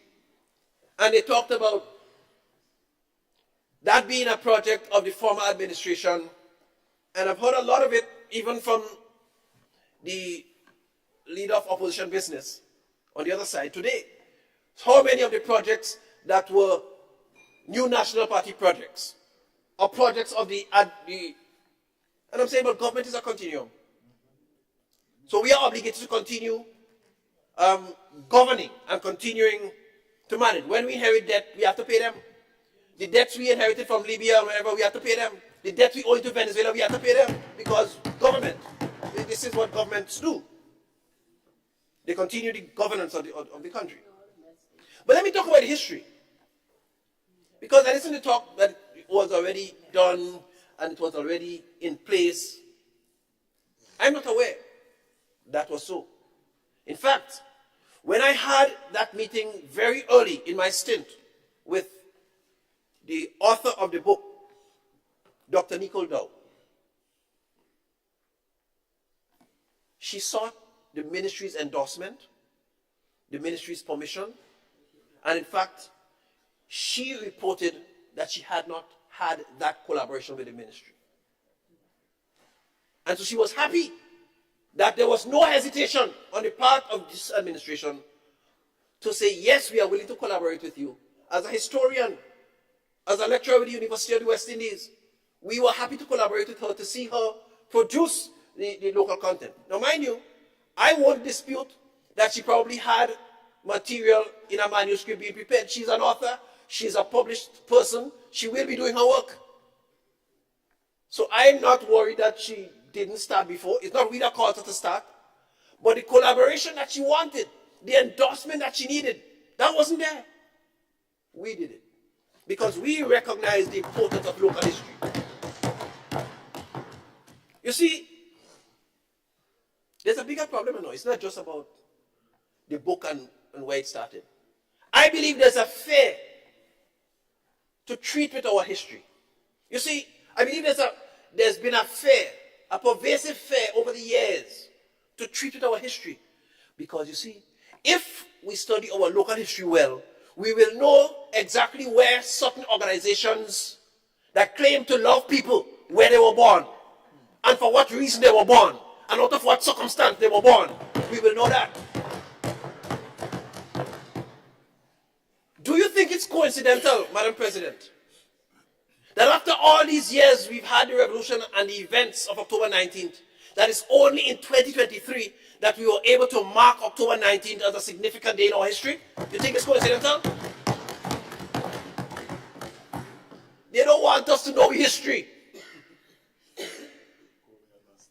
They want us to be far from the history. They want to dismantle the evidence of the history. They want to, you see, as terrible as it is, or it might be, as painful as it might be for some persons, the revolution and the events that surrounded it. And let me say here, I send out heartfelt condolences, sorrow to the people who were wronged and violated in that period. And my statements here are not in any way trying to say that the revolution was all perfect, or that people were not hurt, or that people were not violated, and the rights of persons were not infringed upon. It's not saying that. As whatever you call it, the reality is that it is our history. And we have to own it. We have to own it, and that's what we saw in the October 19th our declaration of the day as a Memorial Day. So some people don't want us to do the history. But we are ensuring that a responsible administration led by the Ministry of Education, that we will ensure that the history is taught, Grenadian history. So to date, we have procured over 3,600 history books for use in schools, the same local history book, authored by Dr. Nicole Dow. And we did have some mishaps where the books were shipped to another destination, and before it could get back to Grenada, it had to go back to sender, and so there were some delays. So if you hear people saying that probably they have not been in schools as the expected time, that's what happened. But they're on island. And as recently as a couple of weeks ago, they were being stamped and prepared, and if I'm not mistaken, delivery should have started, but I anticipate they'll be fully in schools for use in the...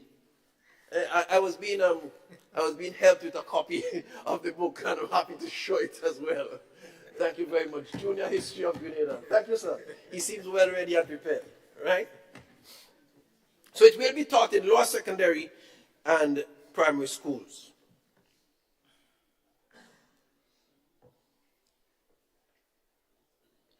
So not only have we done the book, but there's been curriculum prepared, syllabuses, scope and sequence and all that developed. So good work is taking place to ensure that the history is done in keeping with the age levels, right, and educational standards. Right, so 76 primary schools done to benefit. 36 secondary school teachers were trained in this regard. Training is scheduled to continue in January of 2024. We're still talking curriculum. So I move from history, and I will talk modern language. The ministry reviewed and finalized the modern language curriculum. Now we moved to introduce modern language, Spanish, in a pilot in about 8 to 10 schools. We understand that language acquisition is best facilitated when people are younger. And so, introducing modern language at an earlier age ensures that we get better output.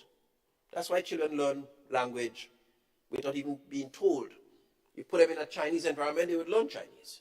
You put them in a French environment, they learn French.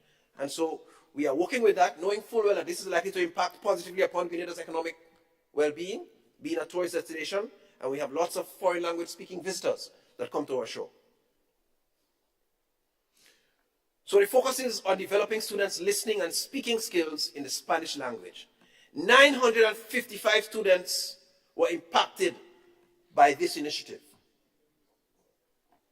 16 of them being special education needs students. 7 teachers were trained in lesson preparation, delivery, and assessment strategies. Right? Resources were provided, several different kinds of resources were provided to ensure that the teachers who were so trained could deliver Spanish in the primary school setting effectively.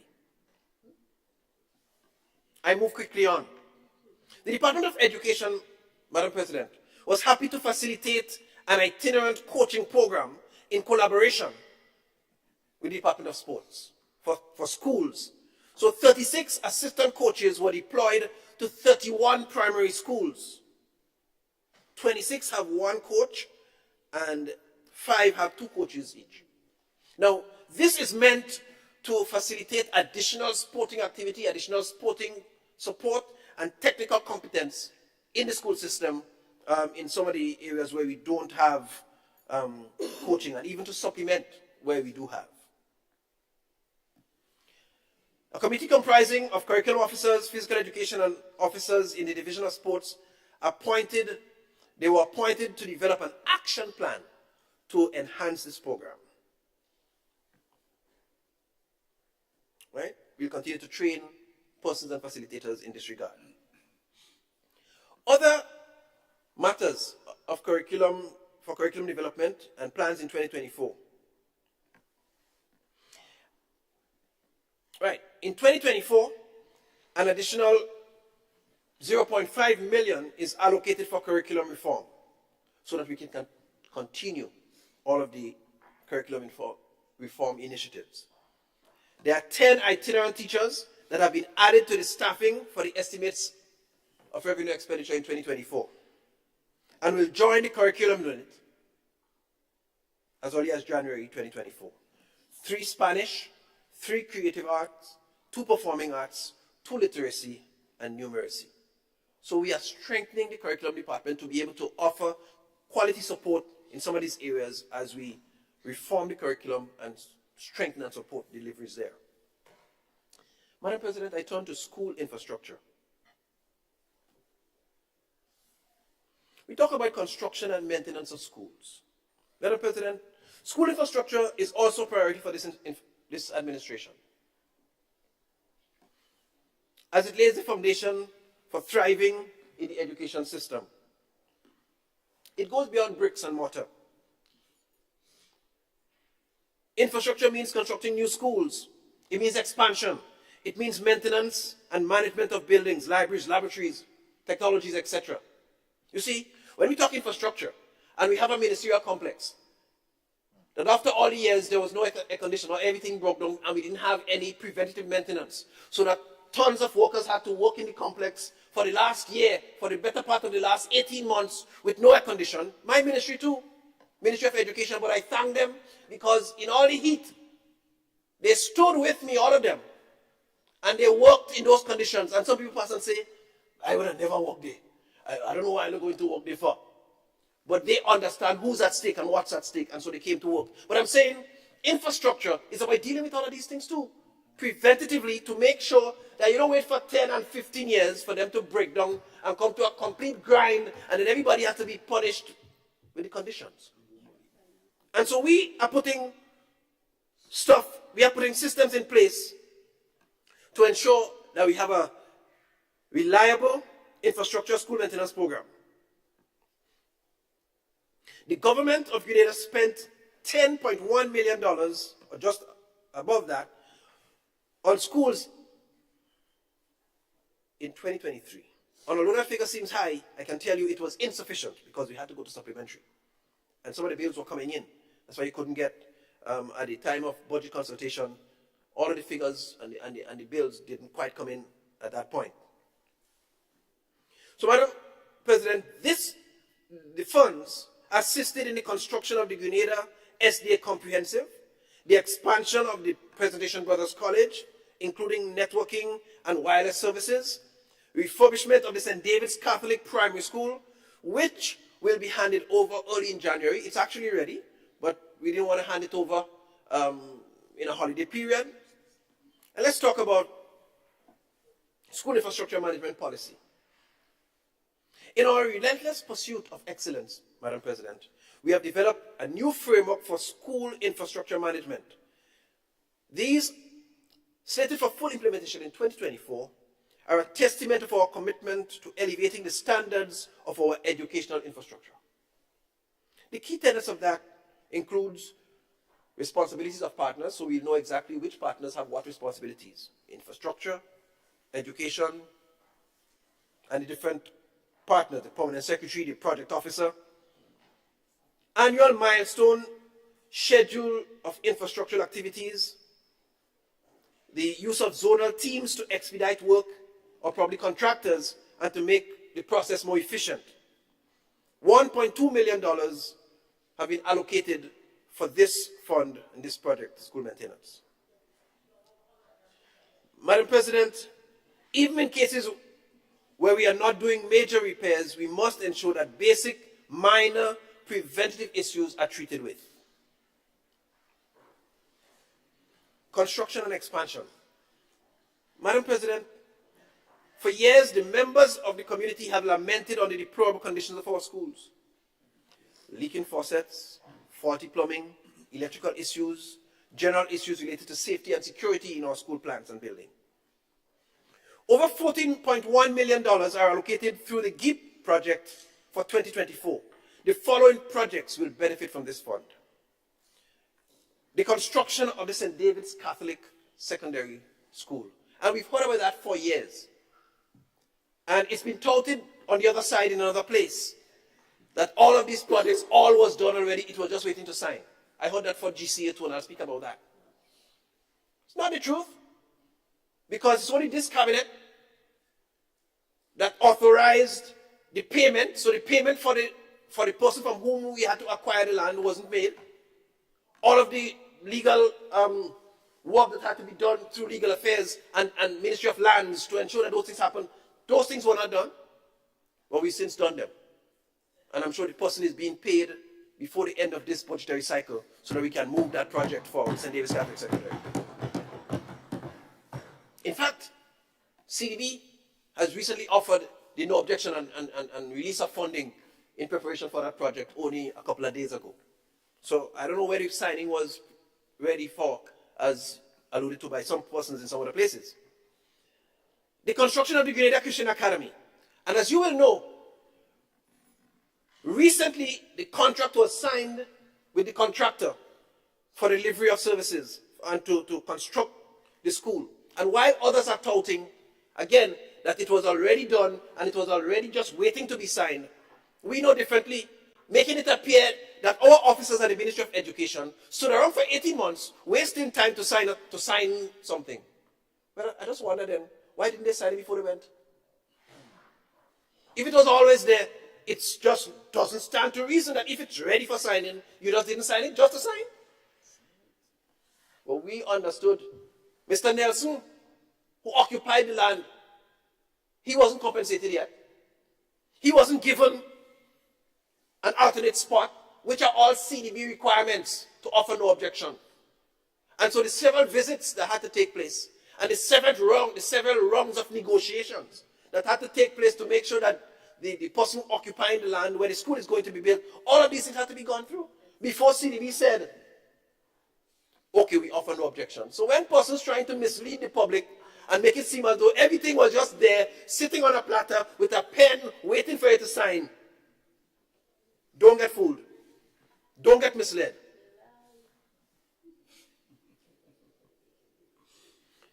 These funds will also be used, Madam President, for the construction of the St. Andrew's Anglican Primary School. And you would be aware that that school, unfortunately, got gutted by fire. And just yesterday, we had a meeting with parents and school community, again, to share. The school the designs have been finalized. The school has gone out to tender. We are inviting contractors to bid to reconstruct the school at its original site in Grenville. The bidding is expected to end or to close on the 4th or 5th of January. And thereafter, we anticipate in short order to have a decision made on the contractor and to be able to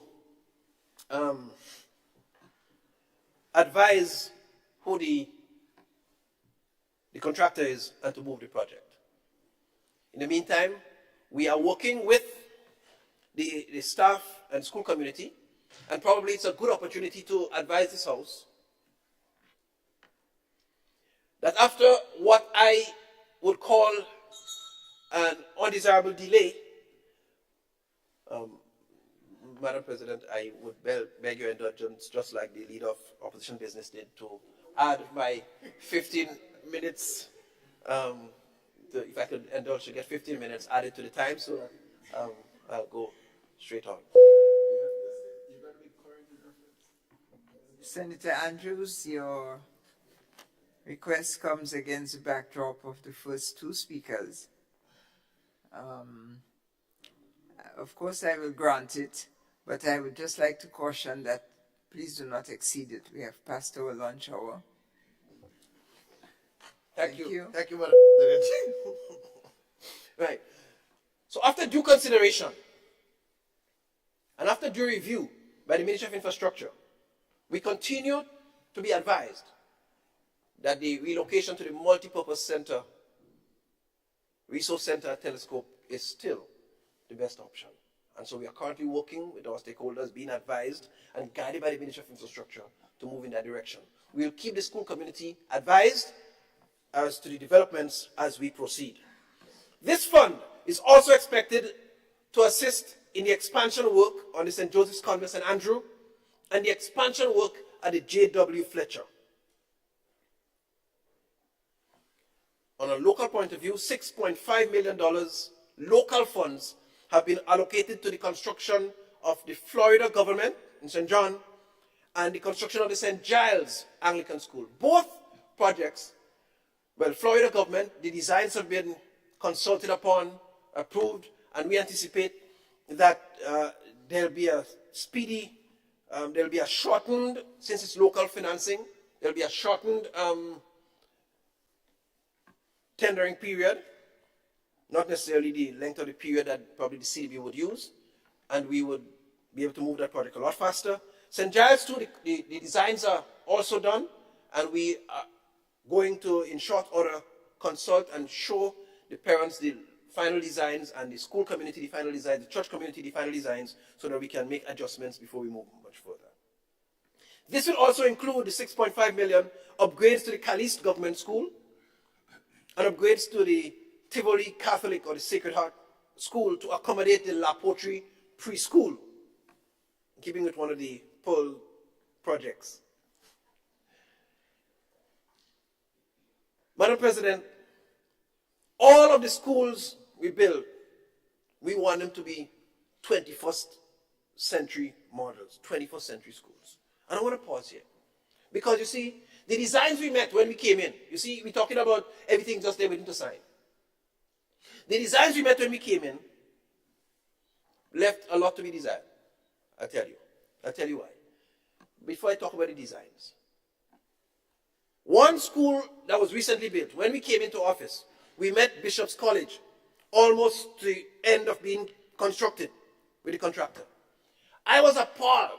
I was shocked. I was surprised when I realized that the construction of that new school in Bishop's College, it did not entail a water tank. It did not entail water facilities or water cistern. Now, who does that? Who does that for Carriacou and Petit Martinique in this modern era? Now, that's what we met as we came in. And so once I realized that, and I recognized that once I came into the chair as Minister for Education, we had to spend time retrofitting rooms, we had to spend time, till recently the contract was, they signed out of the contractor. But I won't try to get into those details. But there was no water system, and I thought that was a great miss. And so I instructed my team, I said, any building that we are going to preside over in this period must be a 21st century building. We can't build a 21st century school that looking like 19 somebody. I am made to understand that the Bishop's College before had a water system. The Bishop's College before the renovation, before the new build, had a water system. Condemned, destroyed, whatever, the new one doesn't have. That making sense? So we instructed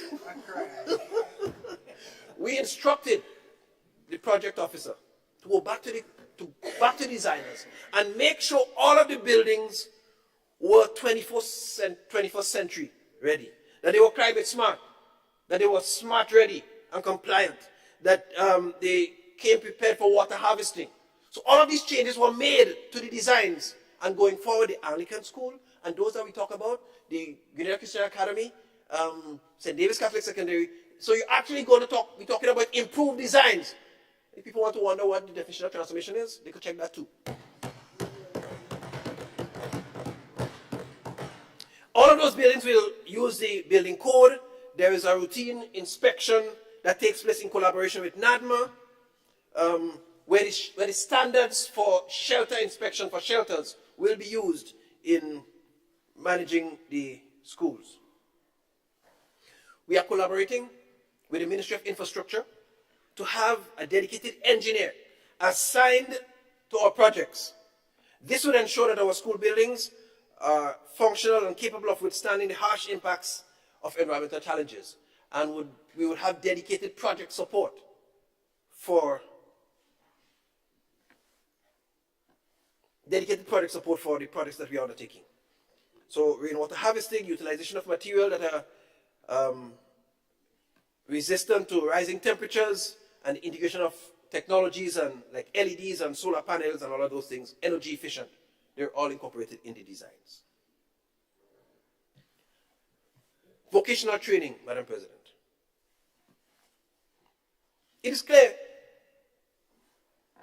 vocational training is important. We've talked a lot about it. It's one of the important things that this administration is putting emphasis on. So we've done quite a lot to address the gaps in the output of persons trained in our technical institutions and what the world of work needs.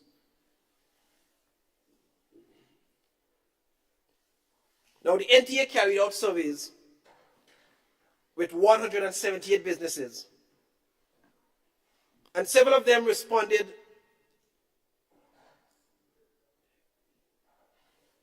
that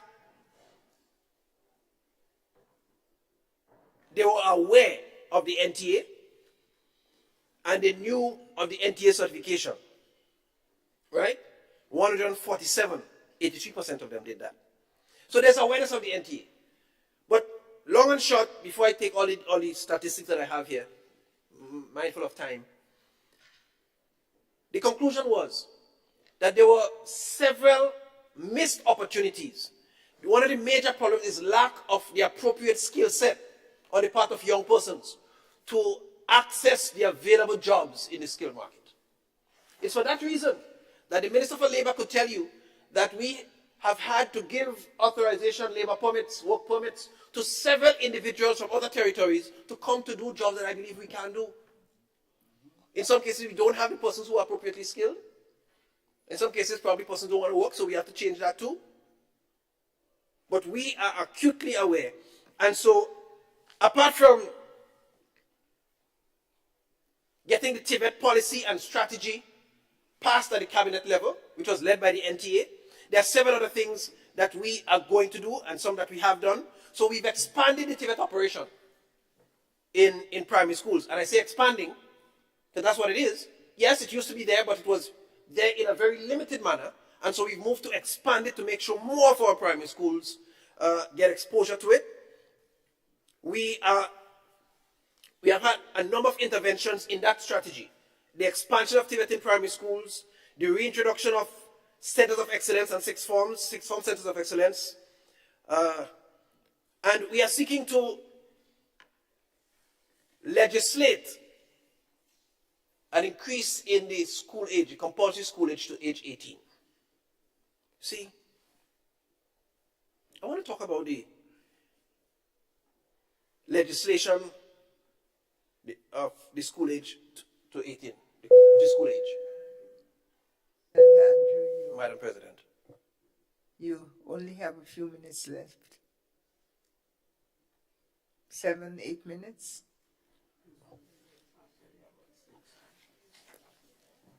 And then it's 15. All right. Thank you. Proceed. Thank you, Madam President. So this legislating of the compulsory school age to 18 will do a number of things. One, it will keep a lot of young persons who ordinarily had the opportunity to leave school at 16 and go sit down and say, I'm looking for a work without a proper skill set, without a proper tooling, to get additional tooling, to get additional schooling. Now they can go to New Law, they can go to TAMCC, that's free, the tuition. They can go to St. George's University, they can go abroad, but they must continue on in education. They won't be ready based on this policy and the legislation. So that's likely to do that, and it's likely to give them genuinely the opportunity to become more skilled as we collaborate with several other sectors.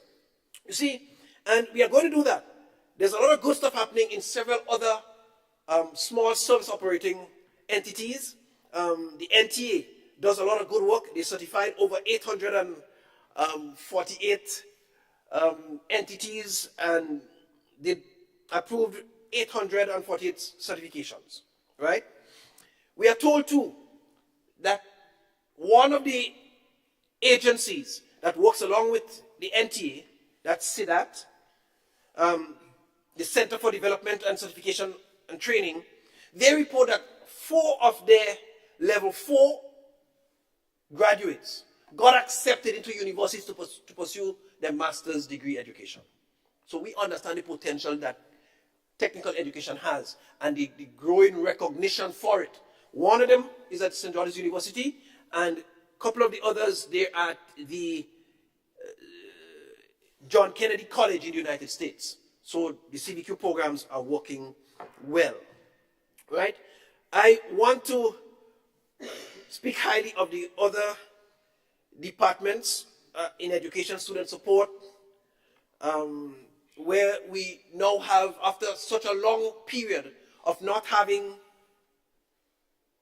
been able to fill the spots for counselors, things I've advocated for since I sat in that chair. We are finally able, we have filled the positions of school counselors, and we are seeking to find the requisite replacement for installation in January, God's willing, of the counselors to replace them, to offer better support to our nation's children. In terms of technologies, we continue to do the coding across schools. The 0.8 million, I think, that was allocated, we use a substantial amount of that to facilitate coding in the 7 of the schools. There's a plan to broaden the introduction or to widen the offering of coding and technologies in schools.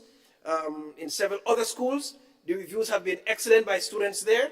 Further to that, we have had teachers trained, and there is the integration of the coding in the curriculum, the ICT curriculum, so that the problem solving and the reasoning skills that are required as foundational elements, those have been integrated into the ICT curriculum for our secondary schools. A very, very good sign for the technologies across the nation. Early childhood, we continue to appreciate the effort that you have made. In terms of the e-learning, I want to mention this. See, I probably could say like the leader of opposition business, I really could do it at 3 hours a day. But anyhow, but in terms of the payment, the e-books, it was touted that we have reduced the allocation for the e-books. But there's a clear explanation for that, Madam President. We inherited a contract entered into by the former administration when they were in government to Fortuna Picks to offer e-books for both primary and secondary school. That cost us a number of $1 million annually. In fact, for the primary school alone, it was in the vicinity, the secondary school, I think, in the vicinity of over $5 million a year for subscription. But that has expired, and so that accounts for the reduction in the amount. Now, the primary school subscription continues with Fortuna Picks, because we didn't break it. But we want to acknowledge and put on record that there are several challenges with the e-books. One, they're not perfectly aligned, and they're not the e-books that are represented on the actual book list. And so it's problematic because teachers have now 2 sets of work to do. The regular book list work, and they have to go with e-books and try to align and tell students what you see on page 10 here, you can get it on page 14 over there. It's a bit more work. And so that has not yielded the kind of uptake that's required for the successful use of the e-books in its current construct. What we have chosen to do, we need the real thing. So we are lobbying, we are negotiating right now with the actual publishers of the books that we use on the book list to get copies, to get the e-books. We are negotiating with them, and we anticipate that this will bring good fruit. Madam President, I beg for 1 minute, just to wrap. Thank you. Madam President, I want to thank you for presiding over this honorable house ably, and I want to take this opportunity to wish everyone a very Christ-centered Christ birth celebration. To you and your families, I want to encourage you to work together. Let's all work together. Let's join and support the estimates of revenue and expenditure as we continue to move Grenada up, up, up, and up. Thank you very much.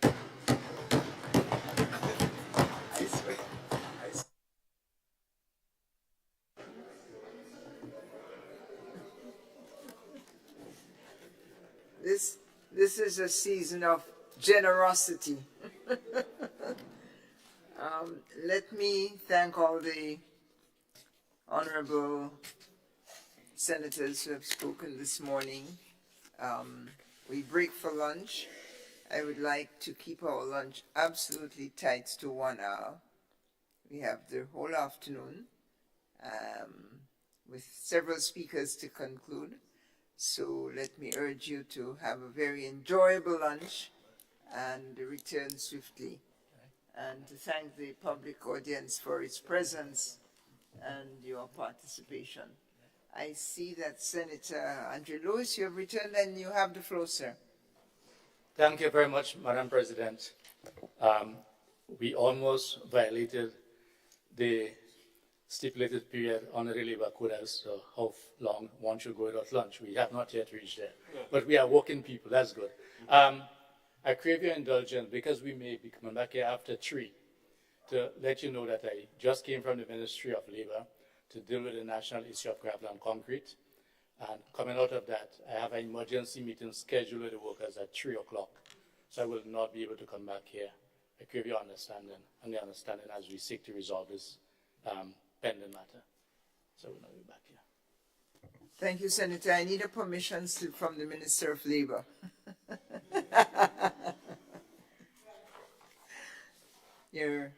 We understand. All the best. Adjourned.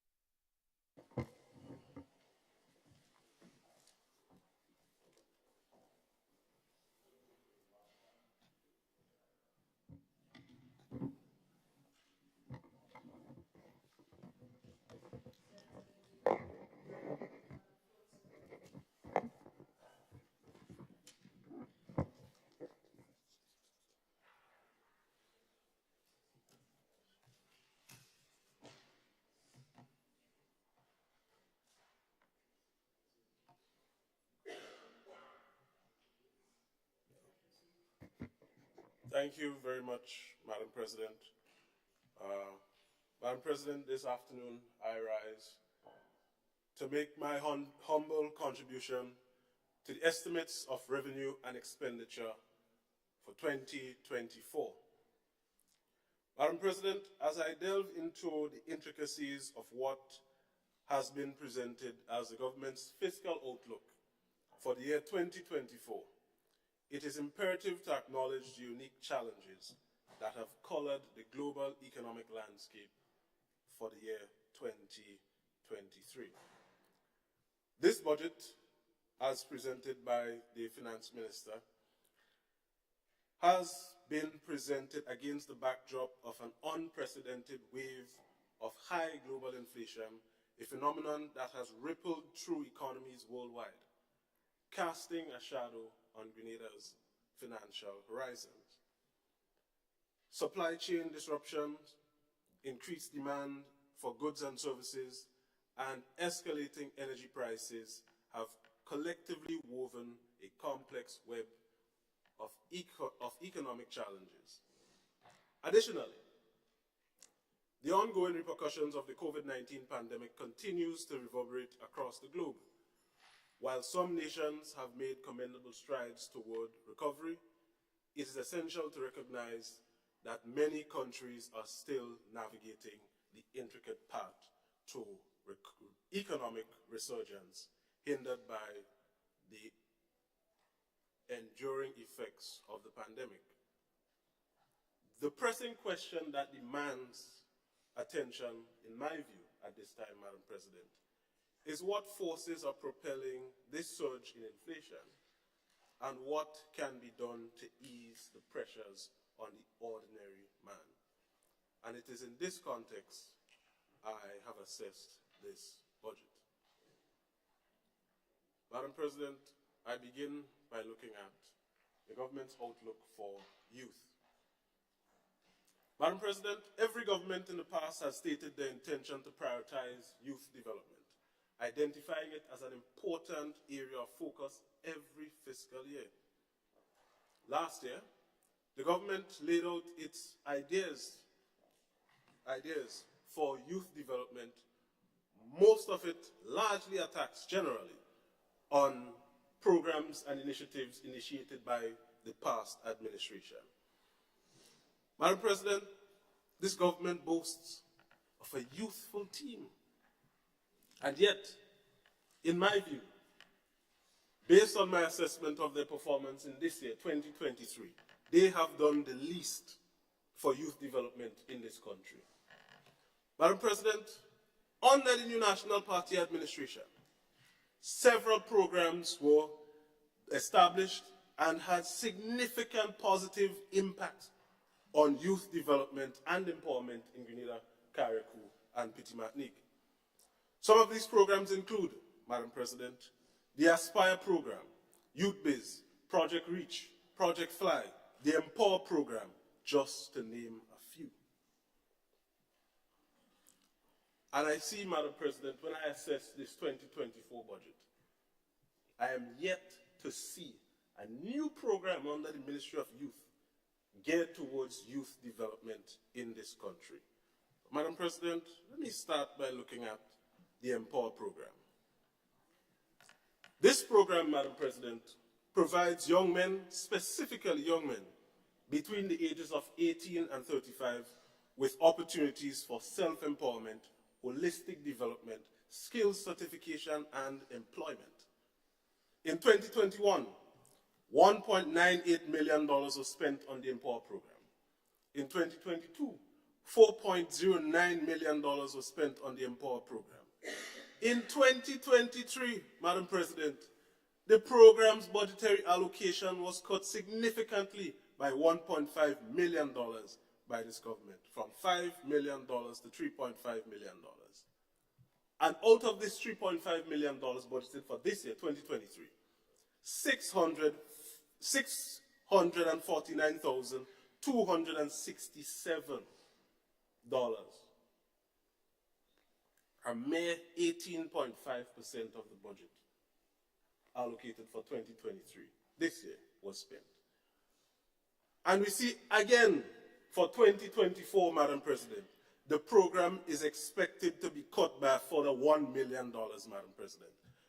This trend of continued cuts in programs geared towards developing people, young people, specifically young people, can only mean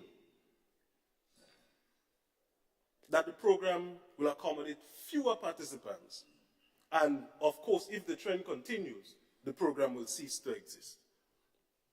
Madam President, when I read and listen to stories from the Minister for Sports in Trinidad and Tobago, the Minister for Sports Community Development in Trinidad and Tobago, and their Black Diamond program, and the transformation, I'll use the word, transformation of that program, the Black Diamond program, into the Empower program. Interestingly so, after she met with Grenada's then Minister for Youth Development, the Honorable Kate Lewis Peters, I feel good. I feel proud to be associated with people who truly care about youth development in this country.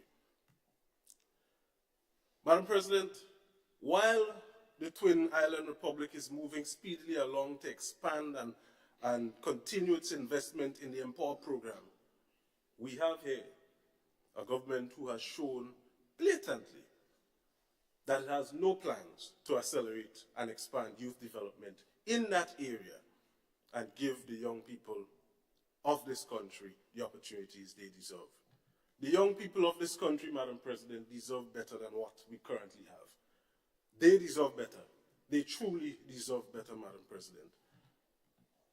And I ask this question seriously. I ask the government seriously, Madam President, not to score political points or anything like that. I ask seriously to reconsider the continued cuts in this program. And this comes from a genuine place. If you continue to cut the program, if you continue to scale down opportunities for young men specifically in this country, I do not want to preempt where we might be, Madam President.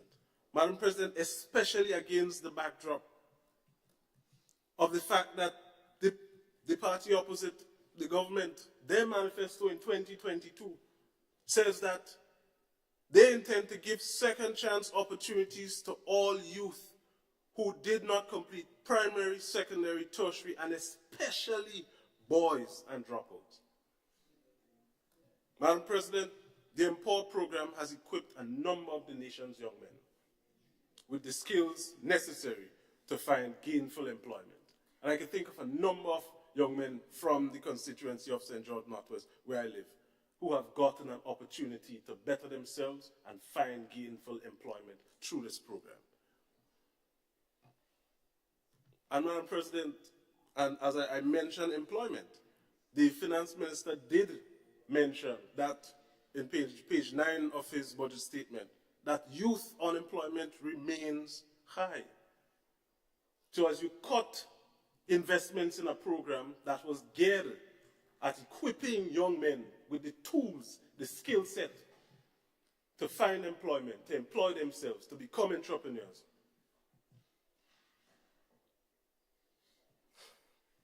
Madam President, the Transition Strategy Program.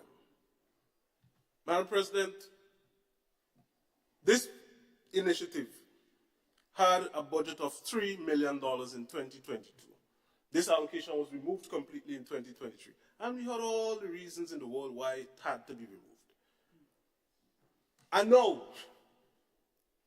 for the fiscal year 2024, we see a magical $1 million for the program, a reintroduction of the Transition Strategy Program.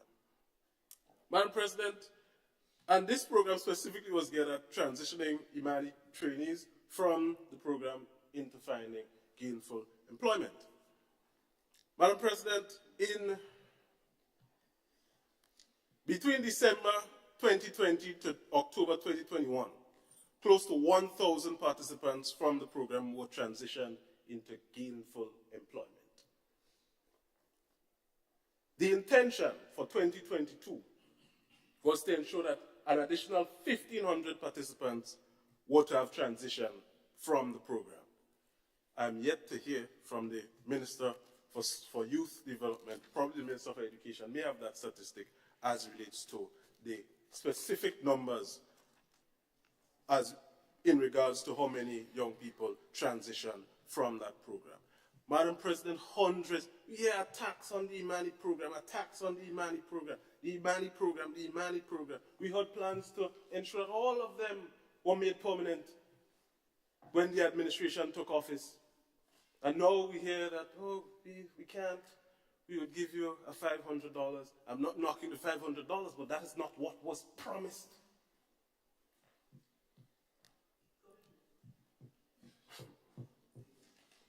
Madam President,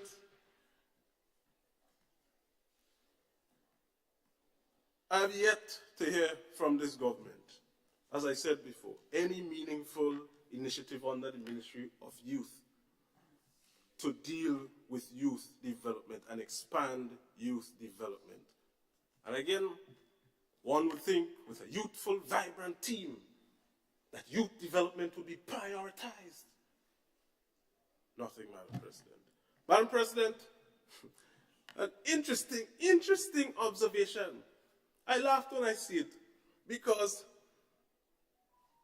this year, government touted its intent to refurbish the public library as a show of care for readers in this country. Madam President, for 2023, phase 1 of the public library modernization, there was a budget of $750,000. We saw in the news at the beginning of the year, ministers visited the library. They spoke so nicely. Madam President, I felt good. I say, all right, transformation. Madam President, we are in December 2023, and not $1 from the $750,000 was spent on the modernization of the public library. Madam President, not a dime, not 1 cent. I hear the honorable member shouting false. The document that was provided to us shows that nothing was spent. The estimates indicate that. So the numbers are false. I am not the one who prepared the document. Madam President, interesting. But here, Madam President, for 2024, the same phase 1 of the modernization of the public library, a new allocation of $250,000, $500,000 less for this initiative. It's phase 1. The item name in the estimate is phase 1. So they can't say it's phase 2 and the continuing work that was done. As far as we see, based on the document, nothing was done. Madam President, I move to the tuition assistance program, free tuition program. I am not opposed to government providing free tuition to the nation's youth, and I, for one, would commend it. However, Madam President, when I see figures, I like to ask questions. What was the rationale for that specific amount? How did the ministry come up with this $3 million as a justifiable amount to say, all right, it is sufficient for the year?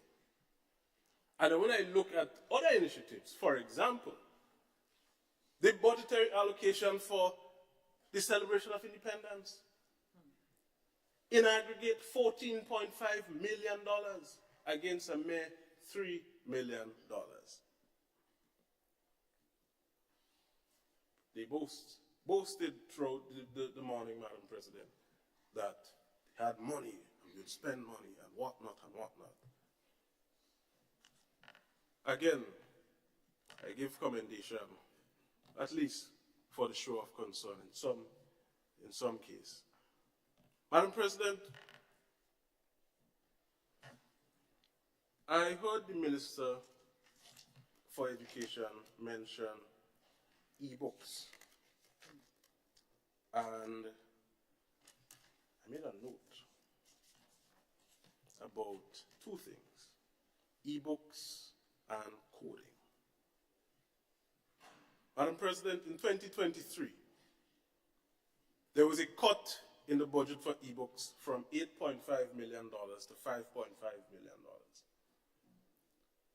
And now again, for 2024, there is another significant cut in the budget for e-books by $2.5 million, from the $5.5 million to $3 million. This is not in keeping with the nice words I heard earlier on. And Madam President, as it relates to coding, the Minister said that a substantial amount of money was spent on coding. And note, I am not knocking these programs.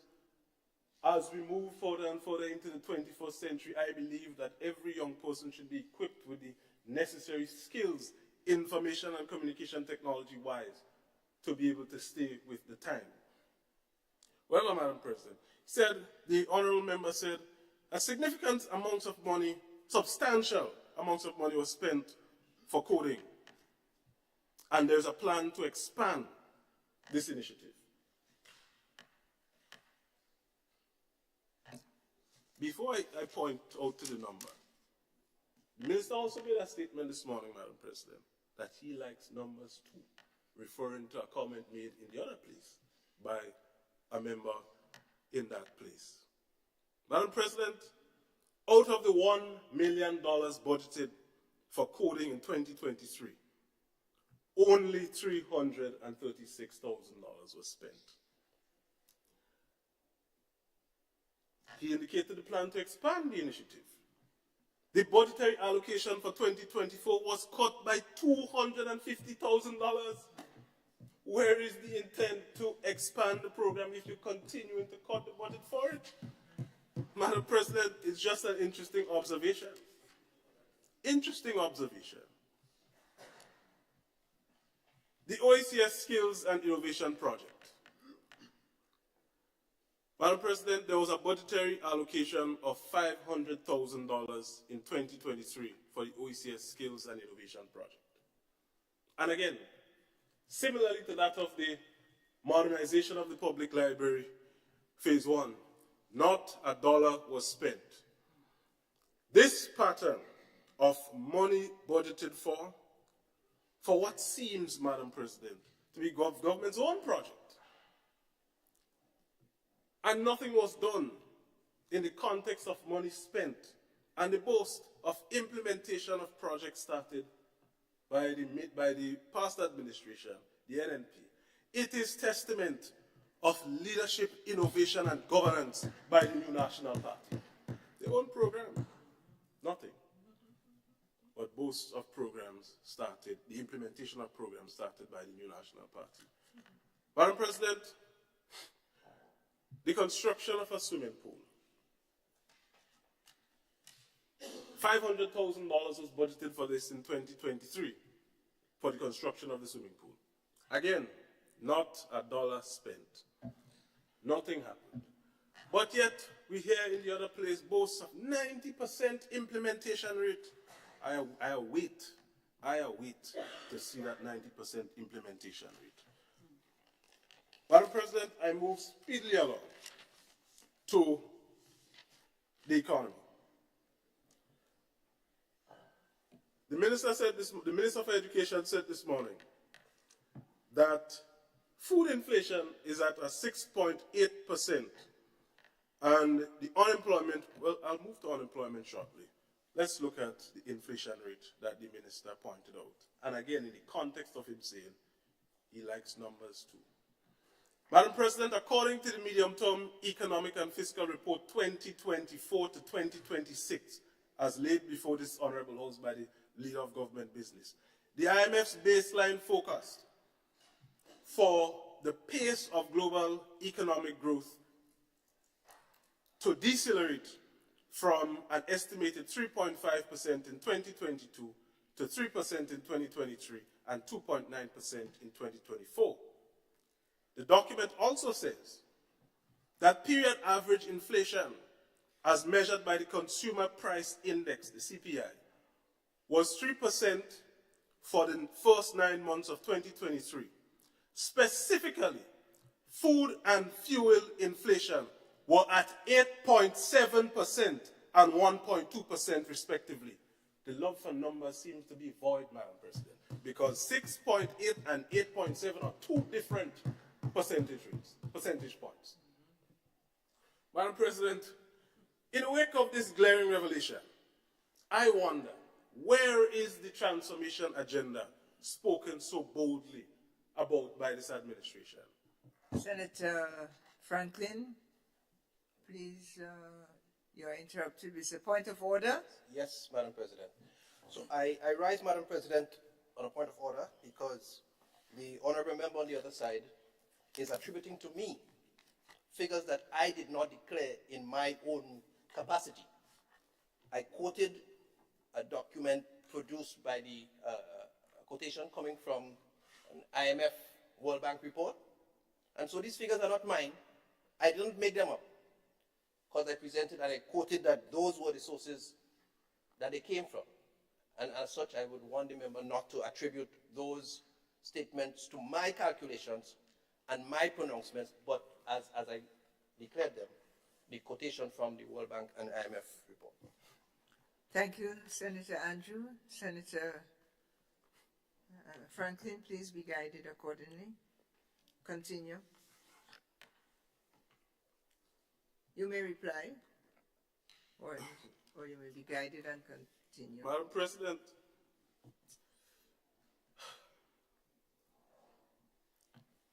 I will not respond. I will not respond to that. The fact is, the document laid before the House says one thing. The honorable member stood and said something. I am simply comparing what was said before the honorable House to what was presented before the honorable House. I am not saying that the honorable member lied, but he made reference to a figure. I am making reference to a figure based on the documents provided to us by the government. Madam President, one would think that as the government is aware of this economic downturn for 2024, they would move to expand capital expenditure significantly to ensure growth in the economy. But what we see is a mere 7% increase in spending for capital expenditure. And this 7%, Madam President, is largely to accommodate the inflationary prices in building material. Madam President, government's capital expenditure can act as an economic stimulus, especially during periods of economic downturn. By injecting funds into capital projects, the government can boost demand for goods and services, supporting various industries and promoting overall economic growth. But we see again, like 2023, the 2024 fiscal year will realize significant increases in recurrent expenditure and not that of capital expenditure. I might also add, Madam President, that this can be considered an indication of government's lack of innovation and competence to develop and implement their own projects as they have decided to continue the implementation of projects created previously by the new National Party. It is all well and good that the government has decided to continue with those projects. But I mean, I've heard so much about transformation. I thought something new was going to come. But no new projects. From the bathroom and toilet program to WASH, from debushing to BEST, beautification, empowerment, sustainability and transformation, and from the special projects to community mobilization, empowerment and transformation. Nice names. I love the words, you know. One thing I give you credit for, renaming, you would have done. Madam President, I see two new projects, Teaching Hospital and Project 500. I'll give you credit for that. I'll give you credit for that. I mean, giving this credit through you, Madam President. Madam President, I've heard talks about the economic performance and revenues are looking good and surpluses here and surpluses there. And Madam President, with an increase in item prices by 8.7% specifically for food, as indicated by the document provided, the medium-term fiscal report, it is obvious that revenue collecting agencies like the Customs Division and Inland Revenue, specifically on VAT for inland revenue, will realize an increase in revenue collection. Several factors support this assessment. Initially, post-pandemic shifts in consumption patterns would most likely have already occurred. This implies that despite a decrease in consumption, the inflation in price will contribute to increased tax revenue. Consequently, a substantial portion of augmented customs collection can be attributed to inflation. Madam President, and for the interest of the House, I'll explain. There are a number of tax types administered by the Customs Division. You have the Customs Service Charge, the Common External Tariff, the Value-Added Tax, and the Environmental Levy, All of these are ad valorem taxes, which means that the tax is calculated against a percentage of the value. Now, if the value of a particular item goes up, and the tax is a percentage of value, then of course the dollar paid in terms of tax will increase. While the tax rate may remain the same, the overall amount that I, as the ordinary man, would pay to government in taxes would go up. Madam President,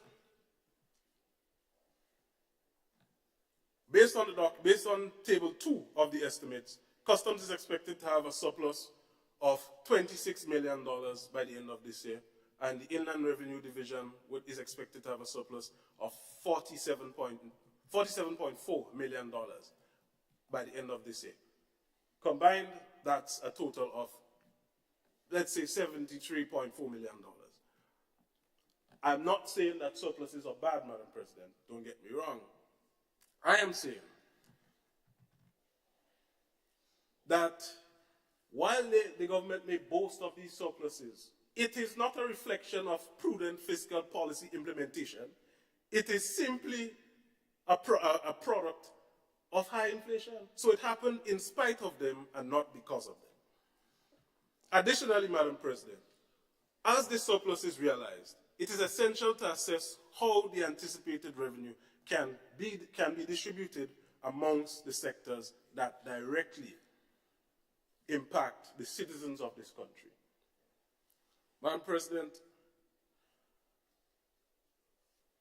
I must say,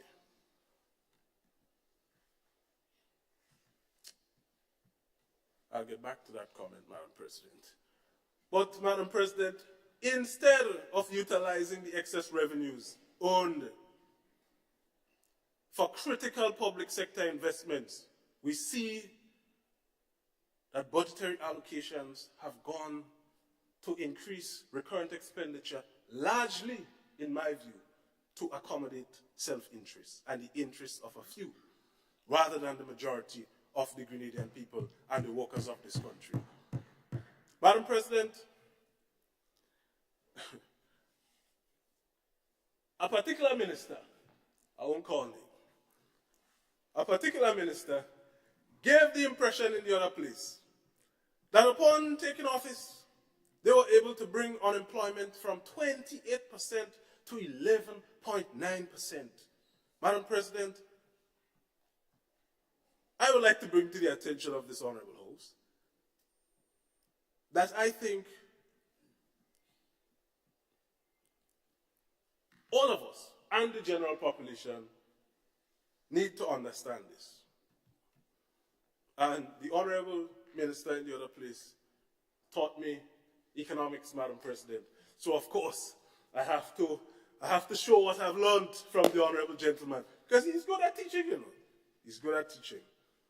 Madam President, in the year 2020, in presenting the 2021 budget, the Honorable Gregory Bowen indicated in his presentation that preliminary data suggests the unemployment rate is already declining from the 28.4% that it was in 2020 to around 20% by the end of that year, and attributed that decline to expansions in construction, agriculture, wholesale and retail, and all of that. Madam President, in 2021, in presenting the 2022 budget, same Finance Minister, the Honorable Gregory Bowen, indicated in his presentation that some 13,603 jobs have returned, with the unemployment rate falling from 28.4%, where it was at the second quarter of 2020, to 16.6%.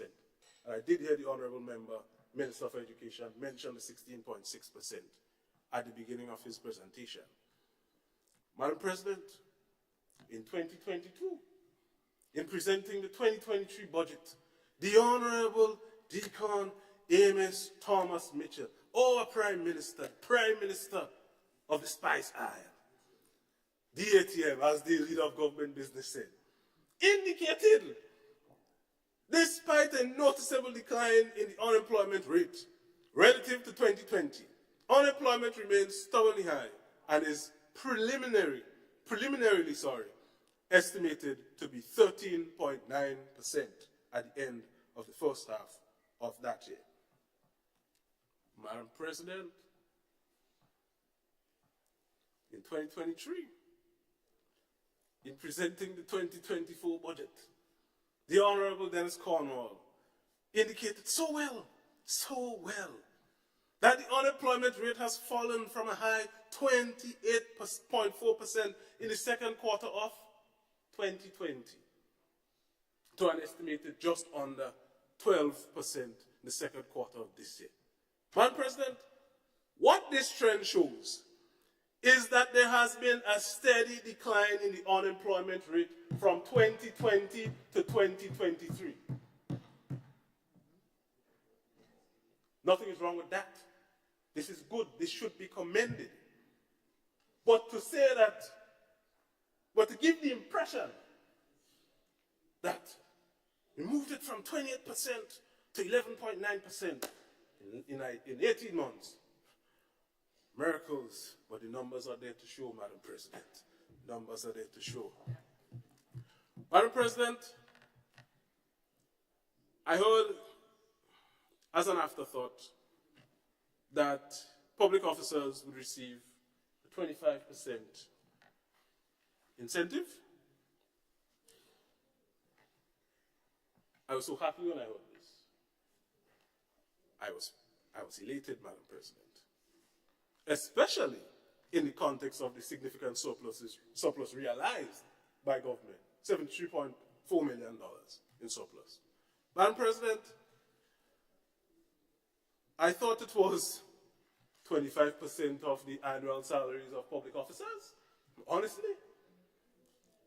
I thought this because I remember, Madam President, I was just a junior officer then in the public service, in the customs, when the then administration paid 50% of the salaries for public officers in December of that year.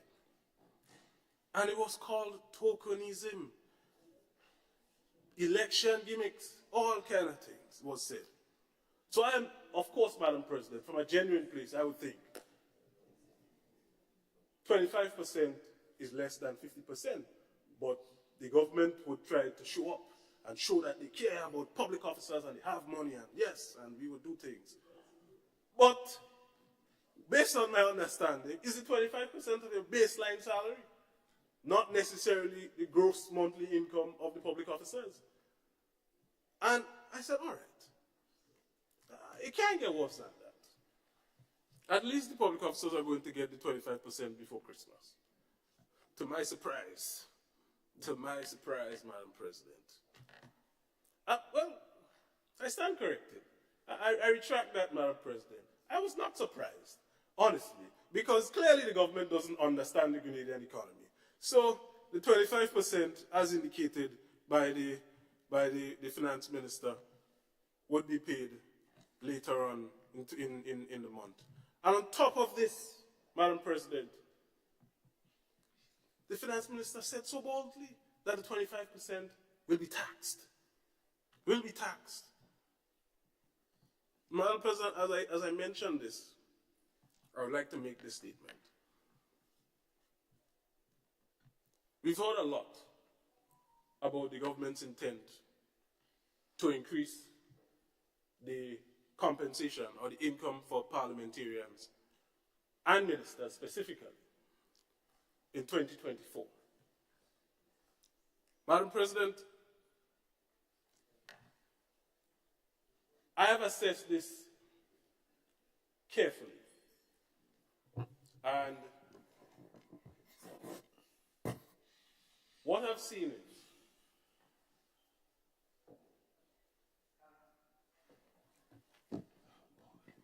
thank you, Madam Senator President. Thomas. Yeah, just Point a, of yes, just order. a little correction to the Honorable Senator. We have no intention of increasing ministers' salary. It's for parliamentarians strictly, and not increase in some cases, because there are some parliamentarians that get zero. Thank you, Madam President. Thank you for that clarity. No increases in the minister's salary, increases in parliamentarian salary.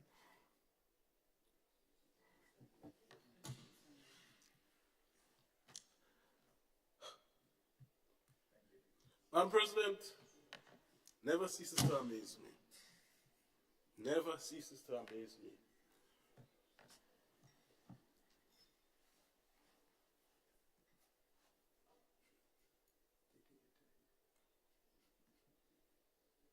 In this honorable house,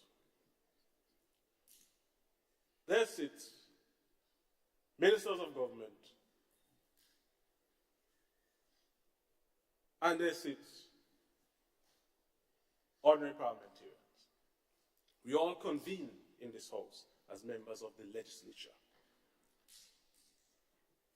It was said that all members in this house would receive a 3,500 increase. So, from January 2024, all members in this house would get $3,500. The members on this side are not ministers of government. The members on that side are ministers of government. If you are adding $3,500 to what the honorable members are getting in their capacity as ministers, that is an increase in your income. Madam President, I am not saying an increase in salary for ministers, an increase in income. And the honorable member is so agitated to stand. But he's not listening through you, Madam President. I have no opposition to regular members of parliament receiving an increase in their income. But to have ministers of government who sits in the parliament get the additional $3,500, specifically for senators and those in the lower house, receive $5,000. Madam President, this comes against the backdrop of the government coming to this honorable house and amending the fiscal responsibility legislation. And when questions were asked, what was the intention of that move? To move the wage bill rule from 9% of GDP to 13% of GDP. It was said to take care of the public officers of this country. And what we see, Madam President,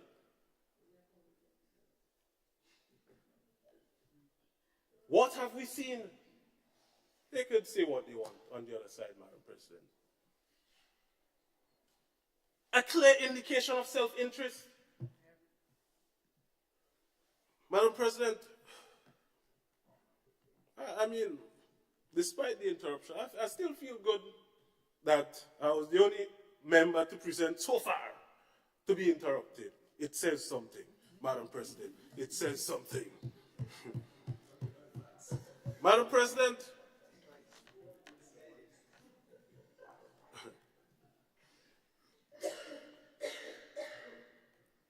go ahead. What do they say? Long rope for Magago? Go ahead, man. Madam President, we heard about merit. Anything that public officers have to get now is based on merit. And I ask this question, Madam President. What has some of the ministers on the other side done in the last 18 months to warrant the merit benefits that they are receiving, that they will receive from January? What warrants that? And a mere 25% is thrown to public officers and told, we're taxing that, but, well, the Honorable Attorney General is on the other side, Madam President. And through you, I would allow you to ask her if the income for parliamentarians would be taxed. Madam President,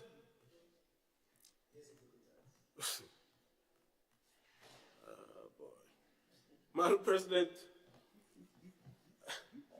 clearly, the country has seen that this budget is not people-centered. This budget could never be considered people-centered, Madam President. And the mere fact that in presenting the budget, the finance minister made as the grand initiative for the 2024 budget was the increase for parliamentarians. How could this be considered people-centered? A tax on programs geared at youth development. A tax, cuts here, there, and everywhere. No implementation of programs initiated by them.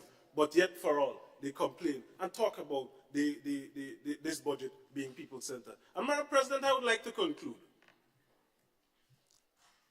that there needs to be emphasis on transparent, consistent, and prioritized action that truly benefit the citizens of this country, the citizens of Grenada, Carriacou, and Petite Martinique. The challenges we face at this time, Madam President, demand, in my view, thoughtful consideration, strategic planning, and responsible fiscal policies, not what we see in this 2024 budget, Madam President, and I thank you.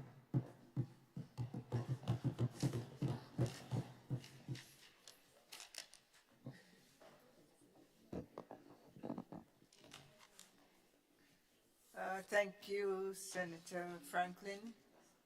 And you did pose a question through me and to the Attorney General about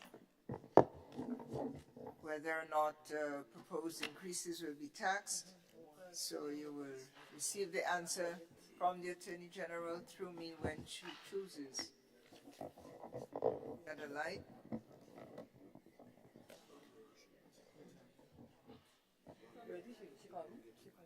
There's no light, so we move to Senator Gloria Thomas.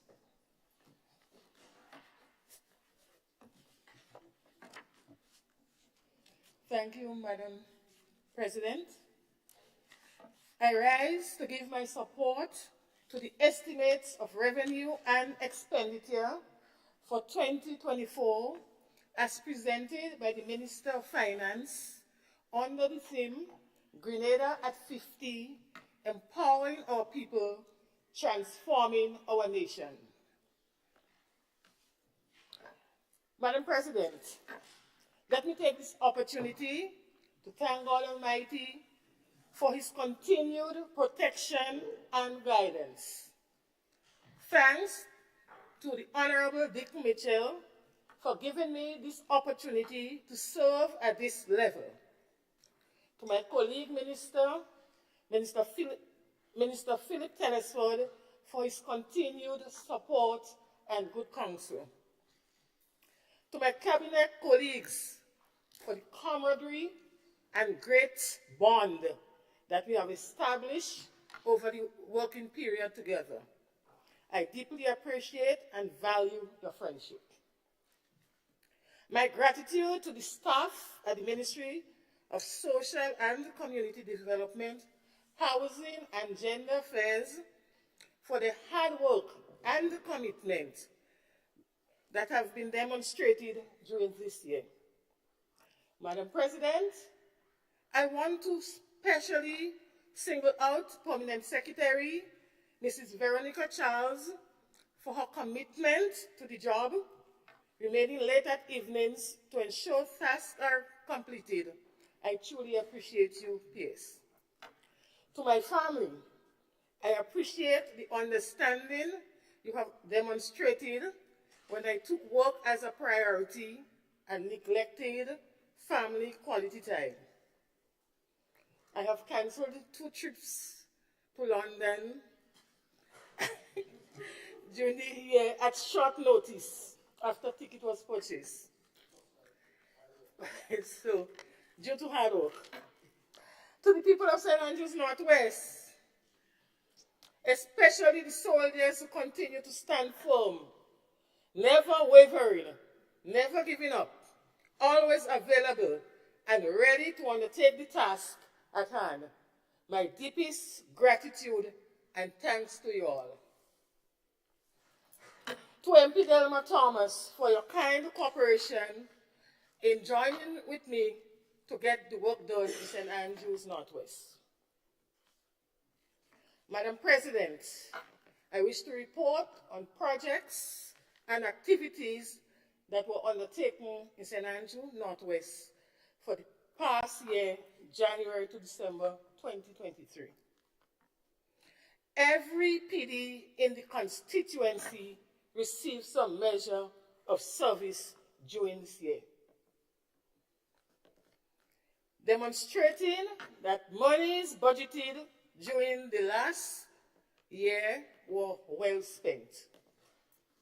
In June 2023, we did a men's symposium in Parkley Government School where we brought men of the constituency together to fellowship and interact, but most importantly, to gain information, valuable information on men's health and the importance of carrying out their role within the family.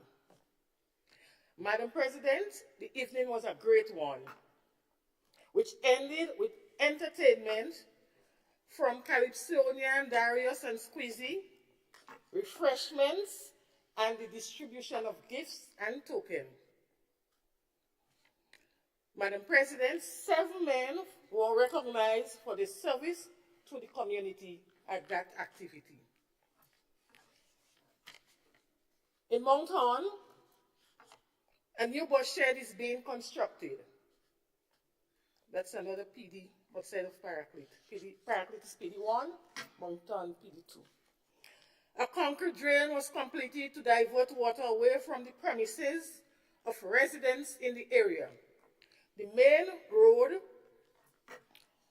in Lafayette has been resurfaced all the way down to Paradise Junction.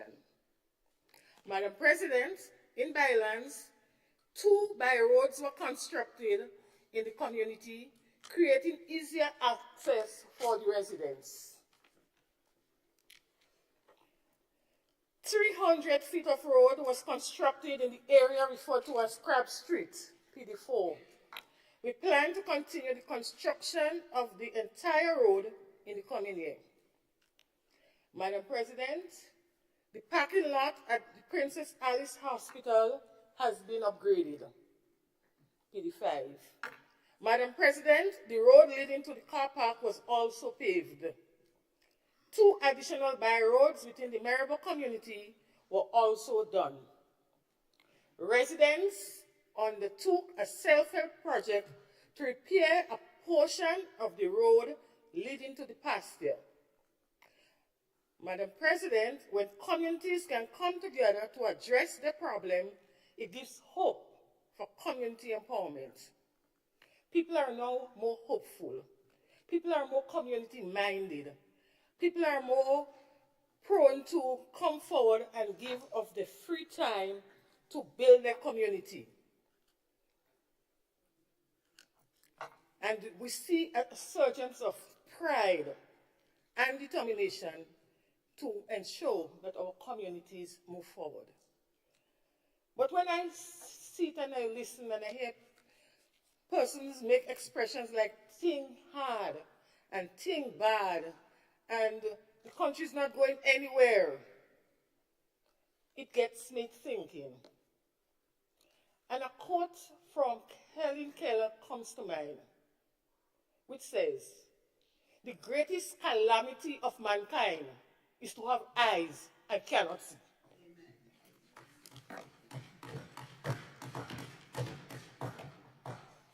Madam President, a by-road was also constructed in Bottom Burgard during this year. In Providence, a walkway was done to assist residents in easily accessing the main road. We know for a fact that physical infrastructure is not only community development. We also undertook some measures to ensure that skill development and education programs be part of our community development initiatives. In light of this, Madam President, we have erected 5 billboards within the constituency and 1 in Grenville, outside the constituency. 1 at each of the primary schools within the constituency to motivate and encourage our students to succeed at their studies, so as to minimize the numbers coming for social services support in the future. Education is liberation.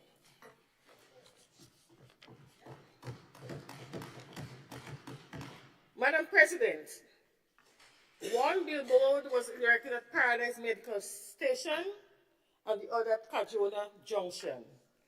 These 2 boards speak to the issue of mental health and the need for us to be aware and care for oneself and others with mental illness. We have also started skill development within the constituency of St. Andrew Northwest. We have 1 sewing class in Birch Grove, facilitated by Ms. Sylvia Fletcher, who is doing that work for us pro bono. We provided some material and equipment which was donated by the Chinese ambassador to make this class a reality. Our thanks and gratitude to the Chinese ambassador for this generous donation. Madam President, we have 2 sewing classes in Paradise, St. Andrew. 1 in dressmaking and the other in tailoring for young men, 6 of which are currently attending very well. Therefore, I don't think it is fair to say that government is doing nothing for skill development. Madam President, 2 young men came forward for assistance to better equip a garage that they have established in Birch Grove. We are currently processing the requests to provide the much needed tool and equipment to facilitate a more effective operation for them. Madam President, these are the initiatives that we applaud and encourage and will support. And as we know, government cannot do everything. We partner with the Mount Horn Development Group in hosting a quiz for young people in the community. The trophies and awards were donated by MP Delma Thomas and myself. Madam President, these are the activities for young people that we continue to support, that the young people can be positive and meaningfully engaged. Madam President, in 2023, my ministry recorded a successful year of implementing government's social protection agenda. Our main objective is to continue to make adjustments to the existing social protection landscape to better facilitate our service delivery. These changes include improving supporting systems and structures, program delivery adjustments, and legislative changes to create the enabling environment for equality. Our aim is to develop a robust social protection system that is able to effectively and efficiently respond to the full range of social protection interventions. Madam President, in this context of the changes, we conducted a national beneficiary household recertification drive under the Support for Education Empowerment and Development program. This process was done to facilitate the reapplication of the assessment tool to determine eligibility of the beneficiaries. If the beneficiary's household living condition was improved and surpassed the threshold, the household should graduate out of the program. Madam President, on the other hand, if the household living condition remains the same or regresses, then the family may be deemed fit to remain on the program until their socioeconomic condition improves. This graduation process creates the fiscal space for the inclusion of new beneficiaries. In this regard, during the year, a total of 504 new beneficiary households were added to the SEED program. Madam President, as pronounced by the Minister of Finance in his budget presentation, in 2024, there will be an increase to 500 for SEED beneficiaries household who are elderly, 65 years and over, and beneficiaries living with physical and mental disabilities. This will assist them with the upkeep of their medical regime and general well-being. Madam President, the emphasis is on the elderly. We want to put our people back to work so they can become independent and take charge of their lives. I am happy to emphasize that the benefit will not be a temporary measure, but a permanent increase going forward.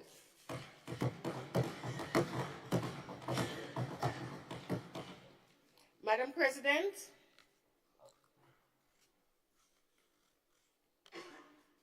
Cabinet at its meeting on the 3rd of January 2022,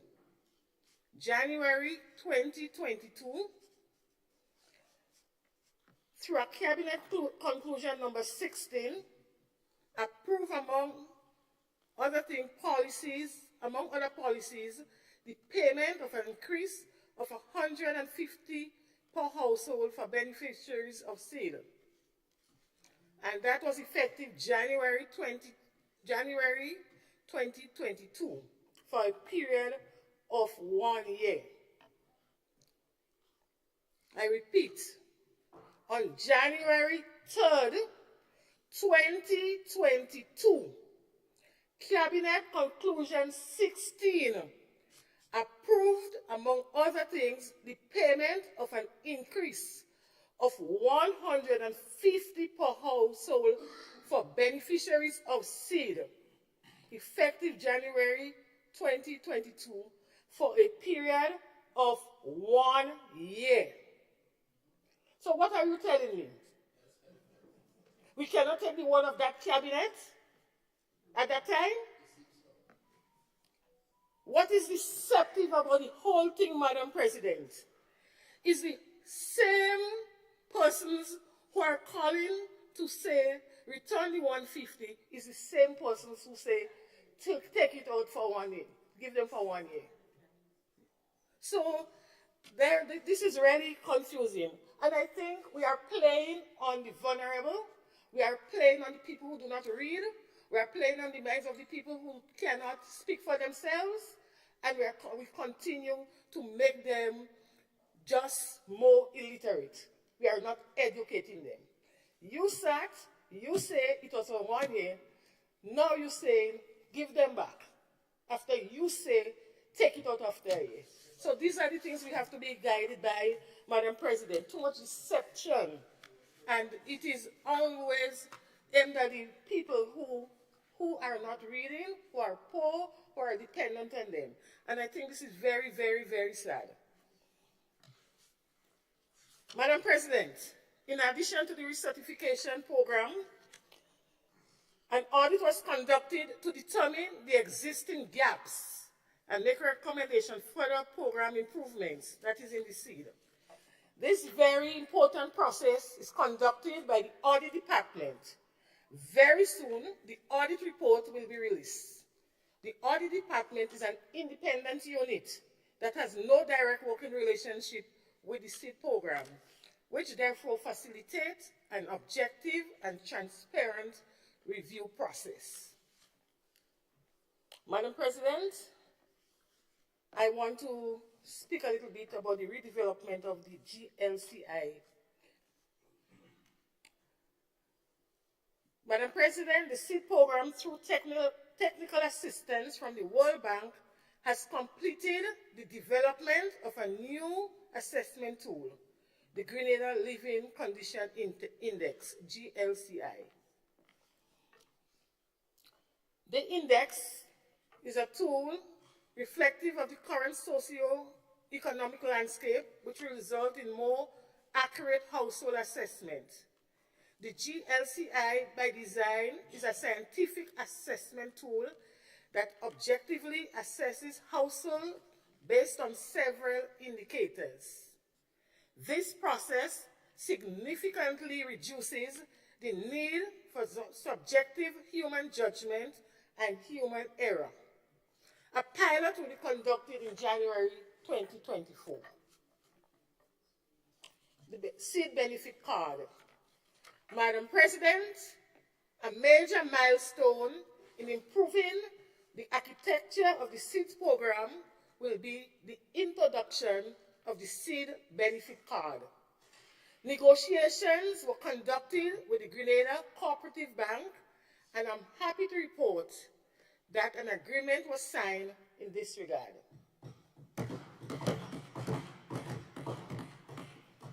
The implementation process will commence in January 2024. Madam President, beneficiaries will receive a seed benefit card which will enable them to receive benefit through the banking system.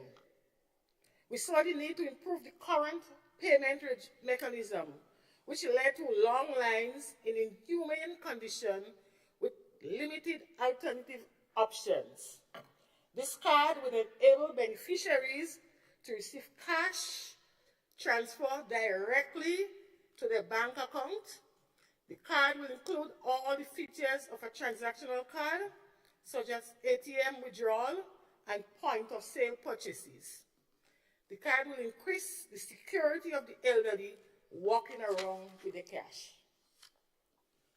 Madam President, for the first time since the existence of the seed program, no supplementary allocation was added during the fiscal year, but we were able to add new beneficiaries. Madam President, improvement in management practices yields better results. To date, total beneficiary household, 5,246. Individual beneficiaries, 7,483. Elderly household, 1,512. Madam President, I would like to speak now about parenting.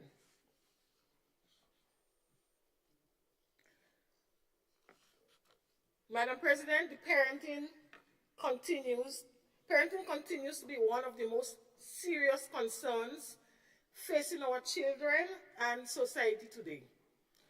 Therefore, our aim is to continue to deliver the supportive programs to assist with addressing this growing concern. We have too many absentee fathers. We've seen it all in the lower house. Too many of our men are not willing or able to stand up. No pun intended.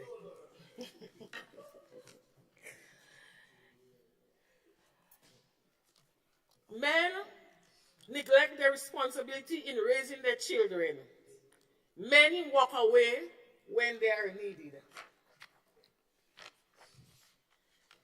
The parenting program continues the education and sensitization program through the delivery of parental sessions to parents.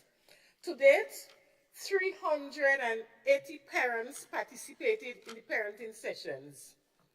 Madam President, a national positive parenting community campaign was conducted using diverse media, mobile theater production, radio series, and podcasts. The campaign was a community development campaign that promoted positive gender-responsive parenting messages for parents and guardians in social media, including audio and visual. As part of the strengthening of the parenting program, 10 young persons were employed as parenting mobilizers, which resulted in the successful graduation of the 380 parents I spoke of a while ago. This represents the largest number of parents graduating from a program at any given time. As a result of the success of the new parenting drive, consideration is given to continuing this engagement with the mobilizers. There is a large cohort of parents currently waiting to participate in the program. And we target some of the parents who are SID beneficiaries because they receive the benefits, some of them, and the children are still not attending school, and they cannot really manage the children as they ought to, and we're taking parenting as a proactive approach to ensure that we have less delinquency in society and we have better outcomes in schools.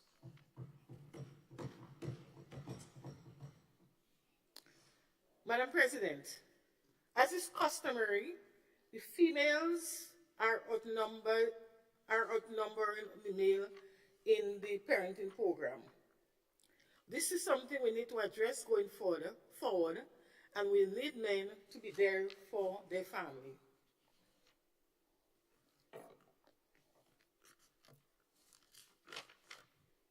The Roving Caregivers Program.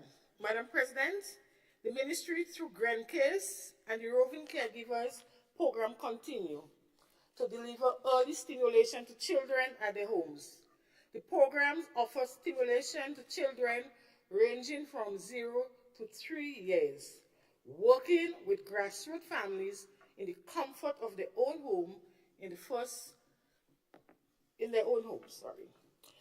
half of this year, the program provided early stimulation to 445 children from 401 households. Child development. Madam President, as it relates to children in the daycare centers, the ministry continues to provide care and support to parents in various development centers around the island.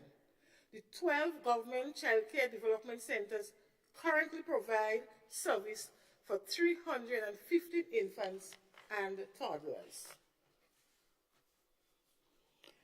In 2024, we'll be focusing on implementing and enforcing daycare standards for both private and state-operated centers. This will be done to ensure that our children will be cared for in a safe environment in accordance with established universal service standards. Madam President, as part of our inclusive approach to social protection, 15 members of staff were trained in autism and special education to better enable the ministry to address the needs of this target population. Madam President, the reality is that not many persons in the country has the requisite skill to work with children in this highly specialized area. The aim, therefore, is to equip staff to effectively respond to every area of social intervention. I now turn to the elderly. Madam President, the COVID pandemic has taught us some very valuable lessons, which prompted us to improve our operational standards. In this light, we saw it necessary to establish operating procedures for elderly homes to ensure that our elderly are cared for in a comfortable and safe environment. And one we will recall during the COVID pandemic, at one of our homes in the north, we lost probably 90% of the residents there. So this situation really prompted us to be proactive for any other eventuality of this nature. Madam President, the Grenada National Standard for Residential Care Facility for Older Persons have been developed in collaboration with Pan American Health Organization, PAHO. The standards cover guidelines and directives for the effective and the safe operation of elderly care homes. A wide range of areas are covered in the standards. We look at the general registration, inspection and licensing requirements, health and well-being, the provision of effective services, responsive workforce requirements, the provision of safe services, pandemic response, specific practice guidelines, leadership, governance, accountability and compliance, use of resources and sustainable financing, use of information, monitoring, and evaluation, to name a few. While we set standards and establish operating procedures for elderly, there are concerns about what takes place with the elderly in their own homes and in the homes of their children, where they reside. Neighbors express concerns. We get lots of calls, many reports about the abuse that our elderly are meted out to. We have now taken a position that we have to become a little bit more conscious and a little bit more caring for the elderly, and so we have trained some of our caregivers, the elderly caregivers, to better able to deal with the elderly and to report any signs of abuse that they may observe when they go to give care. National policy for older persons. Madam President, I am also happy to announce that the draft Grenada National Policy for Older Persons have been completed and will soon be submitted to Cabinet for approval.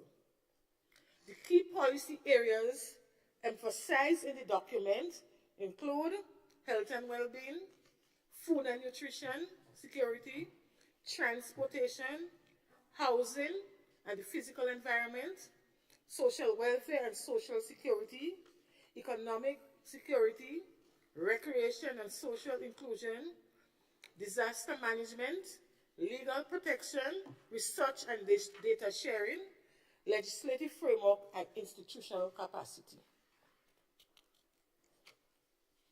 The Geriatric Care Program, Caregivers Program.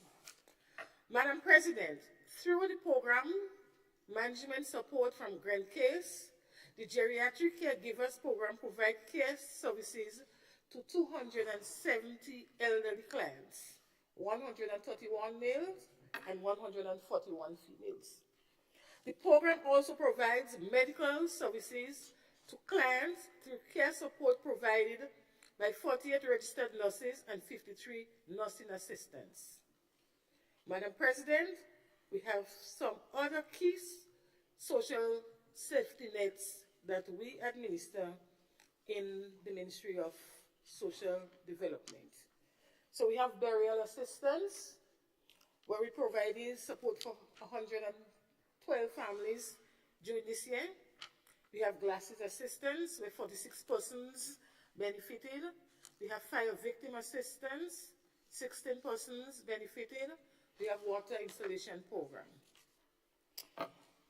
Madam President, with a budgetary allocation of $42.3 million under the Ministry of Social and Community Development, I am confident that we will be able to provide the much needed service to persons who are fit for such.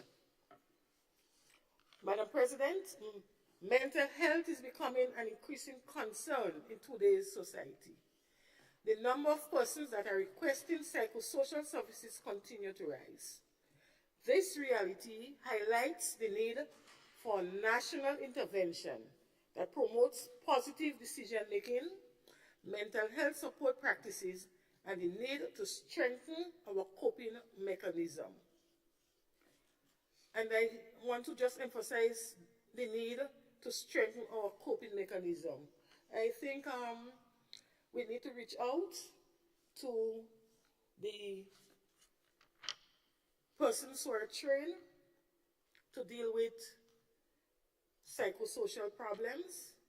We need to see counselors, we need to see therapists. People are easily overwhelmed and they are readily willing to say, that is it, I will end it. A lot of this year. People reaching out for help and material help, and if it is working out for them, the first thing they're talking about, they end their life. My ministry recognizes and fully embraces the need to promote and safeguard the mental health of our citizens, as there is no health without mental health. The effects of poor mental health in a country have dire familial and economic consequences. Therefore, we implore all to take steps to care for their minds. We continue to do all in our power to reduce the stigma and the discrimination against persons with mental illness. If you or someone you know is struggling with poor mental health, we encourage you to reach out. Reach out for help through the Ministry Psychosocial Support Unit. Let us continue to support each other and be kind. For the year thus far, the Psychosocial Unit provided counseling services to 439 persons and conducted crisis intervention for 17 families in response to house fires, sudden deaths, accidents, and other traumatic events. 2 new counselors were added to the psychosocial unit to expand the coverage of the service and bring it closer to the people. For the first time, a counselor has been assigned to every parish, and counseling is now offered throughout the country. Youth rehabilitation. Guided by the research that has shown that vocational education and training are important components for rehabilitating young offenders, the Reach and Teach unit at the Grand Bacola Juvenile Center Rehabilitation and Treatment Center was officially launched in July 2023. The unit's main focus in functional literacy, functional numeracy, and vocational skills. These skills are taught through academic and vocational instruction, thus providing the residents with skills and competencies to make them employable and valuable members of the society when they leave the center. It is the hope that these skills, together with counseling and therapy, will provide the residents with tools that are likely to reduce their reoffending and guarantee their success in being reintegrated into the family and the society at which some of the program to be reintegrated into the family and society. Some of the program presented so far are baking and cooking, cake decorating, sewing of bonnets, using steel drum to make ovens, a tradition that is soon dying, propagating of ornamental plants and flowers, physical education, drumming, and poultry, to name a few. Gender and Family Affairs. International Men's Day Regional Conference. Madam President, I stand here very proud to say that Grenada was the first country to host the inaugural International Men's Day Regional Conference under the theme, Men Matter. Embrace, empower, elevate for positive transformation. Some of the activities that were conducted over the week, we had the official conference, a business day workshop to guide men who are interested in developing their own business. Visits to institutions were done. The Mental Health Hospital, Grand Bacolet Juvenile Center, Father Malagon's Home for Boys, Her Majesty Prison. Each resident was given dignity packs to encourage them and to lift their morale. Psychoeducational sessions were conducted with 4 schools facilitated by a certified regional traumatologist. An island motorcade aimed at inspiring men throughout Grenada with positive messaging was also done. And a Thanksgiving service and award ceremony ended with a dinner to recognize outstanding men and boys in our country. I say special thanks to Minister Telesford and his team of local and regional partners for support, which resulted in Grenada's successfully hosting this important event. It is surely a good indication of more wonderful things to come. We have established a men's bureau to better able to address the concerns of men. We felt it was necessary so as to bring the gender balance to our services that we offer. A gender advisor has been onboarded as part of the CUSO International Blueprint project to strengthen the staff of the Division of Gender and Family Affairs. Spotlight Initiative. Madam President, I would like to place on record my sincerest thanks and appreciation to our developmental partners for the funding and implementation assistance for the successful completion of the Spotlight Initiative project. I said thanks to UNDP, UN Women, UNICEF, PAHO, UNFPA, and ILO for the tremendous support throughout the years. The project has a current overall implementation rate of 98%. Wrap-up is going, and we anticipate an excellent project conclusion by year end. The Spotlight Initiative to end violence against women and girls took a comprehensive approach to addressing gender-based and family violence in Grenada. The 6 pillars focus on 1. Law and policy reform, 2. Strengthening institutions, 3. Prevention and social norms, 4, improving delivery of quality essential services. 5, data collection and usage. And 6, supporting civil society and the women's movement. So all these areas, these 6 pillars were addressed under the Spotlight Initiative. Some of the major achievements under the project include legislative and policy frameworks, draft bills and amendments focusing on gender-based violence and family law were addressed. The proposed suite of draft bills will contribute to the strengthening of family systems and relations in Grenada.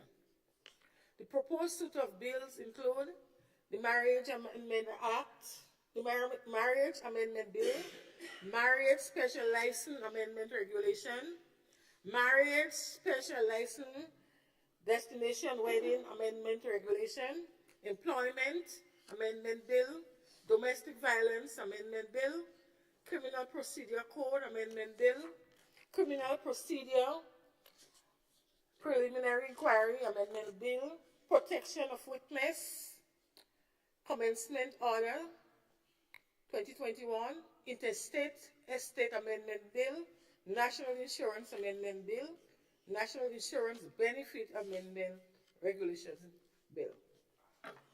Pillar 2, institutional strengthening. We successfully conducted a national consultative process to inform the design of the infrastructure for the establishment of the National Gender Equality Commission. The next step includes a technical committee review and submitting to Cabinet for approval. A national coordinating mechanism and subnational coordinating mechanism structure for gender-based violence were finalized and approved. Launch date is carried for March 8, 2024. And this is International Women's Day, so we specifically leave it for that day to get it going. Gender-based violence 101 training. Madam President, training was conducted in gender-based violence. It has been disseminated. It was disseminated using a consultative process with the intent to be incorporated into public service, tertiary institution, teacher training, schools, and community-based organization training. So that training was more or less piloted, and we want to be able to expand it to different entities. Pillar 3, prevention and social norm. La Bucan creative staging of the play, What is Your Verdict, was performed in 4 parishes in Grenada and Carriacou. Approximately 1,200 persons attended the production. This production formed part of the advocacy initiative geared towards attitudinal change among children, adolescents, parents, and guardians. The aim is to influence change in negative gender norm attitudes and behavior, such as incest, child sexual abuse, and other forms of child abuse. Positive messaging on gender-based violence was also disseminated via social media, radio, community outreach, and other media. Pillar 4, scaling up of essential services. Madam President, training. The GBV unit, in collaboration with PAHO, led a series of training on the standard operating procedure with a view to setting up the subnational coordinating mechanism and national coordinating mechanism. The main objective of the standard operating procedure is to facilitate a more coordinated approach to addressing gender-based violence between the health, social, justice, and police sectors, by providing service delivery guidelines for each of these essential services. The document is modeled against the Essential Services Package for Women, and girls subject to violence. Madam President, the training included 4 groups of targeted training and 6 parish-led training of multi-sectorial team inclusive of Carriacou. Madam President, a 3-day knowledge fair empowering voices, ending violence against women was conducted in Barbados. Our GBV unit officers attended and showcased our best practices. We displayed clothesline strategy and our standard operating procedure. The clothesline strategy is one where we use T-shirts with positive messages and we string it out so people could come in and read and get some valuable information. This type of exchange is beneficial for regional collaboration as we strive together to end gender-based violence. Madam President, all staff of Cedar Home were trained with the aim of improving services to the residents at the home. The staff was exposed to topics including gender-based violence and its effect, the cycle of violence, personal biases, understanding victims' rights, trauma, and self-care. The InfoSafe web-based system, Madam President, was launched to capture data on violence against women and girls. The objective is to collect information on violence against women and girls, which will be used for analysis and response. The key agencies involved in the data collection: Royal Grenada Police Force, Health, and the Ministry of Social Development.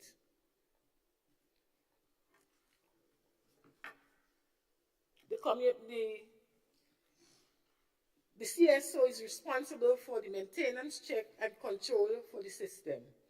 InfoSafe is a collaboration of UNDP, CSOs, and other key agencies.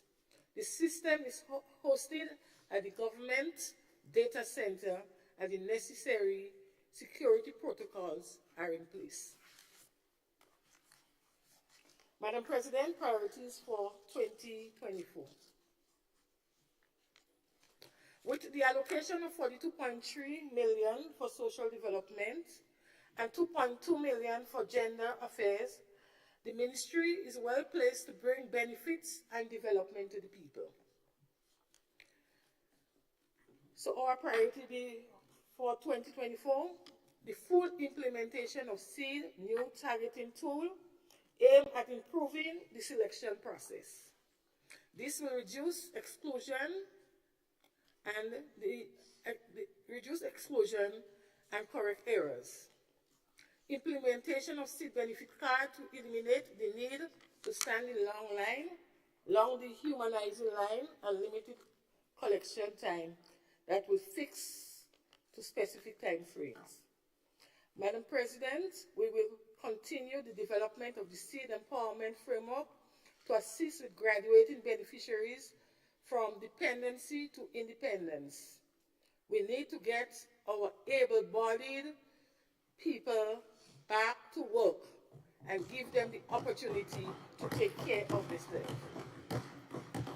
We will conduct training and public sensitization on the amendment and the amended Child Maintenance Act. So we expect fathers to be stepping up. Formulation of a licensing authority for homes for the aged to ensure that minimum standards are clearly established and maintained. Madam President, we will work towards developing a child care policy and action plan to guide and improve child care programs, development and delivery. Also, the implementation of the probation policy and procedure manual. We will also be implementing the gender-responsive masculinity program to work with our men, bearing in mind that our objectives should be teamwork and togetherness. We have already established our Men's Bureau and the The programmatic concept has already been drafted as part of the new program improvement process. Implementation of the revised Gender Equality Policy and Action Plan. Establishment and operationalization of the National Gender Equality Commission. Implementation of a gender framework to monitor policies, programs, and projects to ensure there is gender-responsive consideration and compliance. Implementation of the mechanism and other key sectors for gender-based violence response. Livelihood kits will be handed out to all participants of the training in hydroponics, solar food preservation, and beekeeping. And most of these participants are persons with disabilities. A disability policy and action plan will also be developed. Madam President, as I close, let us be reminded that equality for all should be the order of the day. Let us work together to create and maintain a peaceful social landscape that we can all be proud of. As one people in love, we grow together, build together, and advance together. I want to take this opportunity now to wish all a Merry Christmas, and I look forward to a wonderful 2024 as we strive to achieve bigger and better things together. Merry Christmas to all. I thank you.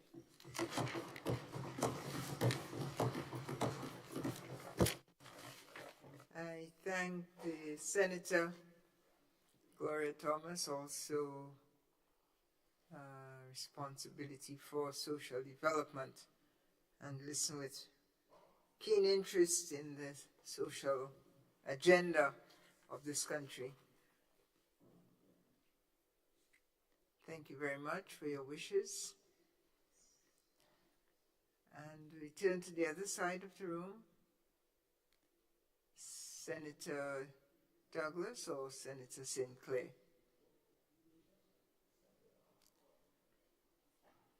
Senator Douglas, you start now. You have 1 hour, madam. Please proceed. Thank you.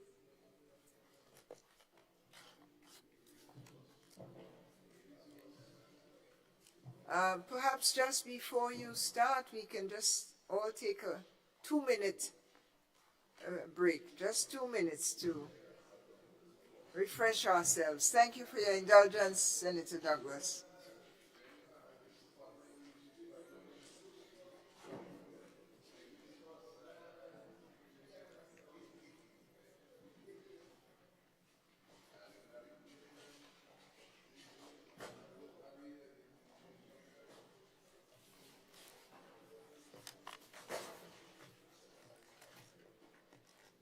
How are you today?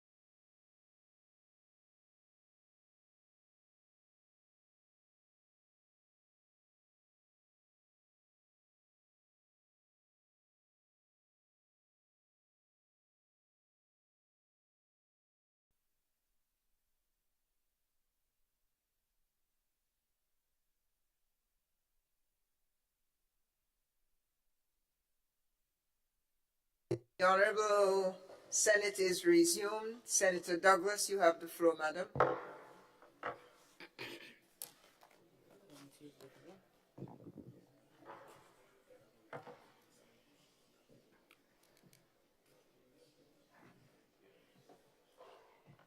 Thank you, Madam President. Madam President, I would like to start off by saying thank you for the opportunity to contribute to this debate, and I must say that I feel honored. This is my second occasion to contribute to the national budget of Grenada, Carriacou, and Petite Martinique.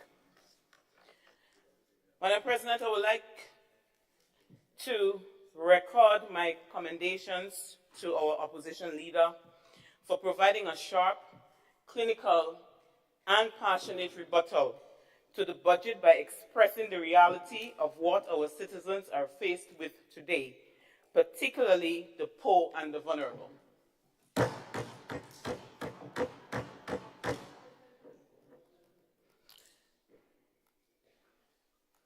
Madam President, truth be told,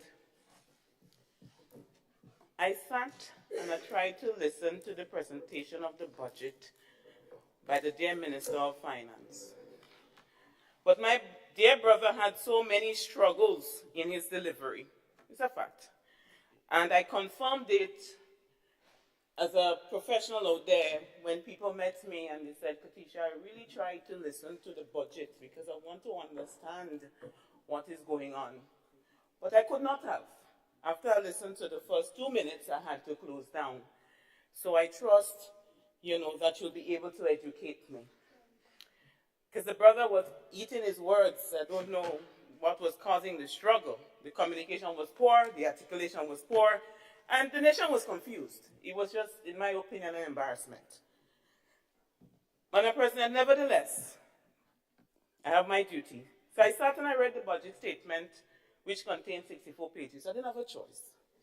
And while reading, all I could have done was to shake my head in dismay.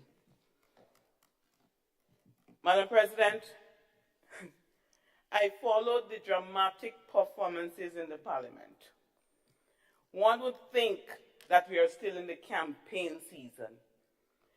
Madam President, the campaign is over, and I want to put this on record. This is time for serious business. The House is not a place for passing pipe and airing grievances and taking things personal.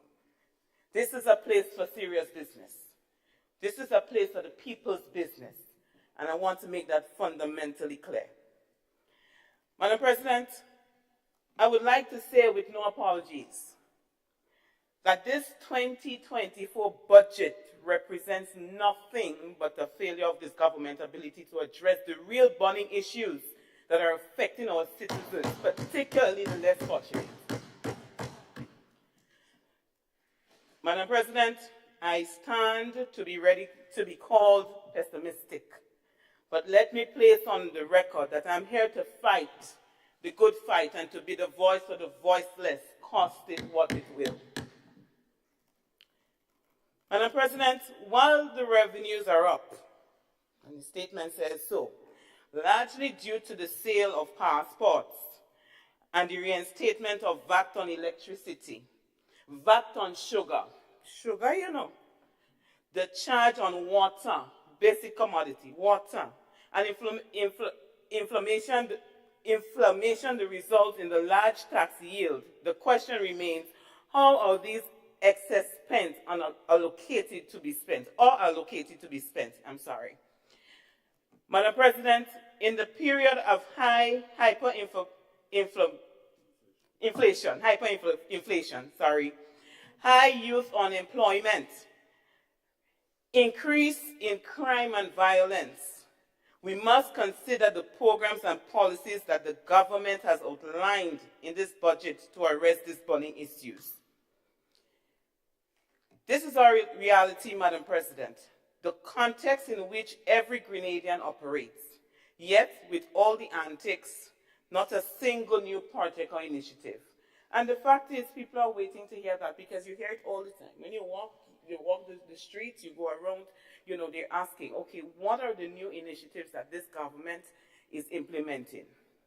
Nothing new. Instead, the ministers came with a pipe in their honorable house and speaking nonsense about the pipeline. The people of this nation don't want to hear anything about the pipeline.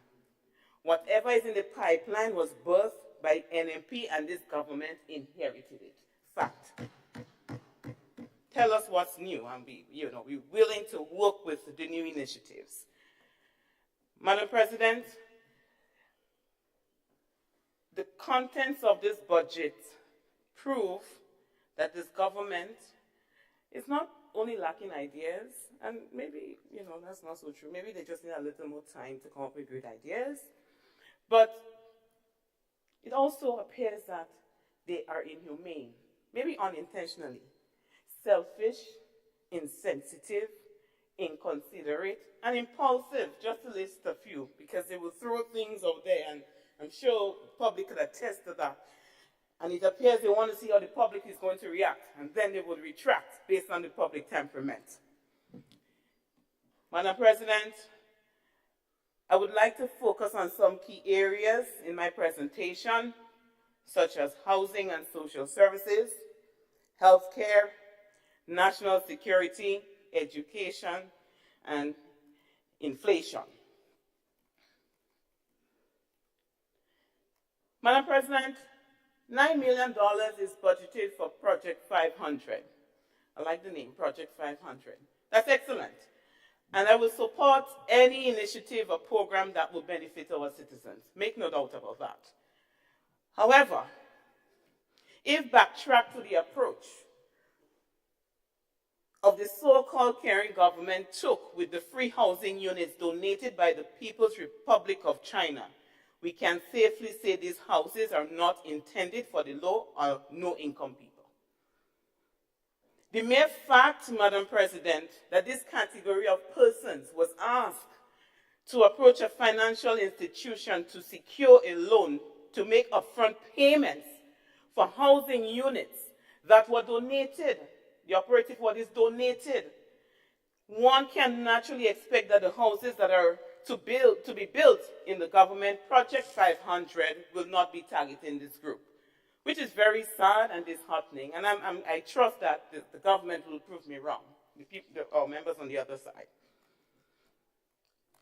Madam President, to obtain a mortgage in this era, we know it's not an easy process. Many of us have gone through it. Many of us are prepared to go through it. Having a life insurance is mandatory. Plus, you have to have a set of additional fees, including legal fees. But this government is asking these vulnerable people who should be getting these houses for free, or in some cases at low cost, to try and get a mortgage to pay up front. I would like for them to help me and the public to understand that. Well, we need to educate the public about it, about whatever programs. Madam President, I don't say that, and I trust that I'm going on the basis that I don't know of any programs. So the fact is, I don't know. I'm just hearing it now to cushion that. The fact is that decision can be deemed as insensitive, to put these people through this process, knowing most of them will not qualify. So a lot of them will be out of houses, and I'm speaking about what I know today. When the government come to educate the public and myself, then I could speak on whatever they have in place. But for now, I have to speak on the basis of what I know. So while we look forward to Project 500 in 2024, we are still seeking to find those Tony Gut houses that were budgeted in 2023. I'm not sure when they're going to stream online. That will be additional to the Project 500, I hope. Madam President, moving on to seed. I remember the last budget debate, my dear friend, Mr. Thomas, and we're from the same parish, said, and I quote, "When you hear poor and vulnerable, you think about NMP. When you hear transformation, you think about NDC, end quote.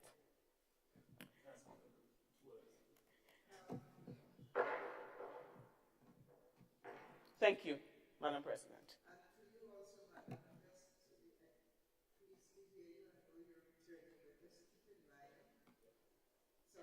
Thank you. Glad to see your energy and enthusiasm, but do keep in mind Section 36 of the Standing Orders. Contents of speech should not verge on being insulting or offensive in any way. So just watch the use of words like speaking nonsense. Just be guided by that. No offensive or insulting language, because I'm sure none is intended. Thank you. Continue. Okay, Madam President, thank you for that, but I didn't know that that word would have been insulting. Nevertheless,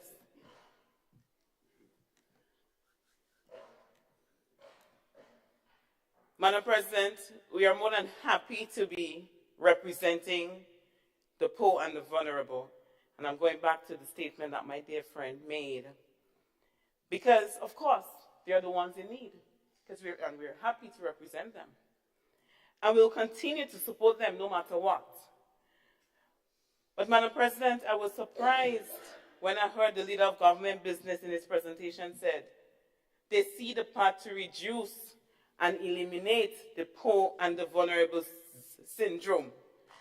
What happened? I don't know. You move from hearing transformation when we hear NDC and we adapting poor and vulnerable from NMP. That's what we're trying to do. But we are happy. We are pleased to hear at least the poor and the vulnerable are still at the forefront of your minds. Madam President, Honorable Gloria Thomas stood in this very house a year ago, remember that vividly, and promised beneficiaries of the SEED program that they will continue to receive the $150 that the NNP-led administration put in place. She said, we are going to continue. A month later, the recipients were shocked to learn that the funds were removed. Madam President, I ask the following questions through you based on Senator Gloria's comments today. Who playing with the minds of the vulnerable? Who is playing on the intelligence? Who is playing on the minds of the citizens who can't read? Who? Madam President, the removal of the 150 hit the nation so hard that the very same senator called it a prank when beneficiaries started to receive calls saying that they're no longer on the list. Not me, I'm not making up any stories. This is what's happening, or this is what happened. Madam President, so I ask, I don't know who is trying to fool who. I don't know. Madam President, the government still came and they've tried to defend the move, right? Defended it as opposed to taking a step back as leaders, because that's what leaders do. No one is perfect. We make mistakes. But what's important, we take ownership for the mistakes that we make. The very same government tried to defend that did not happen. And these people suffered. The mere fact, because they built their life around the extra 150. And they suffered. They were unable to buy basic medication or food. Some of them couldn't even send their children to school or whatever because of the removal of that. And it's a fact. It was a hard blow, and we cannot ignore it. Madam President, now this very same government is knocking their chest and blowing trumpets because of the $50 increase to 26% of the SEED beneficiaries, while 74%, comprising mainly of children and chronically ill beneficiaries, remain unattended. Madam President, I'm confused. Moreover, the government promised $650, and that's great. That's great to all the SEED beneficiaries. So we promised the 650. Why did we didn't budget for it? The 650, that's what they're expecting. They're not expecting a $50 increase on the 150 that we gave them. Madam President, I would like to say, there's an old saying, Tom drunk, but Tom not fool. I hope that's not offensive according to the standing order.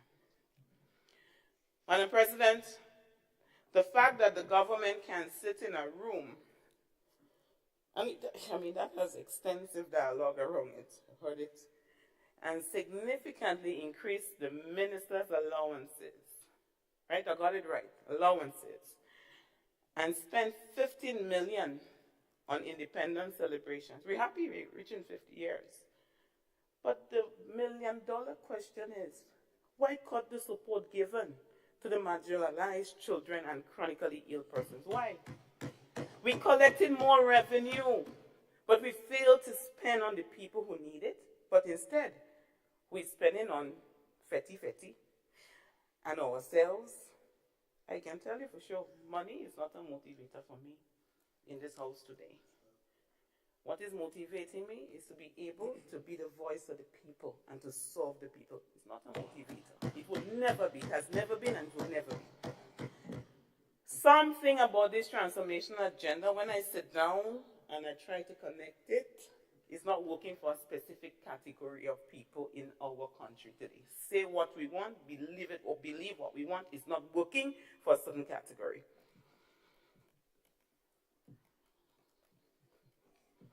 Madam President, the bushing, the transformers, because we're going based on the transformational agenda, change it to, and I want to get it right, beautification, empowerment, sustainability, and transformation at best. Madam President, I want to remind our NMP government over the years implemented large debushing programs to help persons without a steady income or permanent jobs. For example, during the Christmas season, one would have seen over 6,000 pushing people enrolled in the program since October. Madam President, this increased the circulation of money in the economy. You could have seen it. The small community jobs, the Indian stores, all the small businesses benefited compared to what we are seeing now. And that's a fact. You have people saying, okay, well, bush hanging down. When we go get, when it's going to cut? My vehicle scratching or my children passing on the bush. People saying it. Our citizens are complaining about it. I'm not making up the story. Madam President, this government cut the best program by $6 million, $6.7 million. $6.7 million cut, Madam President. Why is it called best? When it's treated in an opposite way, makes no sense. It appears this government takes pride in seeing people suffer. Madam President, I'm sorry, no apologies. That's what it appears. And I know that's not the intention, but action speaks louder than words. Madam President, we all know the program, the WASH program. We hear a lot about it, WASH. But we called it before the bathroom and toilet program. That's what we called it. It was renamed to WASH, and that's fine. We know it's not new. The concept is not new. For many years, the NMP was in government. We built toilets and bathrooms for citizens throughout the length and breadth of Grenada, Carriacou, and PT Martinique. Every year, based on what I can recall, we budgeted for this program. Madam President, the government has merely altered the name and collected monies for the program, But what even was, they did not even have the innovation to make up their own name. If you wanted to change it to WASH, at least we could have come up with something. WASH is a common name all over the world. A matter of fact, with the Rotary Club, I think that's where it was copied. But nevertheless, we budgeted for that program. It's not a new program. And the mere fact that we can make it look because of a name change that it's new is unfair. As my brother Cox said, he's not here. There's a name to describe, you know, when people are taking credit for things that they never created.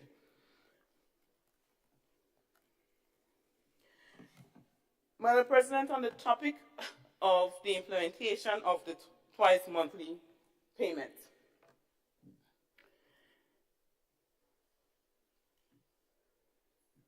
Madam President, the twice monthly payments were imposed on the public sector. It was not requested. I guess it's something that was campaigned on. It was mandated. The fundamental question is still open. Is this policy helping the economy in any way? I would love to know. Many would love to know. The members on the other side said it's working, and they probably know what they base it on. But Madam President, through you, I would like to take the opportunity to ask for the data, whatever data you have to show that this policy is indeed a success. Madam President, the first blunder that was made with this policy, because the government, they call it an achievement. That to me is the #1 achievement listed in the budget statement. I might be wrong and I stand to be corrected. And that's why I'm talking about it today. The first blunder that was made with this policy, it was announced and then the government sought consultation. So it was done the reverse way. As opposed to reaching out to the key stakeholders to find out, you know, what you think about this policy and how you think that, you know, persons are going to react to it, that wasn't done after the fact. But I guess when you have power, you have to use power. And you have to use it at all costs, you know. So I leave that one right there. Madam President, such a drastic policy, because remember, the public sector have been accustomed to, they build a life around getting paid once a month. Such change or such policy implementation, you want to believe that financial literacy programs with the citizens before implementation would have been a very important step, you know, just to educate people as to what is going to happen or what are the possibilities with this policy. But that was never done, you know, and we're talking about we care about people, and maybe we are, but again, our actions and the things that we do is not showing that we truly care. Madam President, truth be told, I would love to see this bi-monthly formula, how it's going to work for Christmas. I'm not being negative. I want to make that clear. This, right? But I'm being realistic, asking, because it's alleged that there are already complaints that are coming from the public sector, and most chronically from the Ministry of Health. And then the Minister of Health is here, and I hope he will be able to speak towards that. That there are cases of public servants getting paid late with that whole bi-monthly policy. So I do hope these employees get paid on time to do their Christmas shopping. Moreover, Madam President, workers in the public sector will receive half of their pay before Christmas Day. Half. So I don't know how's that going to work. Again, they know the formula, and I guess they have a way to work around that. And I trust that they do, because people need to spend money. People need to be able to shop for the Christmas.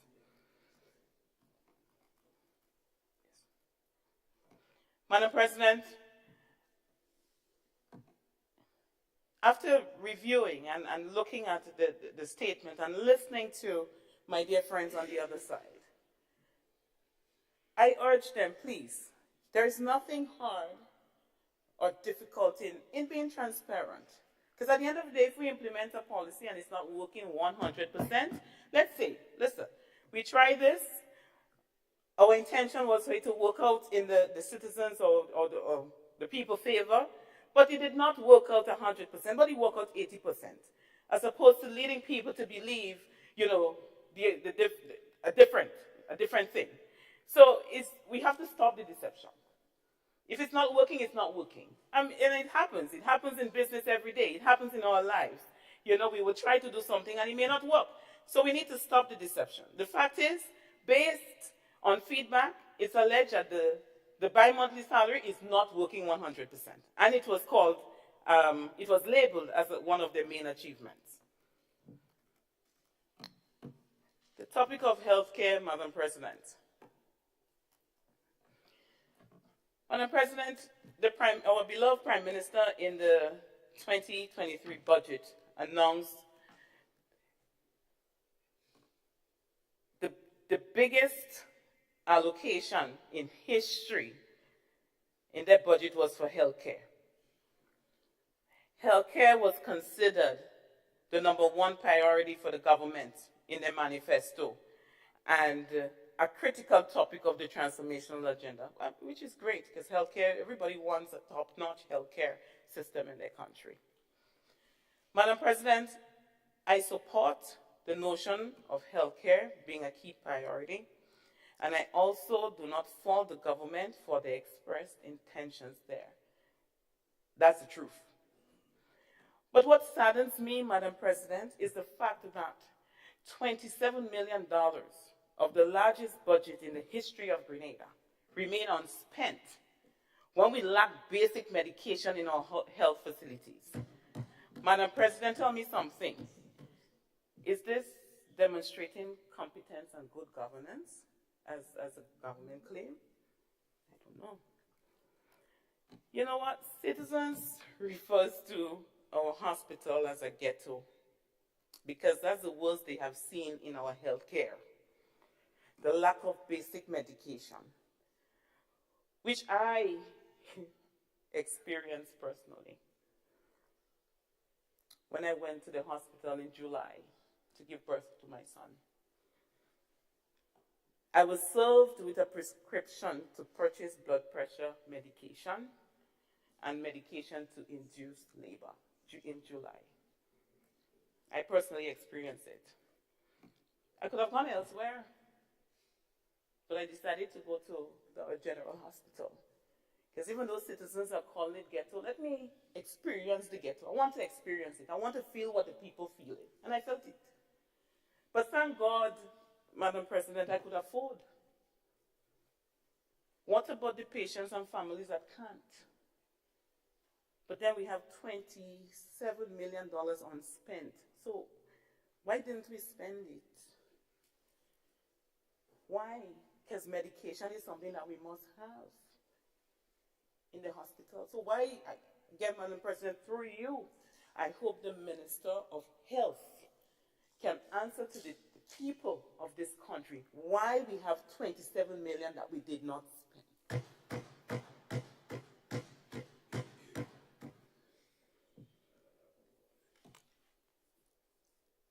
I'm not making up any stories.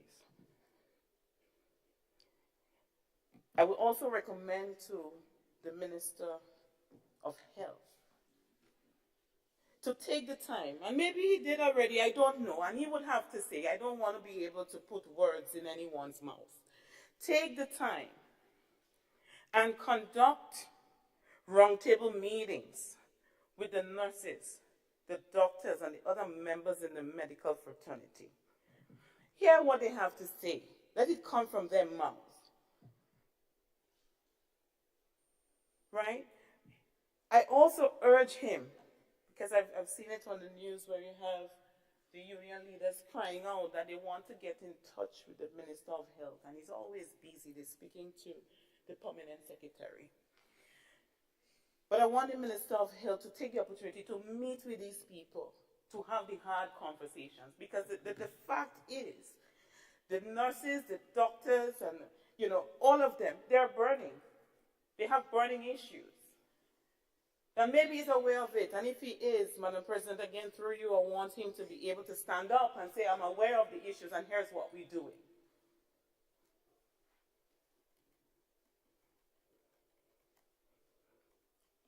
Madam President, on the topic of national security, there has been an increase in gun-related crimes. It's very sad. Crimes and violence, robberies in our country. Not saying it wasn't there before. And I want to ensure that People hear me right. But there's an increase. And it's frightening.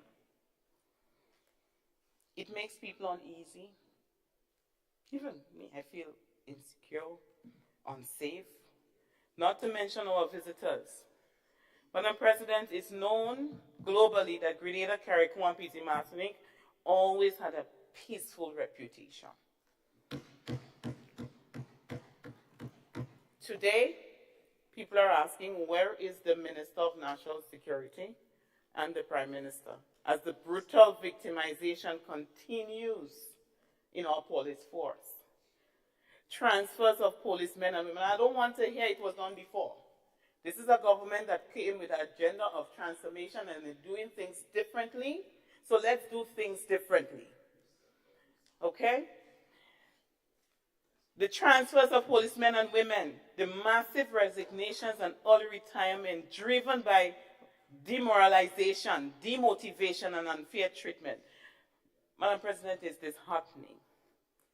The security of our country is not something to joke with. It is not. There's a real security crisis in our country today, like it or not. It's a fact. Now, trying to backfill employees in the police force. So the poor new recruits now, they're coming in, they're joining in the police force and getting 4 weeks of training. 4 weeks. What training can a police officer, new recruit, get within 4 weeks that will enable them to be the employee, to serve in full capacity and protect this nation? 4 weeks. Why we change it?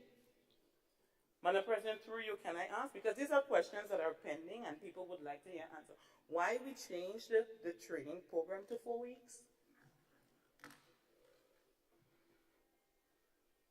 It's just not making sense, Madam President. So I would like for them to help us make sense out of it.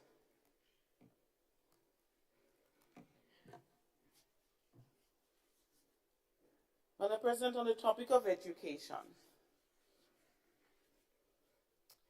I heard a lot about no school fees, free education. It's all good. But Madam President, it's a known fact that schools in the country, in our country, don't have to pay school fees per se. They don't have to. I mean, we know that. I've been to secondary school. What I remember, and what I know, the objects that parents contribute to are the things like the report books, the ties, the labs, etc. And Madam President, that hasn't changed unless I'm missing something. Because today, based on my understanding, parents are still making the very same contribution. We could ask them. Madam President, the tuition for TAMCC and NULO, my brother over there spoke about it extensively. But it's my understanding it's a one-time charge per school term, and the government is only providing $810 per student in the case of TAMCC. Any area of studies that costs more than $810, the excess charge must be borne by the student. Again, we need clarity. If this is not true, we need to provide clarity. But this is my findings after doing extensive research. Additionally, Madam President, this government cut the transportation support for students in the rural communities by 50%, which is $1.2 million. Why you cut it? Why we cut the transportation? So we advertising and we knocking with chest about free education, but then we have children that cannot access it because they cannot afford transportation. I don't understand. So something is not connecting right at all. Why cut the transportation? We want children to access free education from all parts of the country. And those that need transportation, we provided transportation. Why take away the funds for it? Why cut the funds, Madam President? I don't know. I really don't want the public to be able to get a sense of hypocrisy and cruelty, you know. But these things it's not connecting with what we're saying and what the reality is. We're saying that we love the children of the nation. Let us show in every aspect that we love the children of this nation.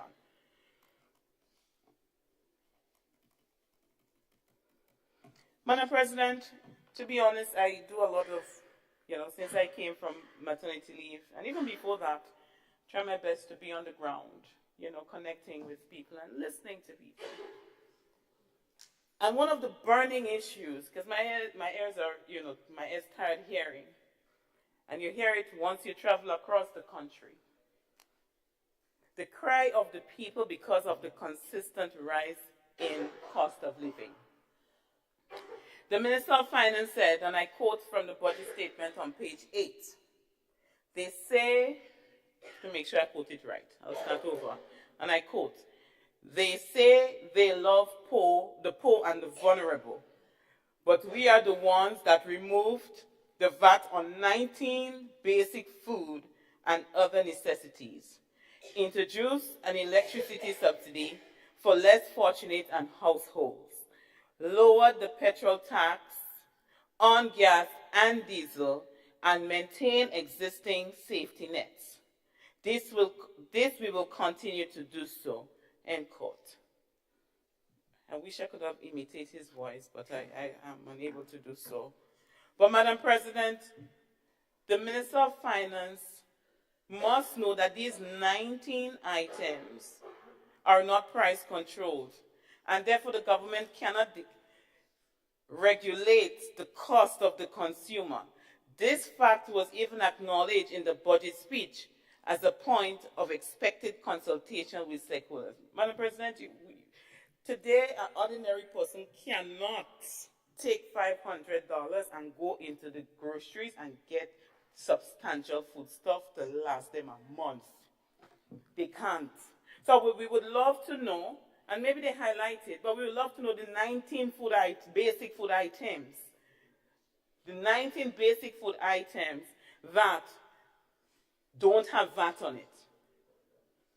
Because the basic food items we're talking about that people would go into the supermarket or the small shops on a day-to-day basis to buy would be sugar, flour, pasta, oil, saltfish, and these things. But you cannot tell me with that current price that you don't have VAT on it.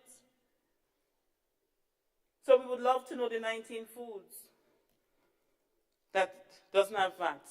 The fact is, Madam President, our citizens are struggling to live. They're struggling to live because of the cost of living. It's hard to live in our country today.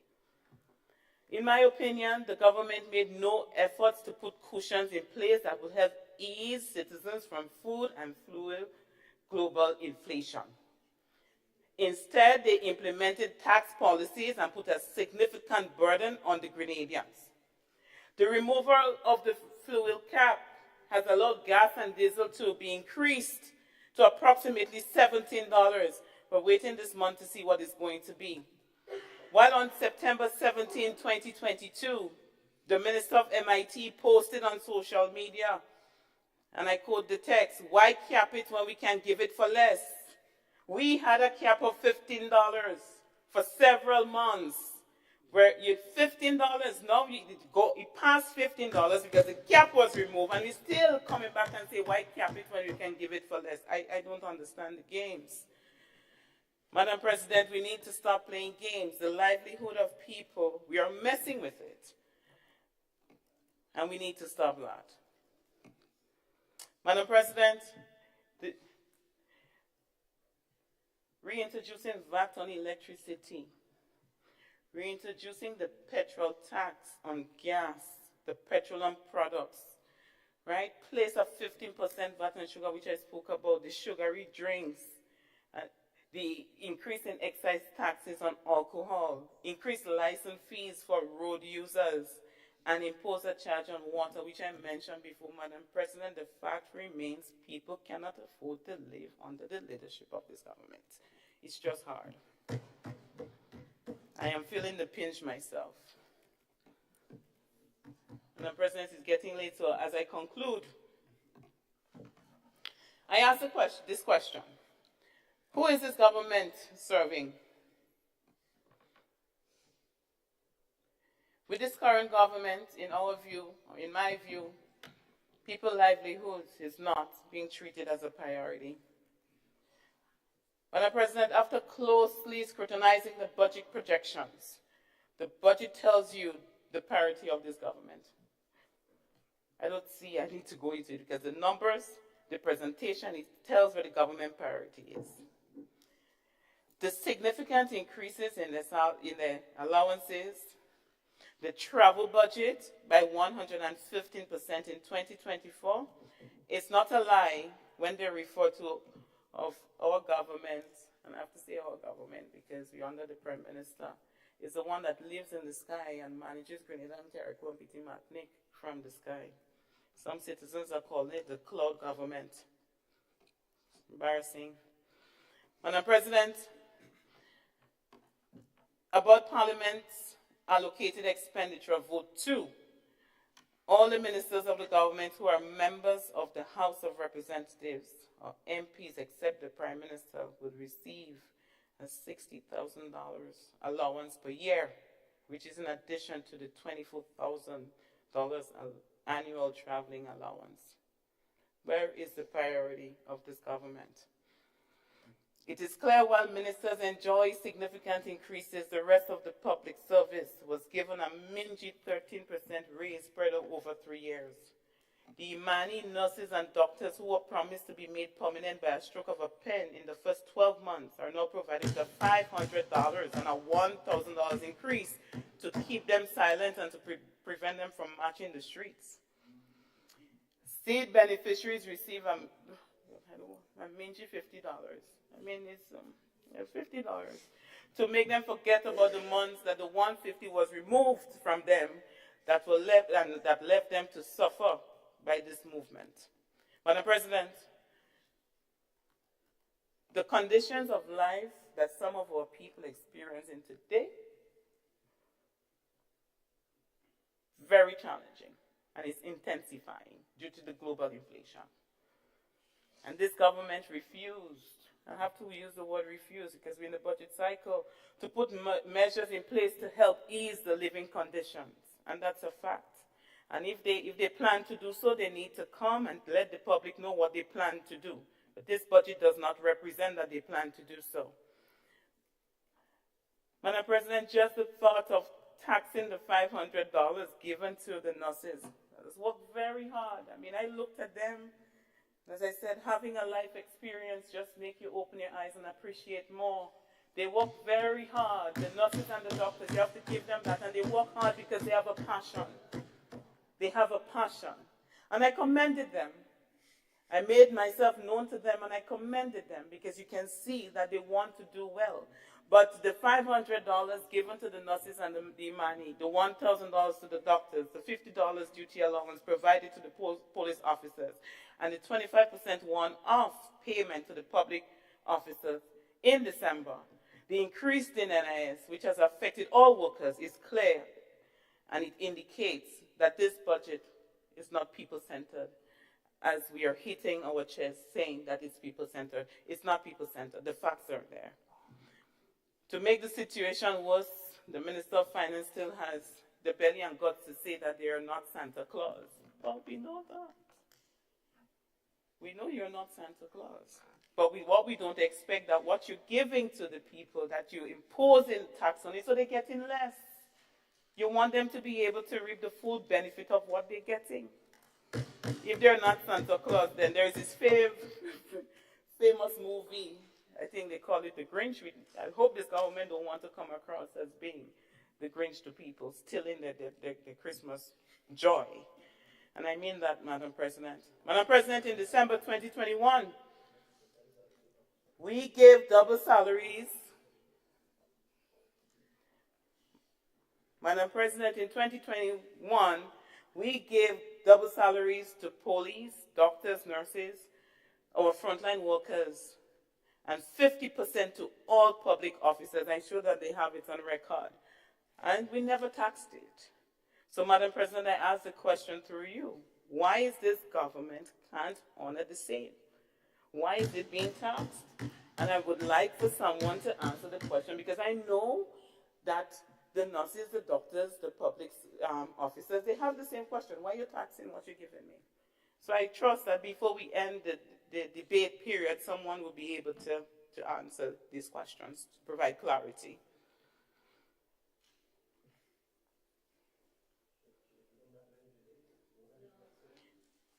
Well, you're saying transformation, so don't talk about when we were there, talk about what you're doing now. Madam President, I encourage the other side to have some respect, please. Thank you, Madam President.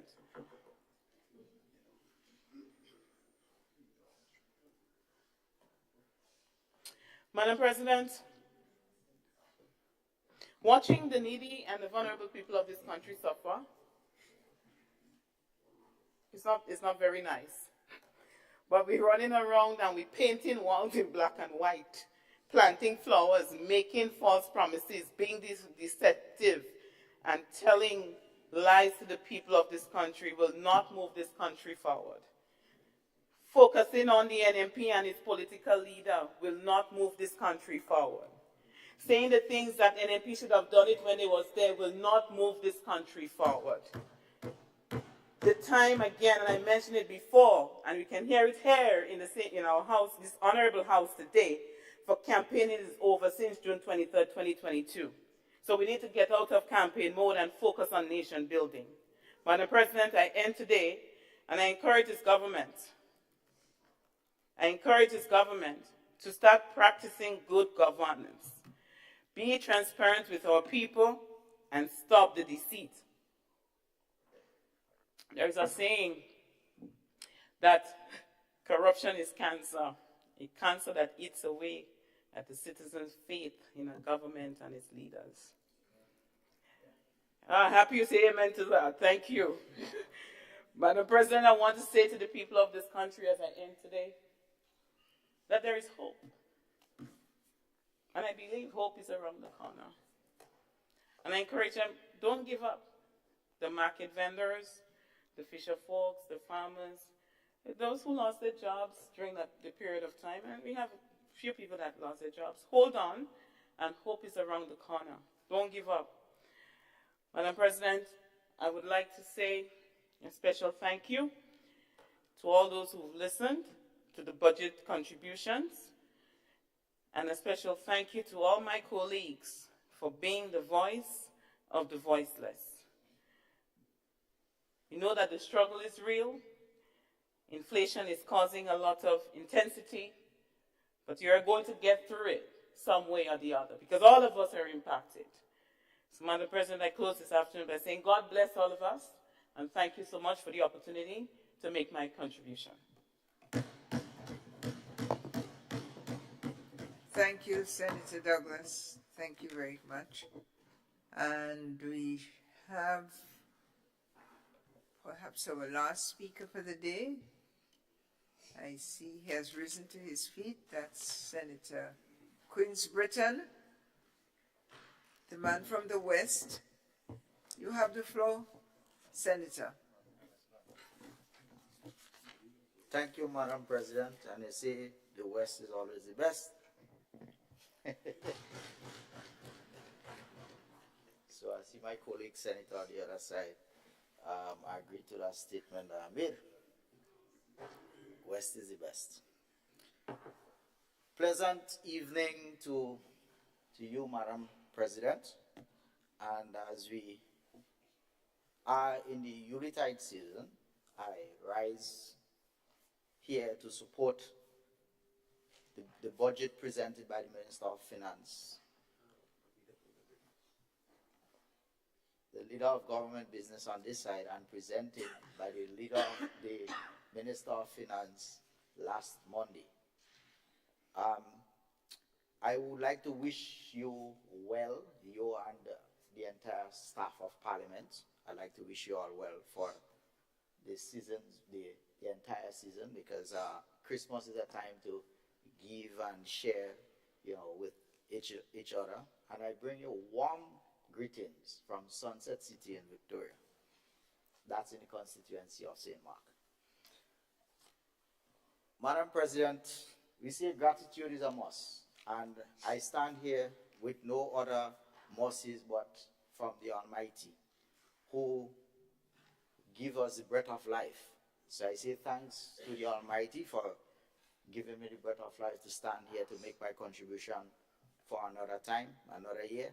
Also, thanks to my colleagues on this side, my colleagues on the opposite side, my other friends, families, most of all my constituents, and most importantly, the Prime Minister of this country for affording me the opportunity so that I can serve as a member in the House of Parliament to make valuable contributions to the debates as the legislative arm of government.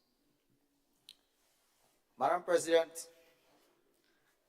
I don't have a ministerial portfolio. However, that does not prevent me from doing the work that needs to be done in my constituency.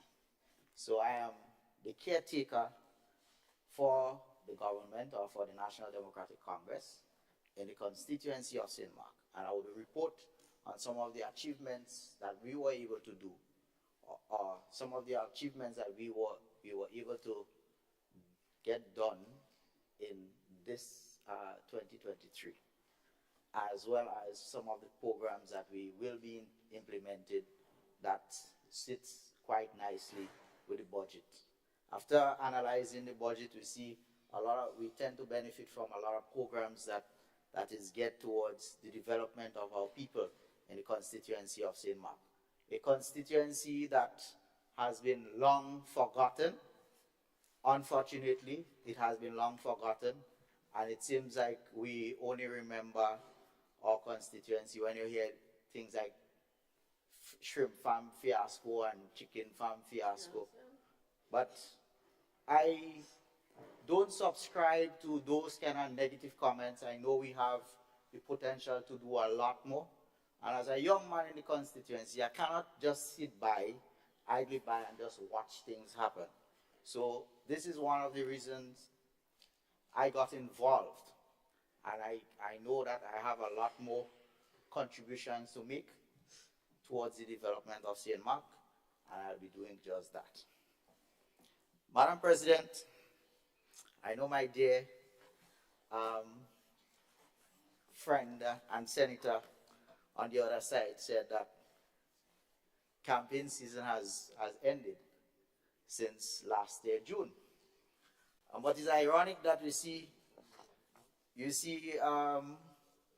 the same party that she supports going around with a series of meetings. It seems as if we're in campaign mode again. So it's ironic when I hear, she would say that campaign season has ended.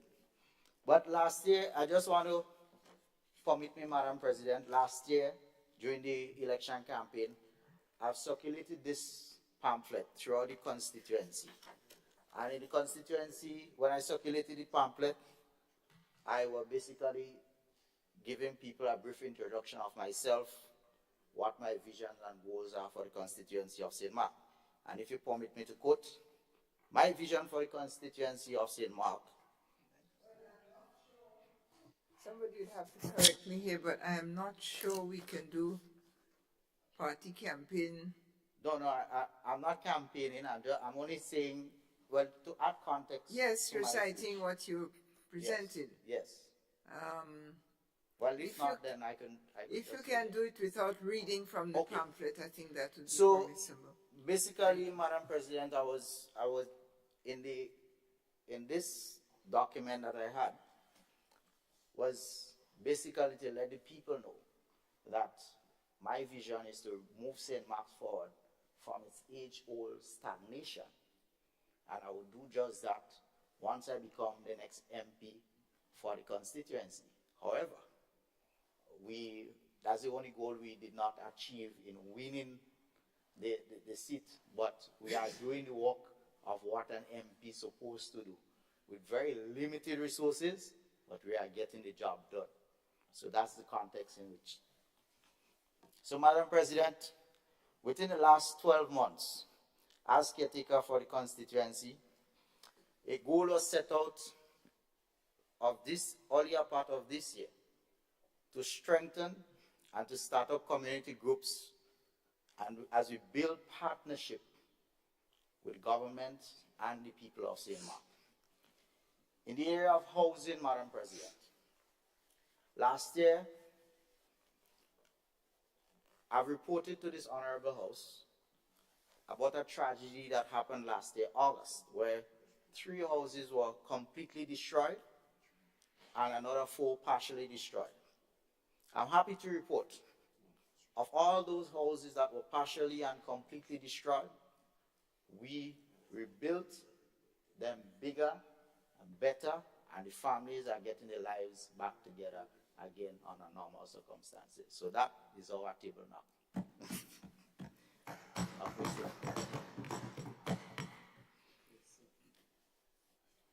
Continuing the area of housing, Madam President, we provided material assistance for 49 persons. 17 new houses were built, and out of those 17 new houses that was built, one that stood out to me the most, it was a house for a differently abled person, someone who is hearing impaired. And as you see with the new technology and so on, we cater into the needs here in the Parliament. You have someone there doing the sign language and so on. So I really hope that this person in my constituency can, you know, get some appreciation of what it is that I'm mentioning, what the good gesture of this administration. And I say that stood out to me because it was a challenge for him, given that he cannot speak, and he's been given the runaround for many years, and he does not have he didn't have at the time a place of abode. So we were able to work together with him, and a good citizen of the community provided a parcel of land for him, and we were able to get him materials, and I'm sure he's happily resting where he is. That's not all, Madam President. We also, in 2024, we will be constructing a toilet and bathroom facility for him to make his living standard even more comfortable. So just start, as I mentioned that. We've constructed 9 bathroom and toilet facilities, and when I always hear about the toilet and bathroom facilities, that who's taking credit for what and those kind of things. We could go back to a document that was circulated in the 2018 general election, and we would see where the whole idea came from. But be that as it may, who want to take credit could go ahead and take credit. The important thing is we're doing it to help to alleviate pit toilet or latrine, right? So that our people can have a decent standard, decent living standard as we aim to eliminate poverty in this entire country.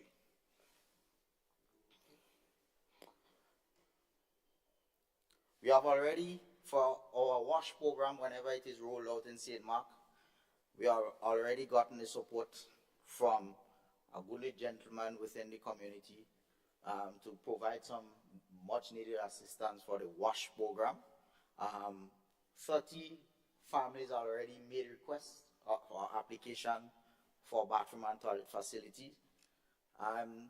The Chinese low-income housing, we have a scheme at Diamond where 110 persons or 110 persons already been approved, and they are ready, very ready to move in to those facilities whenever they're distributed. So from that housing and bathroom and toilet brigade, we provided 22 permanent jobs, Madam President.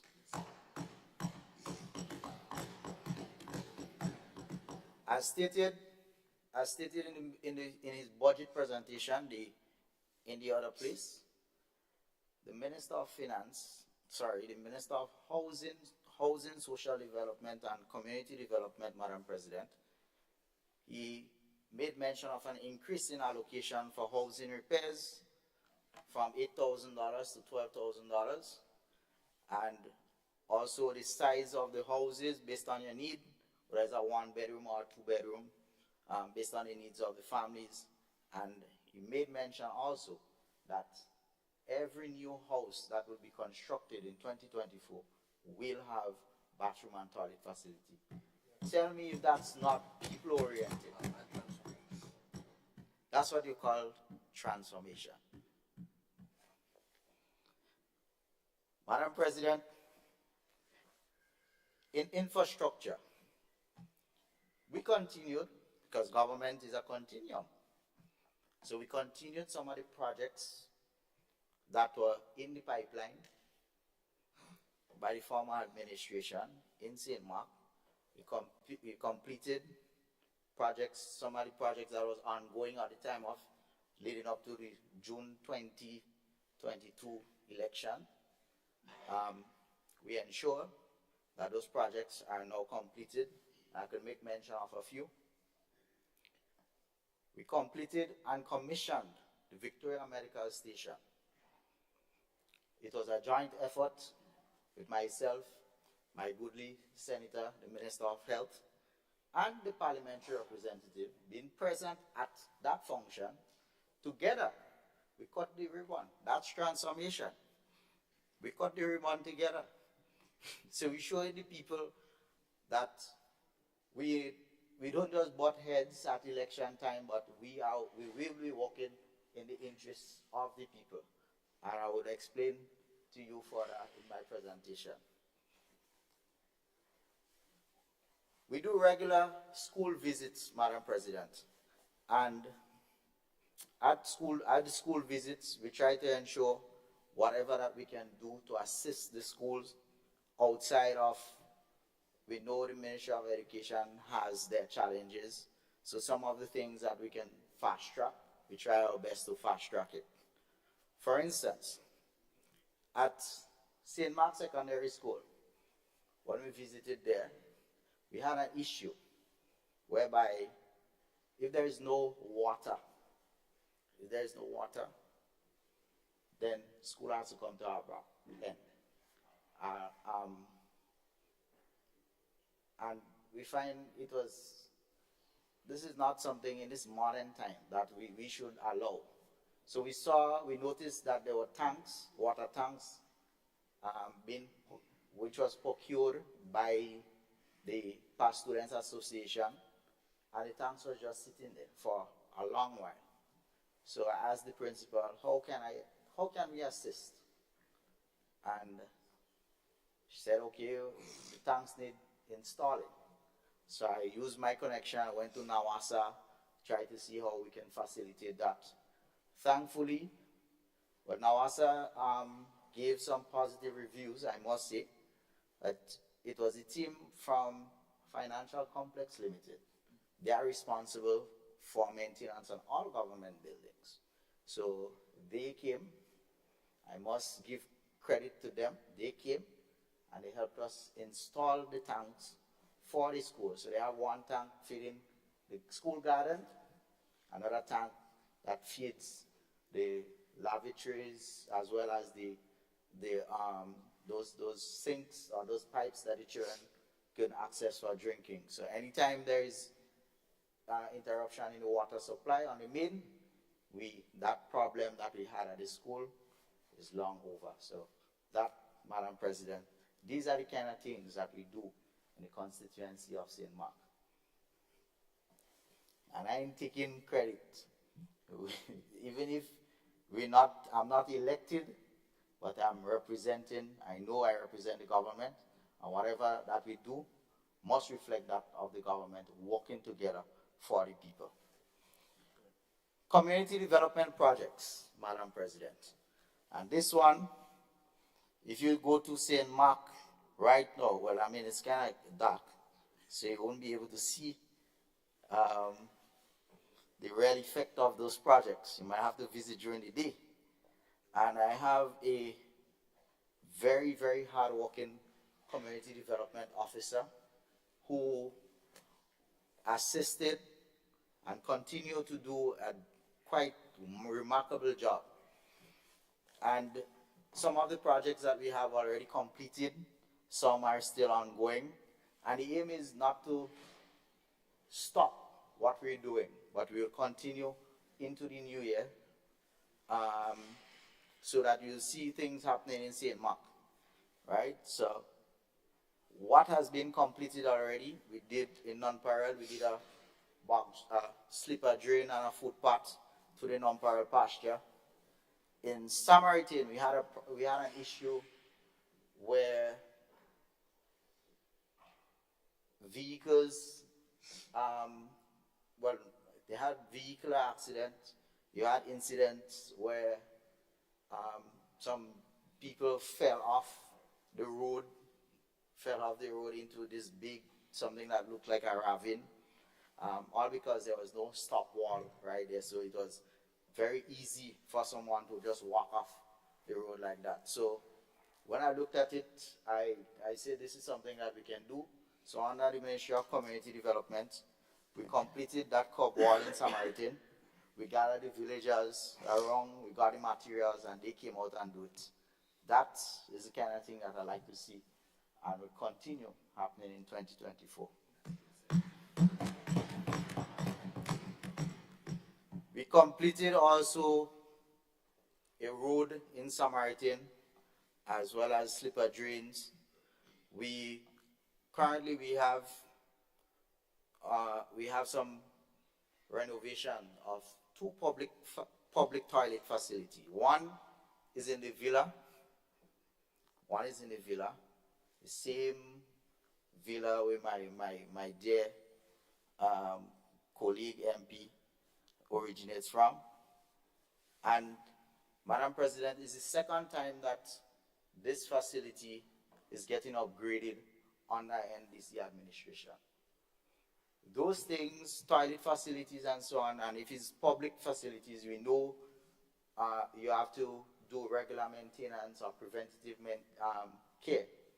But unfortunately, that didn't happen in a long time, and I visited. The condition was inhumane. So we sought under community development, we got the materials and so on. Same thing, we galvanized the people around to do that. We repainted it, we put up new fittings, upgrade the amenities and so on right there. So the people now have better toilet facility in the villa and Coast Guard, respectively, in St. Mark's. That's under the Ministry of Community Development and Housing and so on. So we're doing things in St. Mark's, Madam President. We're doing things. We have some other projects that's ongoing, and those are original ideas. I know who like to take credit for what, and they must give me credit for it, but what we sought to achieve here, when some years ago, the past administration did some upgrade to the premier playing field, Alston George Park, and they upgrade the facility in terms of the playing field itself. However, when they start to level the playing field, there are some areas that was higher. So I saw in one instance where they had placed or constructed a step to go up to the playing field in just one area, and that was to the lower end of the playing field. And the other areas, they just left it like that. So I looked at it. I frequently visit the Alston George playing field when there is sporting events and so on there.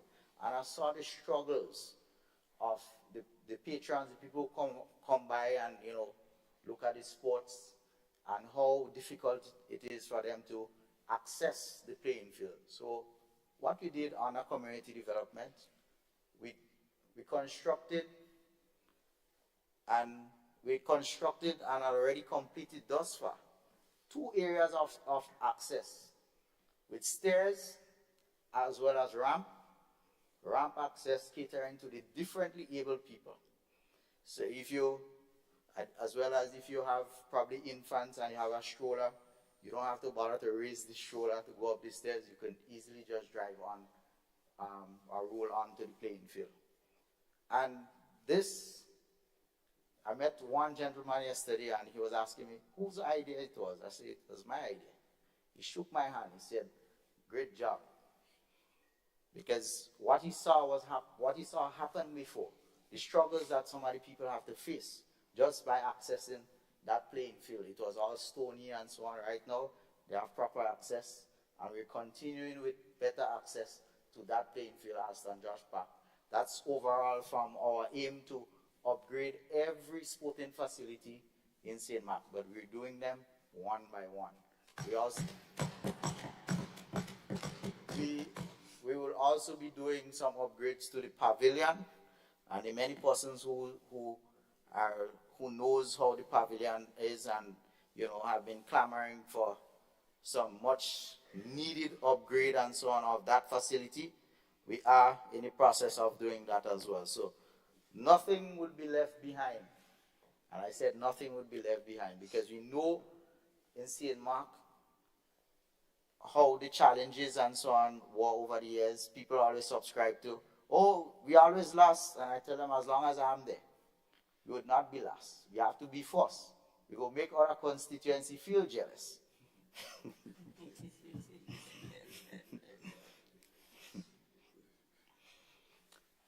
Madam President, the Bonnet Bridge.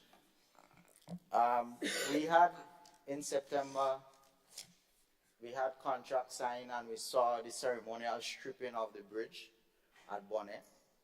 That bridge is a wooden bridge, and the contract is to reconstruct or erect a new bridge, construct a new bridge, which would accommodate 2-lane traffic as well as sidewalks.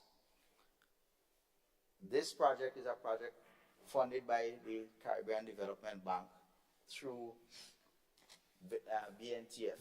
That's in the project of the cycle of projects. And we were expecting construction to start since around October.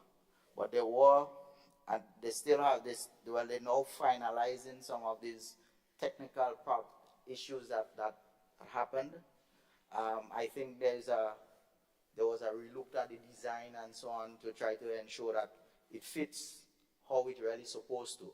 So the contractor, in speaking with him recently, he's well on his way to start the work on his, and we would see more boots on the ground in January, at least by January 2nd in 2024. So I just thought that I mentioned that.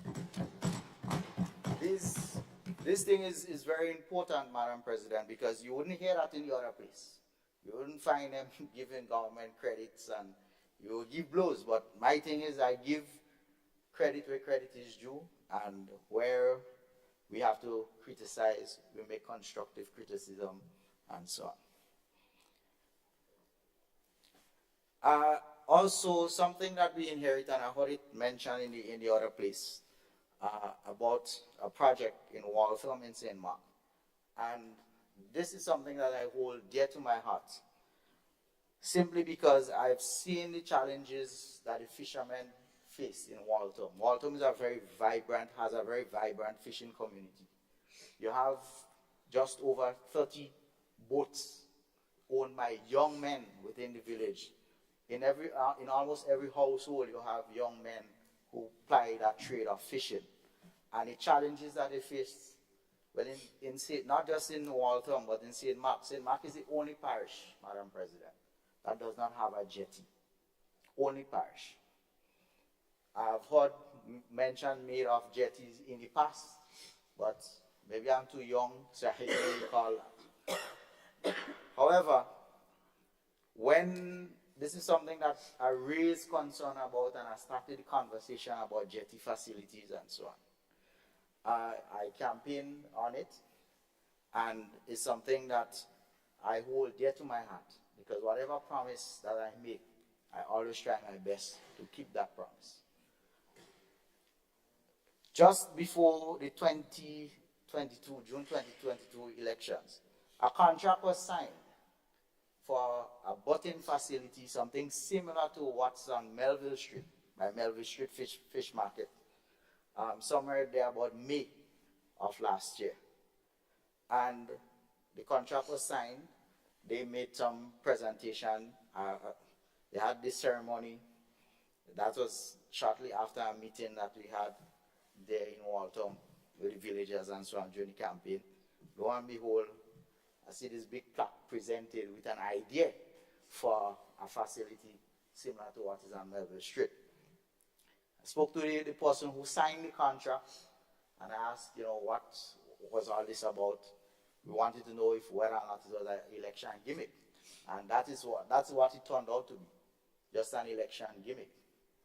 And I don't see how you would feel comfortable doing those kind of things, just for using people just to get a vote. I don't know, I can't feel comfortable, at night, sleeping at night, doing those kind of things. So he said the contract was signed and he was there as a new government come in and he was waiting to see what would happen. But he also went on to explain that it was only a design concept. So no environmental impact assessment was done, nothing of that sort. But we go ahead and we sign contract to almost $5 million. And the record is there, Madam President. So if we need to go, well, not if we, because I said it's something that I hold dear to my heart. And during this term of government, we will ensure that the facility is upgraded and will be able to accommodate safe landing for those fishermen of the constituency. So I say to them, hold fast. My good senator on the other side, I know he would appreciate that. Also, Madam President, in the 2024 budget, we also, the Ministry of Agriculture, under their provisions, we will get an upgraded, they have one ice machine there already in Waltham, and we will be getting a bigger ice machine in Waltham to accommodate the fishermen, having the fish stored properly and so on in that village. There will be some upgrades being done on the cold room and cold room storage facility in Victoria, as well as the ice machine. So these things is one of the reasons why I feel really happy that St. Mark is getting the true recognition that it deserves, Madam President. One of the projects, again, I would just like to give a little update on is the G-Cruise project through NAWASA that will provide improvement in the water supply, and which include a storage facility, storage tank in St. Mark. So in St. Mark's currently we have an abundance of water, and I would boast and say we have the best tasting water in Victoria, in Grenada, in the entire country. We are the best tasting water. I could testify to that because I used to work in NAWASA. We have the best tasting water. So what that project aims to enhance the water supply by installing some 8-inch lines from up at the water treatment plant to the town of Victoria. And it will take into consideration a storage tank of 360,000 gallons. That project was earmarked to start in September, right? However, there is some delays and so on, and in the first quarter of 2024, we will see that happening. Another project together in partnership with NAWASA, after that tragedy struck us last year, we realized the need for additional fire hydrants. So together with NAWASA, we have already secured and looked with they had already assessed the areas. It's about 13 different areas throughout the length and breadth of the constituency where those fire hydrants will be placed strategically, so in the event of a fire, we can respond, appropriately. So things are happening in the constituency of St. Mark. Madam President, we continue to engage different stakeholders in the community, like community-based organizations, the business communities, the schools, the churches, in the overall development of the constituency of St. Mark. I am pleased to report with SMART, that's St. Mark's Organization for Development, today they went to do the official signing of a grant funding from the Ministry of Tourism to the tune of $80,000. And that funding will be used to enhance the overall Food Fest product. We'll be making the area a bit more safer for people who come to patronize and so on. We would get some more amenities, you would add some more amenities and so on. So the overall improvement of that Food Fest product, which I know, Madam President, you promised to visit. Food Fest takes place on a monthly basis, the last Saturday in every month. So that's what we do on a monthly basis. So I'm happy to report that today was the official signing of that grant agreement. We've also made a proposal, Madam President, through BNTF, funded by CDB, for another grant funding. And in the past, we never used to hear about no grant funding and so on. You know, we never used to hear those benefits coming to the people of St. Mark. But once my eyes catch on it, I'm making sure we get it in St. Mark. And remember, I say I'm not elected. I'm not elected, but I am doing the work of this government in the constituency of St. Mark. I'm not elected as yet. So, Madam President, even more things for tourism, and I know my goodly senator on the other side will be happy for that initiative. Now, after careful dialogue with this gentleman, and I can call his name because he told me I have permission to do so, with Mr. Junior Judge, who have this ride-along media outfit. He is venturing into a new business called Riders, Excursions, and Tours. And the inaugural tour will take place with electric bikes or e-bikes in the constituency of St. Mark. So over the weekend, Madam President, we went and we mapped out some of the areas of interest we would like the riders to visit. In Victoria, well, in St. Mark, I refer to St. Mark as the chocolate capital of Grenada. And why I say that? We have 2 chocolate factories, 2 organic chocolate factories. Nice. So I must boast and say we are the capital. Hold on, I'm coming to that. So part of the mapping and so on, the Nutmeg Museum will be part of that tours. So my brother, be prepared to work extra hours. Be prepared to work extra hours, you and your crew. For the first time, in the constituency, an initiative like that. But it's the second time for the year that myself and the MP collaborated on an initiative whereby, and we see this initiative as people-centered and not warring political fractions. People-centered together with members of the diaspora. One gentleman named Mr. John Crow Alexander, who reached out to us asking whether or not we were interested, whatever Medicare supplies, like wheelchairs, adult pampers, etc., adult diapers, and we didn't hesitate. So we went ahead, we told him yes. When the supplies got here, St. Mark got the lion's share of it. So we collaborated. We came, we did our official handover and so on. I'm sure you probably saw it in the news. And this is something that was a historic moment, because you never seen that happening in the constituency. People always feel it's us against them and whatnot, and we don't see that. Well, I don't see that. Whatever is people-centered, whatever is the benefits of the people, and like I said to the MP, during the time when we commissioned the medical station, I said I'm extending, at the time we were in mango season, I said I'm extending a mango branch to you. And I see that the mango branch, she took the mango branch, and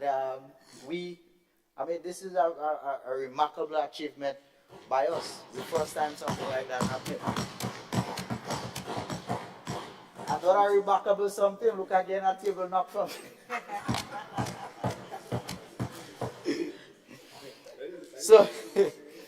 So Madam President, after years of much talk about revival of steel pan in St. Mark's, finally, Madam President, we saw in recent times an MOU being signed by the Ministry of Youth, Sports, Culture, Education, together with the Stills Band Association of Grenada, to support the initiative in every parish of reviving or starting up new steel band.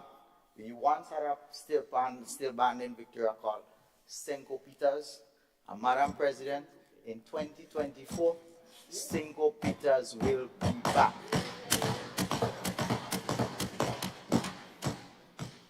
So I mean, come on, how could you say that this budget is not people oriented? And there are allocations in this budget that we already identify an area for the pan house. So we will do some retrofitting and so on. All that will be done under community development.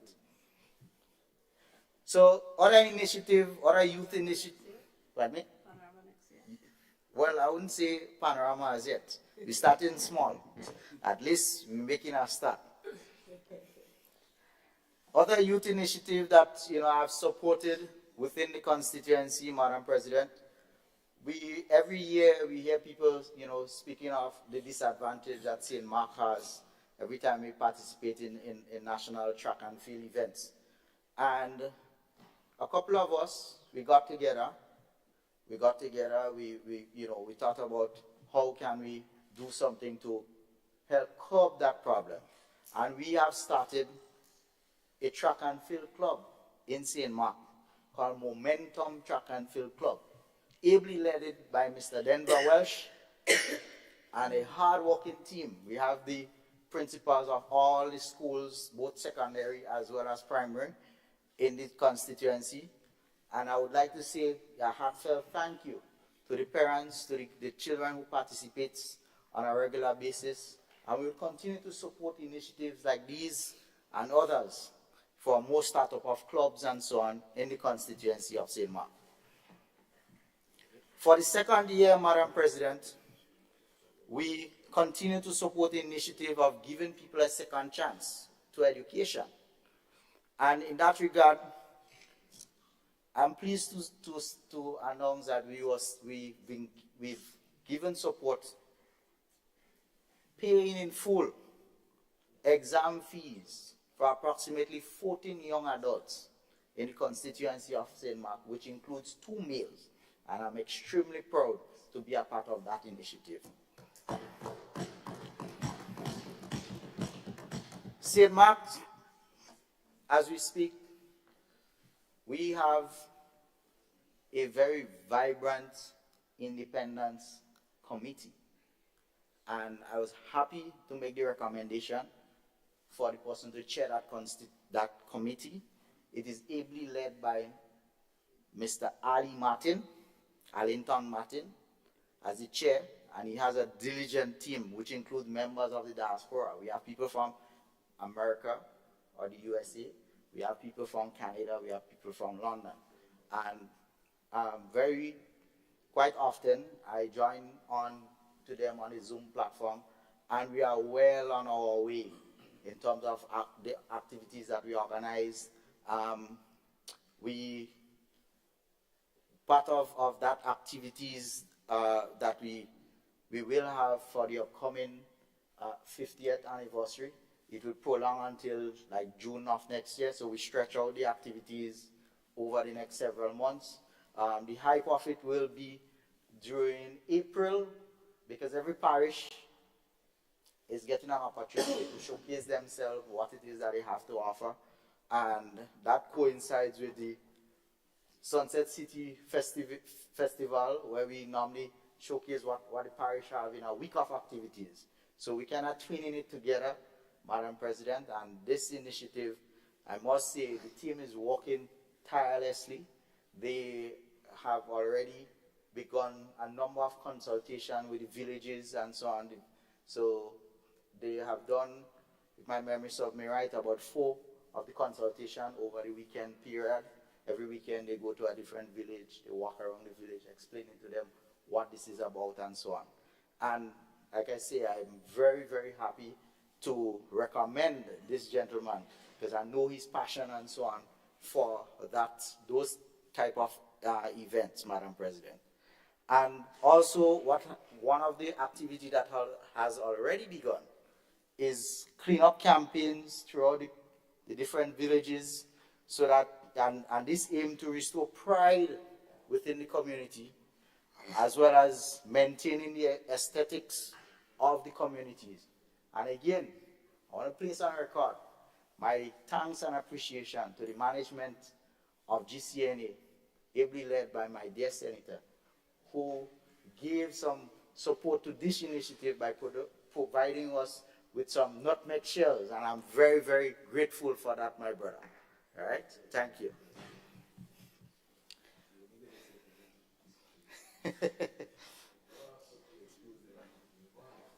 No, man, well, it's good thing that he's supporting, so you don't have to worry.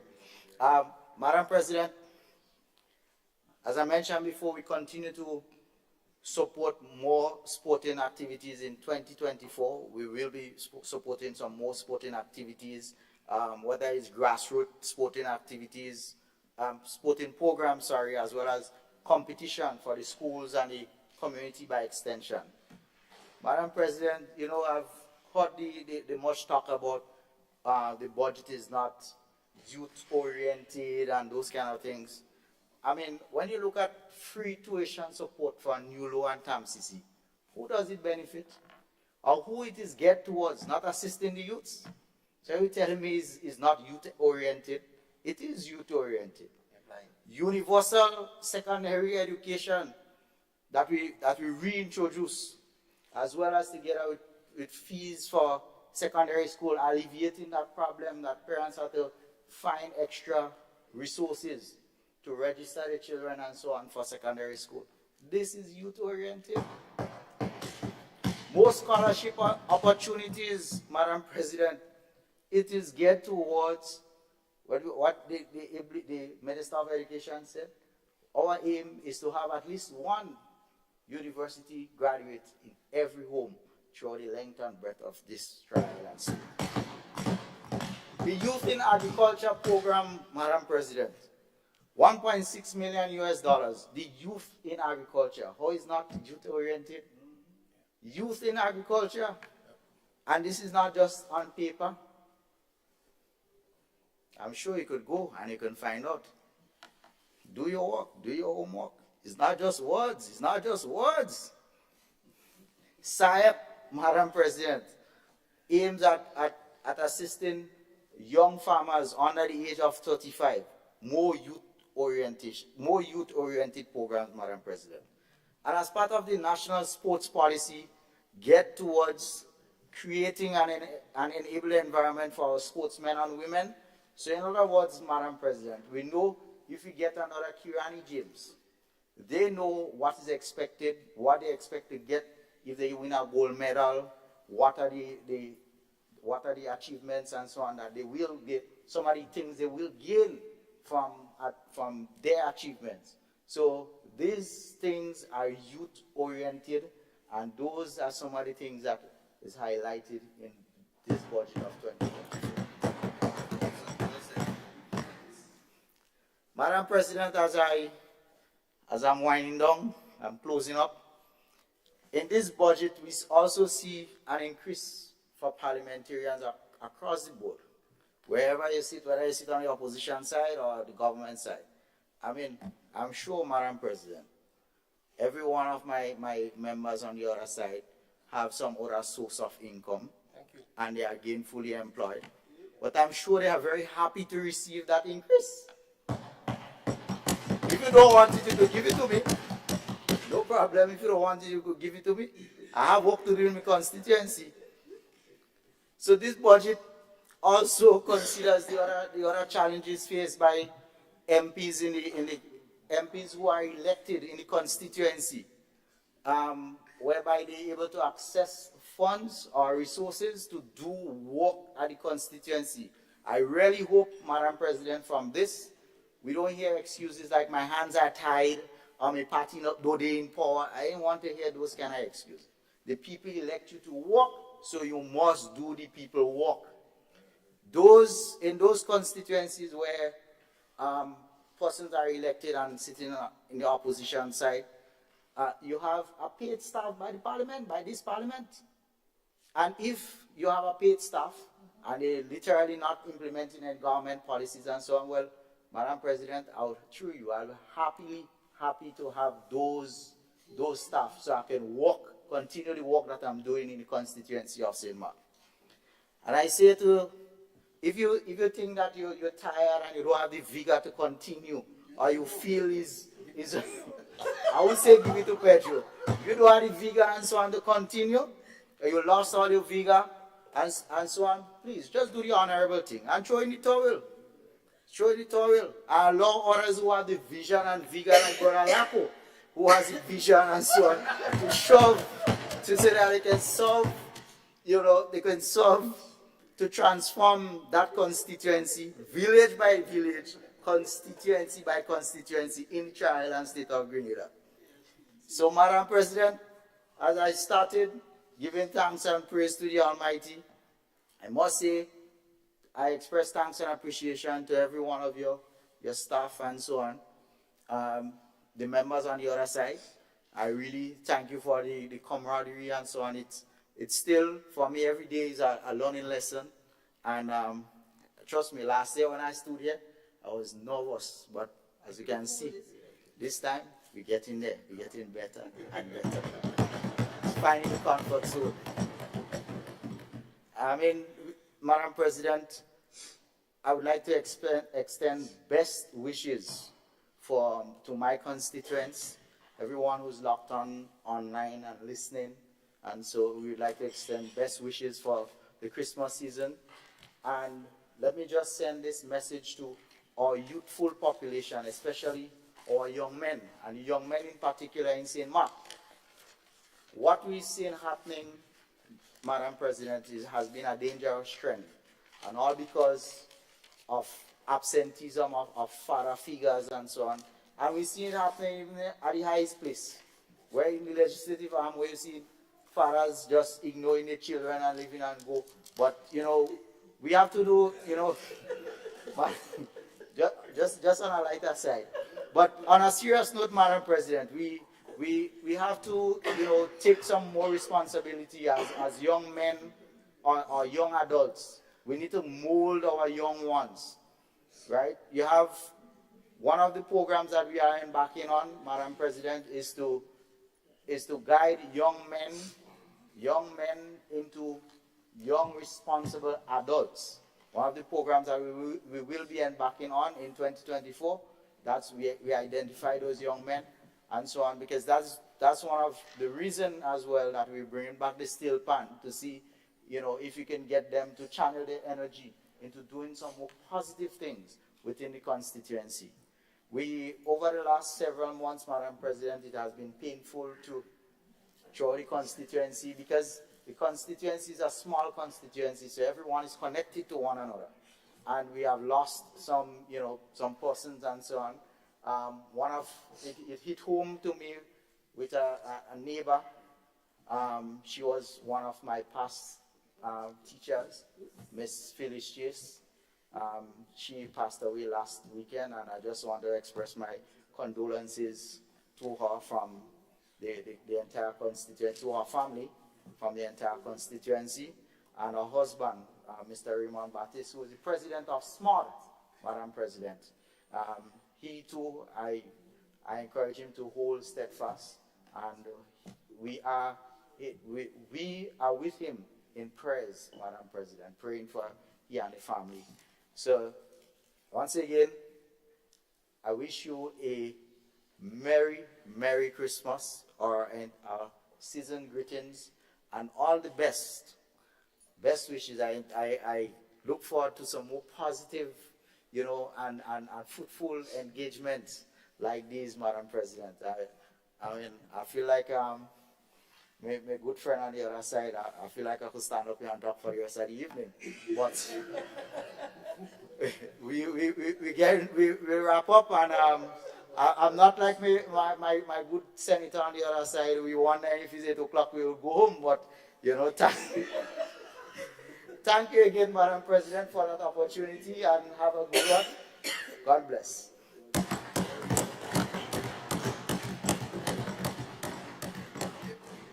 Thank you very much, the man from the West, Senator Queens Britton. I'm so delighted to see that you have found your stride from last year to now. Thank you for reporting in the absence of a ministerial post, and the transformation is, one can think about it not in, well, let me say that the idea that you are partnering with the elected, the MP over there, is itself a very interesting and innovative action. Welcome that. And I welcome so much the Mango Branch diplomacy. I like the idea of it, I like the concept, the language, the name of it. And things wonderful are happening. I've got to get over to St. Mark's. It just seems like Carriacou sounded to me in the 70s, it's another place, a place where you really go to see that difference.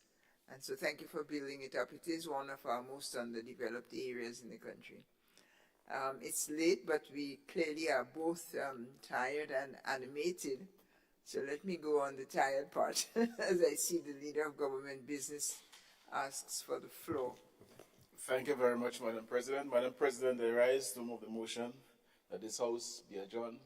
Sign it out. Until tomorrow. Sorry. Madam President, I beg that this House be adjourned and resume tomorrow in the morning time at 9 a.m. Sign it out. Honorable members, the motion is that this Honorable House be adjourned until in the morn of Friday, 13th of December. Thursday. In the morn, Thursday. All those in favor, the adjournment, say aye. Those opposed, the ayes have it. Senate is adjourned.